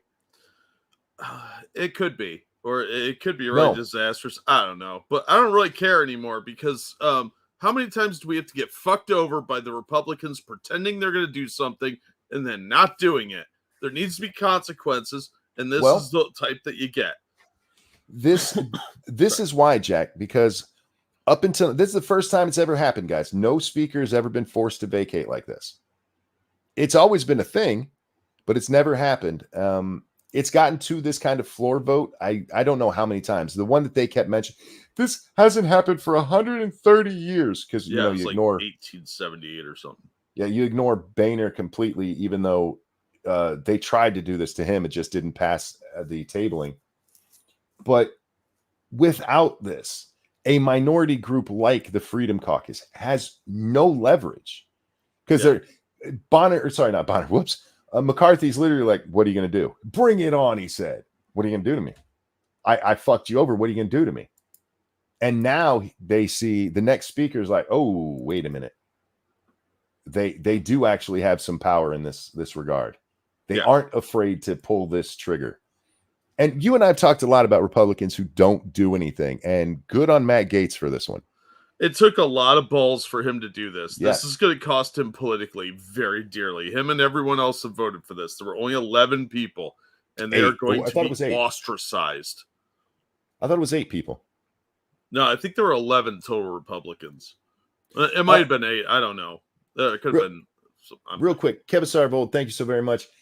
Republican minus Democrat equals vanilla ice cream. French vanilla ice cream equals establishment. French vanilla minus French vanilla. Fuck. He's saying vanilla versus French vanilla. Establishment politicians, Freedom Caucus, vanilla ice cream to chocolate pudding. Sorry. This is something you really have to read to understand yourself. Sorry, Kevin, so I'm trying to read it. The other Republicans need to be chocolate pudding. Yeah, he's saying that the difference between Republicans and Democrats now is like the difference between vanilla ice cream and French vanilla. He's right. Yeah, absolutely. But then when you come to the Freedom Caucus, instead of being vanilla ice cream, it's chocolate pudding. And yes, absolutely. They're not the same. And most of your conservatives up there in Congress will bend over backwards. And I don't think it's that they're actually, they're Democrats in disguise. I really don't believe that for most of them. I think they're afraid of losing their seat, and so they think they have to bend that knee so that they don't get bad press. They're afraid of the press. Yeah, it is worse than them being secretly Democrats. They're cowards. They're just cowards. Most MAGA can't read. I'm not MAGA, dickhead. Here, guess how many times I've voted for Trump, for fuck's sake. I love how you're always labeled the mega guy. I know, man. It doesn't, all sides, like you're a fucking Trump supporter. When? Fuck. Your hate facts have no place here. The fact that you criticize Trump way more than probably most of the audience, even. Yeah. Silly. Oh, thank you, Circuit Zero. I got perma-banned on Twitter this morning for saying they should just amputate the hand of one of those idiots who glued their hands to the road. It'd probably be easier. I'm not gonna lie. You got banned for that? Yeah, it's fucking lame. Well, it's a good thing your cousin can still make an account. Carnival ought. So yeah, hopefully you have a nice cousin like I do who will help you out in that instance. Yeah, and help spread the message. I'm sorry to hear that, man. That sucks. Yeah, so this is a long time coming, and frankly, both sides should have exercised this option a long time ago. The speaker is, again, this used to be a position nobody paid attention to. Newt Gingrich really made this a thing. Yeah.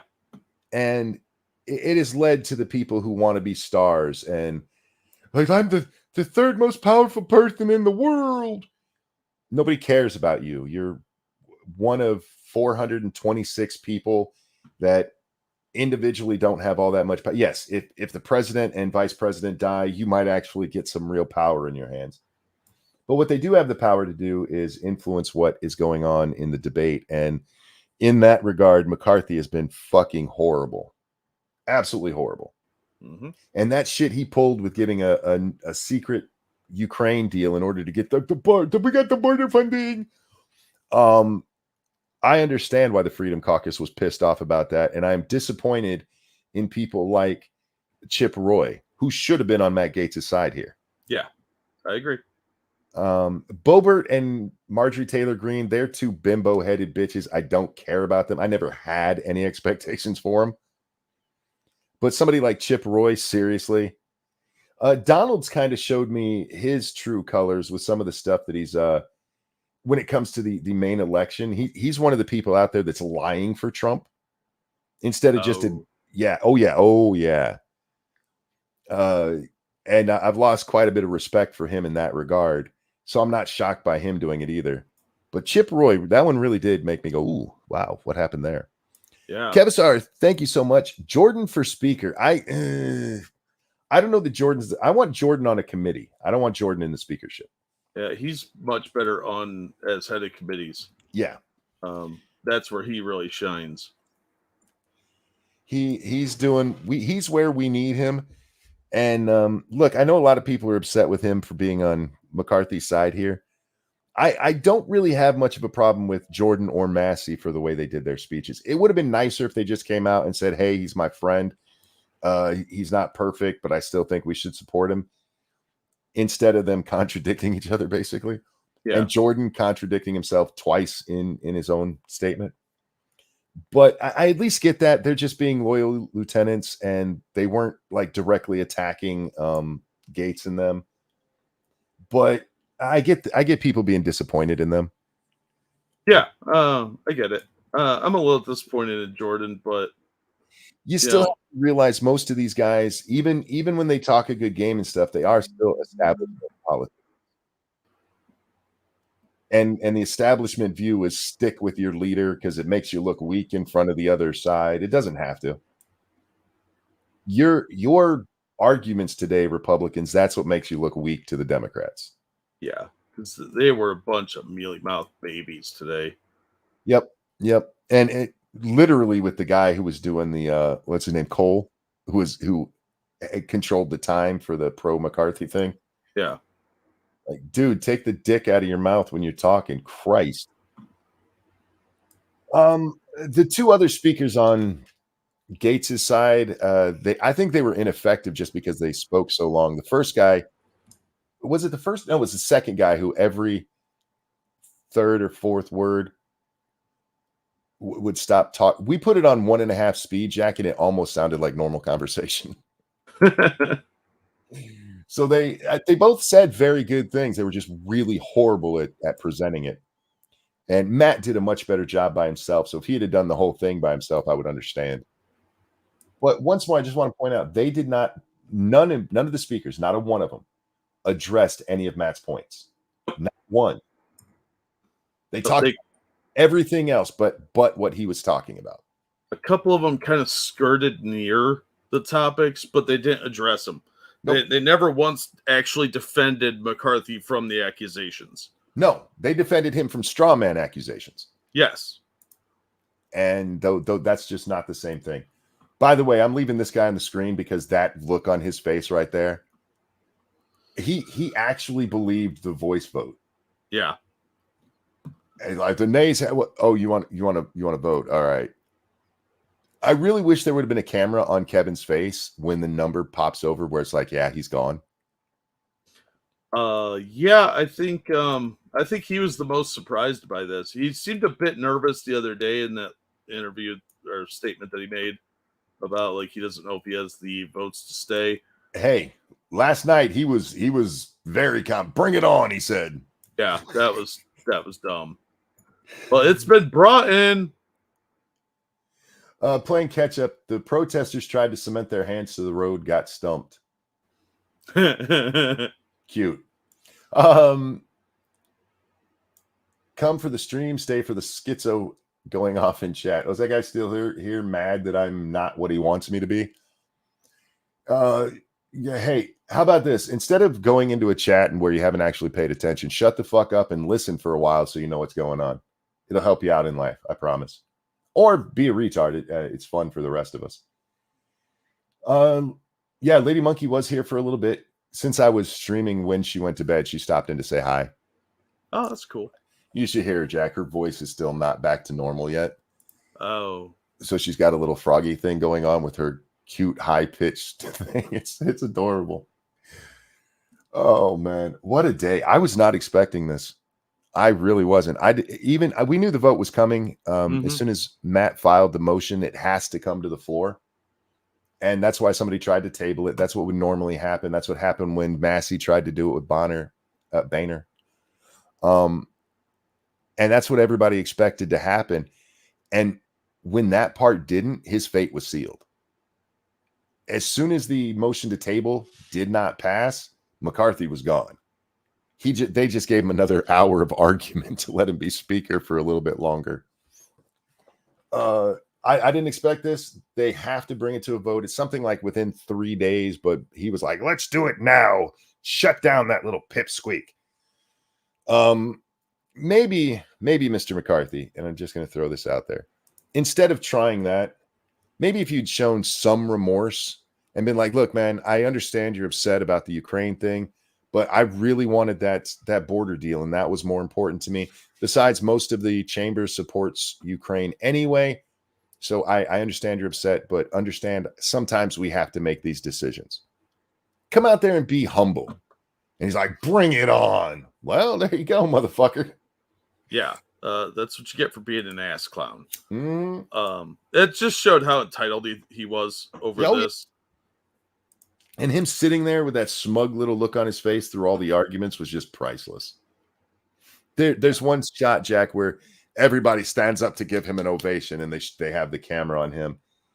And he is just a smug little piece of shit.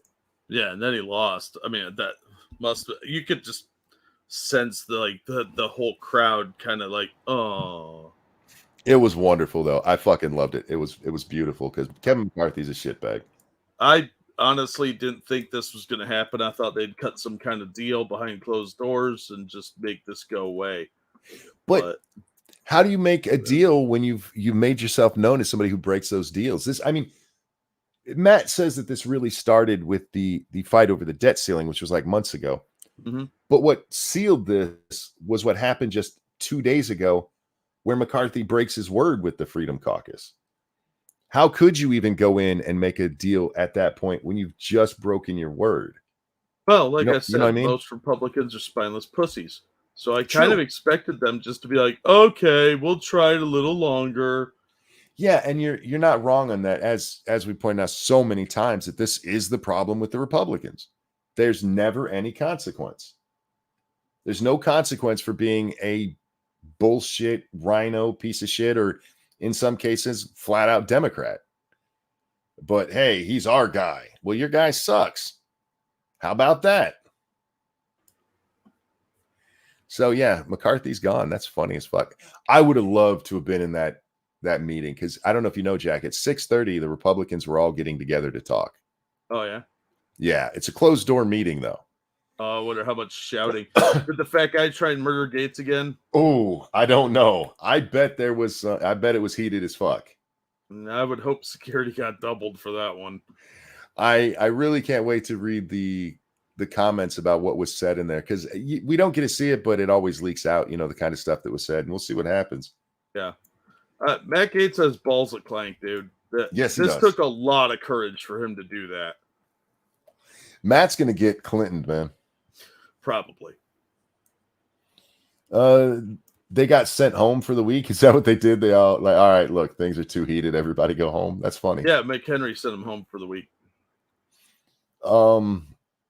That's funny.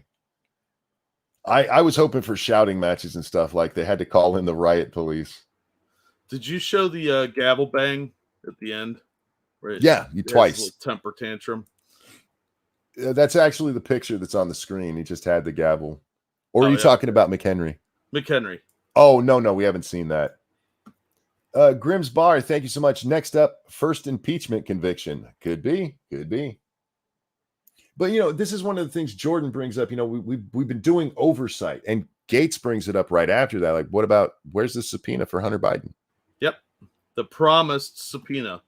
And then the impeachment inquiry. Well, that's a nice first step, but 9 months late. Why didn't you do this shit early on? Yeah. You could have been through all this by now. All right, so you're talking about the final gavel bang? Yeah. All right, that should be. We'll listen to the little weasel talk. I don't care. He's just reading off the House rules about basically him becoming speaker. I did not know how the speaker thing happens, Jack. When McCarthy became speaker, he just gets to list the people that he wants to replace him if it's vacated, and then that whoever's at the top of that list becomes the person Unless as they a turn temporary. it down, they become speaker pro tem. And then it would just go to the next person, but there's no vote on it. It's literally just whoever McCarthy picks, and it's all secret. Yeah. The list, we now know McHenry was at least close to the top of the list, but we don't. We will never see that actual list. Probably not. All right, so let's let McHenry finish up here. To the rule, acts as Speaker pro tem until the election of a new speaker. And which I do want to remind people, he has all of the powers of the speaker. So that nonsense about how everything grinds to a halt, it doesn't have to. Kevin Sarvold, thank you. The problem with Republicans is no ground game. They grumble, then do nothing. At least Dems will primary their problem children. True. Yep. And the only time we've seen that from Republicans was with Liz Cheney. Yeah, that's true. But anyway, I just wanted to point out that nothing has to change about that. We were supposed to vote on this week. You can still do those votes. This guy is the speaker for all intents and purposes right now. They don't need to stop to pick a new leader. They can go behind the scenes and work that shit out as they're doing all the other stuff. bestows the authorities of the office of Speaker upon the Speaker pro tem to the extent necessary and appropriate to that end. In the opinion of the chair, prior to proceeding to the election of a speaker, it would be prudent to first recess for the relative caucus and conferences to meet and discuss the path forward. Accordingly, pursuant to Clause 12A of Rule 1, the chair declares the House in recess subject to the call of the chair. Oh, he was mad. Yep. He was pissed. That got me. I was like, ha, fuck you. My friend got kicked out. Shut up, you baby. That was the most childish thing up there. We're going to quiet that down and watch this in slow motion as we'll get it close. Okay, so I may be slightly off. They may not be able to do anything. What he said at the very end there. Oh, wait, here comes. Wait for it. How? Hit it like it owes him money. So, okay, maybe they do have to stop and pick a speaker. Again, that doesn't have to take very long. No, they could all go talk to their buddies and whatnot, and then he'll call them back and they get a vote. Until then, he is de facto speaker until, in case something goes on that needs to be done. So there's no reason for Congress to grind to a halt. You guys can get this shit done easily. What did the speaker fight take? Like 4 or 5 days?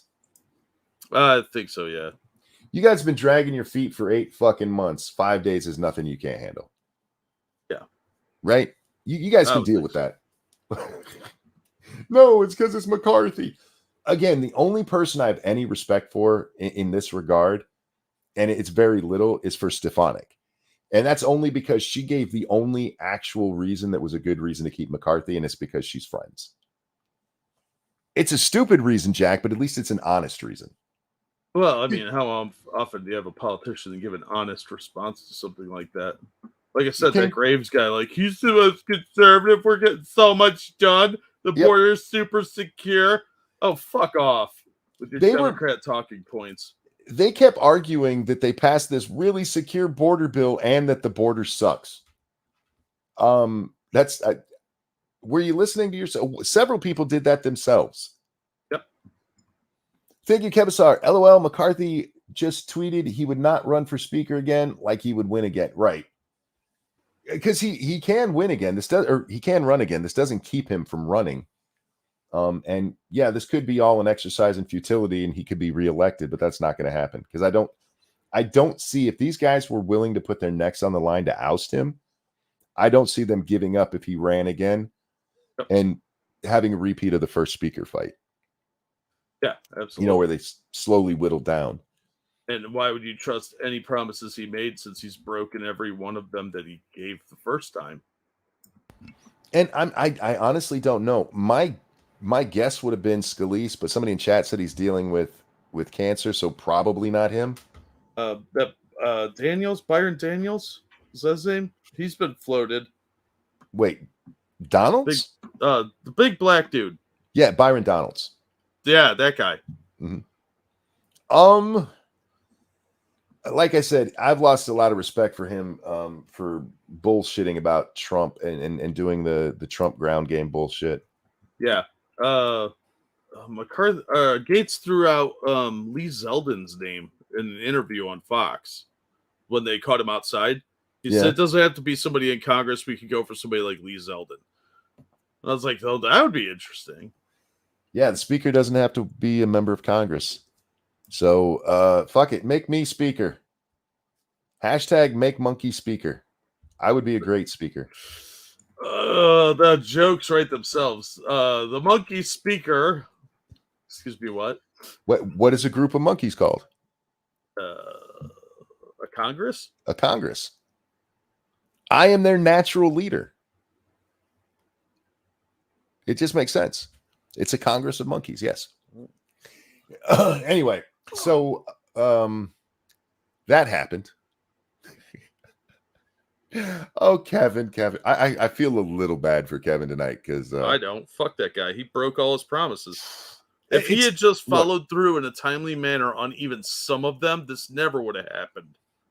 No, that's not why I feel bad for him. I feel bad for him because with the way he spoke last night with his bring it on bullshit, he thought he had this. Yep. And this had to just be crushing. That's why I told the audience earlier, Jack, if I'm McCarthy, I don't know if I come back to work. Sure, he's got the love of all of these people, and all they're going to do is pity him. And now he has to make his life goal to get back at Matt Gaetz. Oh, I think there's going to be a lot of people gunning for him now. Like I said, it took balls to do this. But hey, good on him for actually standing up. That's very rare. You see a Republican actually stand up for what he believes in. Well, it should also be noted that there is still ethics investigations into Gaetz. Yeah. So we'll see what happens with those too. He'll probably get audited. They'll come after him with shit on that. I have no doubt. Yeah. I get the Republicans being mad. I do, because some of these people, one, they were just dyed-in-the-wool McCarthy people. To become speaker, you kind of have to do that. You have to go out there and forge these friendships of people who will support you above all else. And those people are lost right now. Because they've been gunning for this moment since Ryan left. And some of them even before Ryan was in office. Yeah. Some of them were part of the original McCarthy should be speaker after the Boehner bullshit. So these are people who put all of their backing into this jackass for a decade now. And now that's all gone. Now they got to suck up to somebody else, Jack. Well, that's what happens. And we're gonna see a bigger rift in the Republicans than I think people realize, because what happens when the leader's taken out, even if there's a coalition? Does it always go to the next guy, or is there usually infighting over like the top 3 guys? Oh, total infighting. Total infighting. So we'll get to see, Scalise call McHenry a fucknut or something like that. I would love that. That'd be hilarious. I want to see real fighting in our government. I've been fighting for that for a while. I want to see real passions in our government. People who actually get up there, say what they believe, and fight for it. And we haven't had that for a long time. Well, you should just go watch their lobbyists at the door then. Right. And you know what? Gaetz did call out a lot of these people as just being shills for lobbyists, which is funny as fuck. Hey, I want to watch this in slow motion again. Do it. Raw. Look at man, he puts his whole shoulder into it. Raw. Yeah, like he's mad. Like he's forging steel or something. Yeah, right? Like, dude, you are not a blacksmith. Calm down. This little dweeb. Hurrah! I am Thor. Rah! Somebody should edit that and have like a lightning bolt pop out of it. Fucking retard. He's so angry. Look, that man is mad as hell right now. Again, this is stuff that has been in the works for a decade at least to get Kevin McCarthy to this place. And these people all lined up behind him. He's their Stalin. He's their not Hitler. I'm thinking of these places where you have that rise up like that. So these are his lieutenants. They fight for their man. And now their man has been dethroned and they don't know what to do with themselves, which is funny as shit. I can't believe that at their little meeting that all he did is to go home for a week. You pussy. Get in there and have an argument about who's next. Oh, man. The next week will be fun then, Jack, because these people are going to be mad as shit. I did see that Trump said he's not going to weigh in on this. Yeah, I don't blame him. Just let it work itself out. Yeah, yes, indeed. I also saw Ron DeSantis thing. Ron's now saying he's going to make Mexico pay for the wall. Did you see that? No, that's funny. Look, when I told you to give Trump credit, I didn't mean just go and steal his actual words and repeat them. But hey, hopefully it helps you out, man. Maybe get you a few more dollars before you have to go back to Florida. Oh, I know nothing else that's happened because I woke up and I saw this and I've been talking about it since. Oh, yeah. I saw this live. I saw about 3/4 of it live, I should say. But that was kind of the main thing that was going on today. Yeah, and we're like, what, 4.5 hours in? One more time. Bang it for me. Raw. Raw. Look at his face, man. He is determined. You bastard. You sons of bitches. And Jack, I do want to point out one more time. You weren't here for this part, so I'm interested in your take on it. Oh, guys, if you want to watch that for some reason, all by yourself, see the entirety of the vote and everything. They do this really slow voice vote, begging. Hey, are any more Republicans around, please? You can go watch it there. I think the Democrats made a major mistake here, politically, because they would have had him by the balls if just a few of them would have voted to keep him. Yes. There was rumor that's what they were going to do, but they didn't. And I was like, wow. Yeah. And instead, what they just did is turned over all of the power to the Freedom Caucus, and specifically this group from the Freedom Caucus, because the rest of them are a bunch of cowards. Yeah. I think the thinking here was that now they can blame the extremist wing for anything that they do. But they were going to do that anyway. So it's kind of I think they thought it was a big brain idea, but it might backfire in their face pretty spectacularly. Being that he is willing to deal with the Democrats anyway, I don't understand how this happened. What McCarthy should have done is reach out to the Democrats. Be like, hey, devil, Yeah. You don't know who they're going to pick after me. We've worked together a little bit. Let's keep that relationship going. Back me. And they did not on the floor there, they didn't reach out to the Democrats at all. Oh, I think the arrogance level got to them. They really didn't expect to lose this. But see, you know, when it comes to their floor speeches, by that time they had to know this was going to go through because that it didn't get tabled. They had to know that that Matt had enough votes. I don't know. I think they thought they were being big brained and playing these guys. Yeah.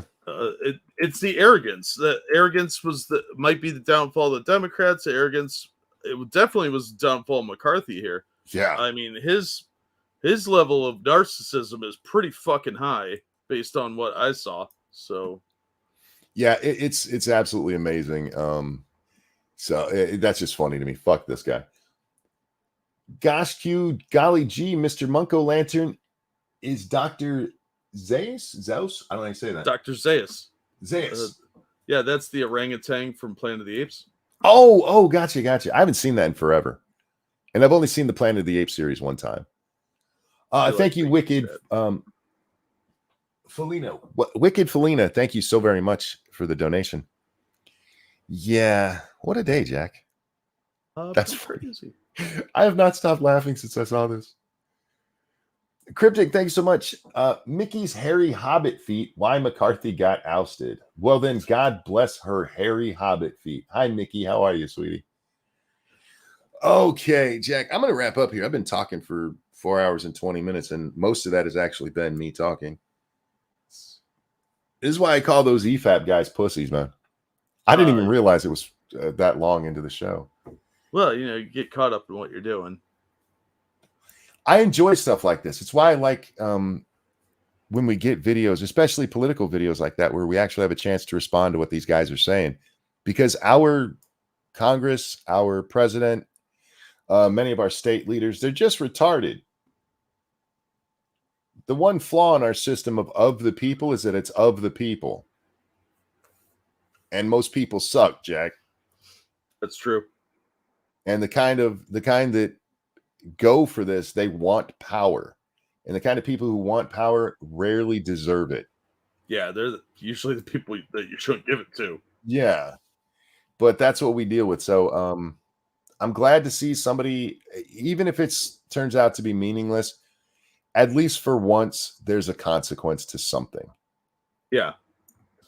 It'll likely be another rhino put in that position, but McCarthy was doing nothing, and he was playing little games, backstabbing his own people by going behind their back to forge little deals with Biden and his cronies so they could get more money for a war that doesn't involve us.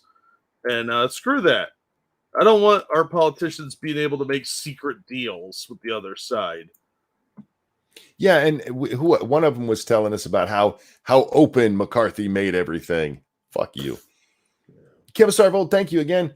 When it was tabled, they tried to remind the party to back McCarthy. Again, by that time, though, the people who aren't going to, that's not your audience. You needed to go with the Democrats and hope they realized that they would have you by the balls at that point. Cryptic, thank you again. El Habito is Mickey's real name.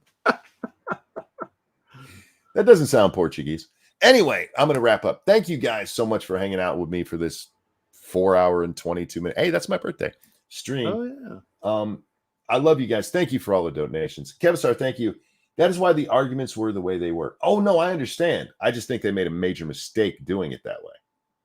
They should have been pleading with the Democrats. At least one of them. Hey, guys, devil, you know. Best argument you got.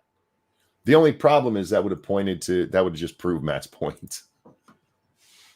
Yeah. Which they did over and over again anyway. But thank you guys for coming. Thank you for the donations. You guys are amazing. Really, really do appreciate it. Jack, sorry you weren't able to get the link sooner. No big deal. If for some reason it never gave me a notification that you'd sent a message because I was checking, did I get any messages? No. It happens occasionally with Twitter. I should know better than to trust it. But I also didn't expect you to go live this early. My Twitter, I the little blue dot that lets you know that you have messages. Mm-hmm. I see that maybe once a week, and I get messages daily. So I'm in the habit of clicking on it once in a while to see. Well, I'd click on it and it wouldn't show me any new messages. And unfortunately, what I have to do is refresh it. And I didn't think to do that. That's a nice new change. Thank you, Elon. Oh, no, it's been doing that since I was on Comic Book Curation. Really? Mine doesn't do that. It doesn't do it very often, but it does it occasionally, and I should know better. But I also, like I said, I didn't think you were doing anything until at least 9 o'clock. So no, the thing with the blue dot is rather new. That's like the last 3 months or so that it's been doing that shit, and it really bothers me because I have missed messages, where I could have been doing something else or talking to somebody who wanted to chat. Yeah. And I see it like 4 hours later because I didn't think to go and click on that tab. Twitter's not perfect. They need to fix a lot of things on it, but I still enjoy the shit show there. It's a lot of fun. Speaking of which, that's probably what I'm going to go do with my time for a while. I'm not sure if I'm going to do a game stream. I have a splitting headache. So I would too after watching this for 4 hours. My eye is being real bitch today. It's blinking a little bit on me and it's causing a headache. Too much McCarthy in it. Probably. But I'm going to go fuck around on Twitter and maybe play a video game and laugh. I'm just going to laugh, Jack. That's fair. I'm seriously shocked that this happened, but it is a good thing. Nobody in our government should feel like their job is secure. Nobody.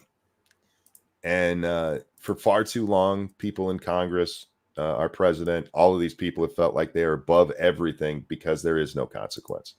Yeah. So he's not out of office. He's just out of the speakership. And at least there's finally some consequence.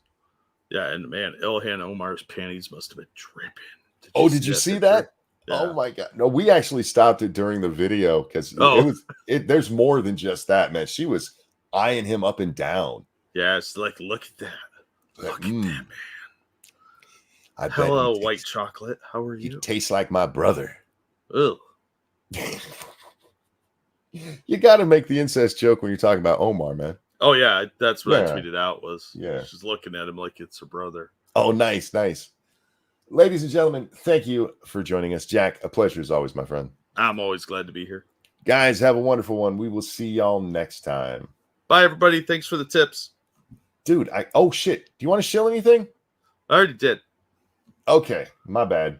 No worries. I got to talking and it happens. I know. Now I feel bad. Tell him what you shilled. It's a video. There you go. He put a video into chat. Go watch it. And look at stuff in our description. I'm the worst shill ever. Have a good night, guys. We'll see y'all next time. Bye, everybody. Song. Singing a song, sing song. Really? What? It's a song.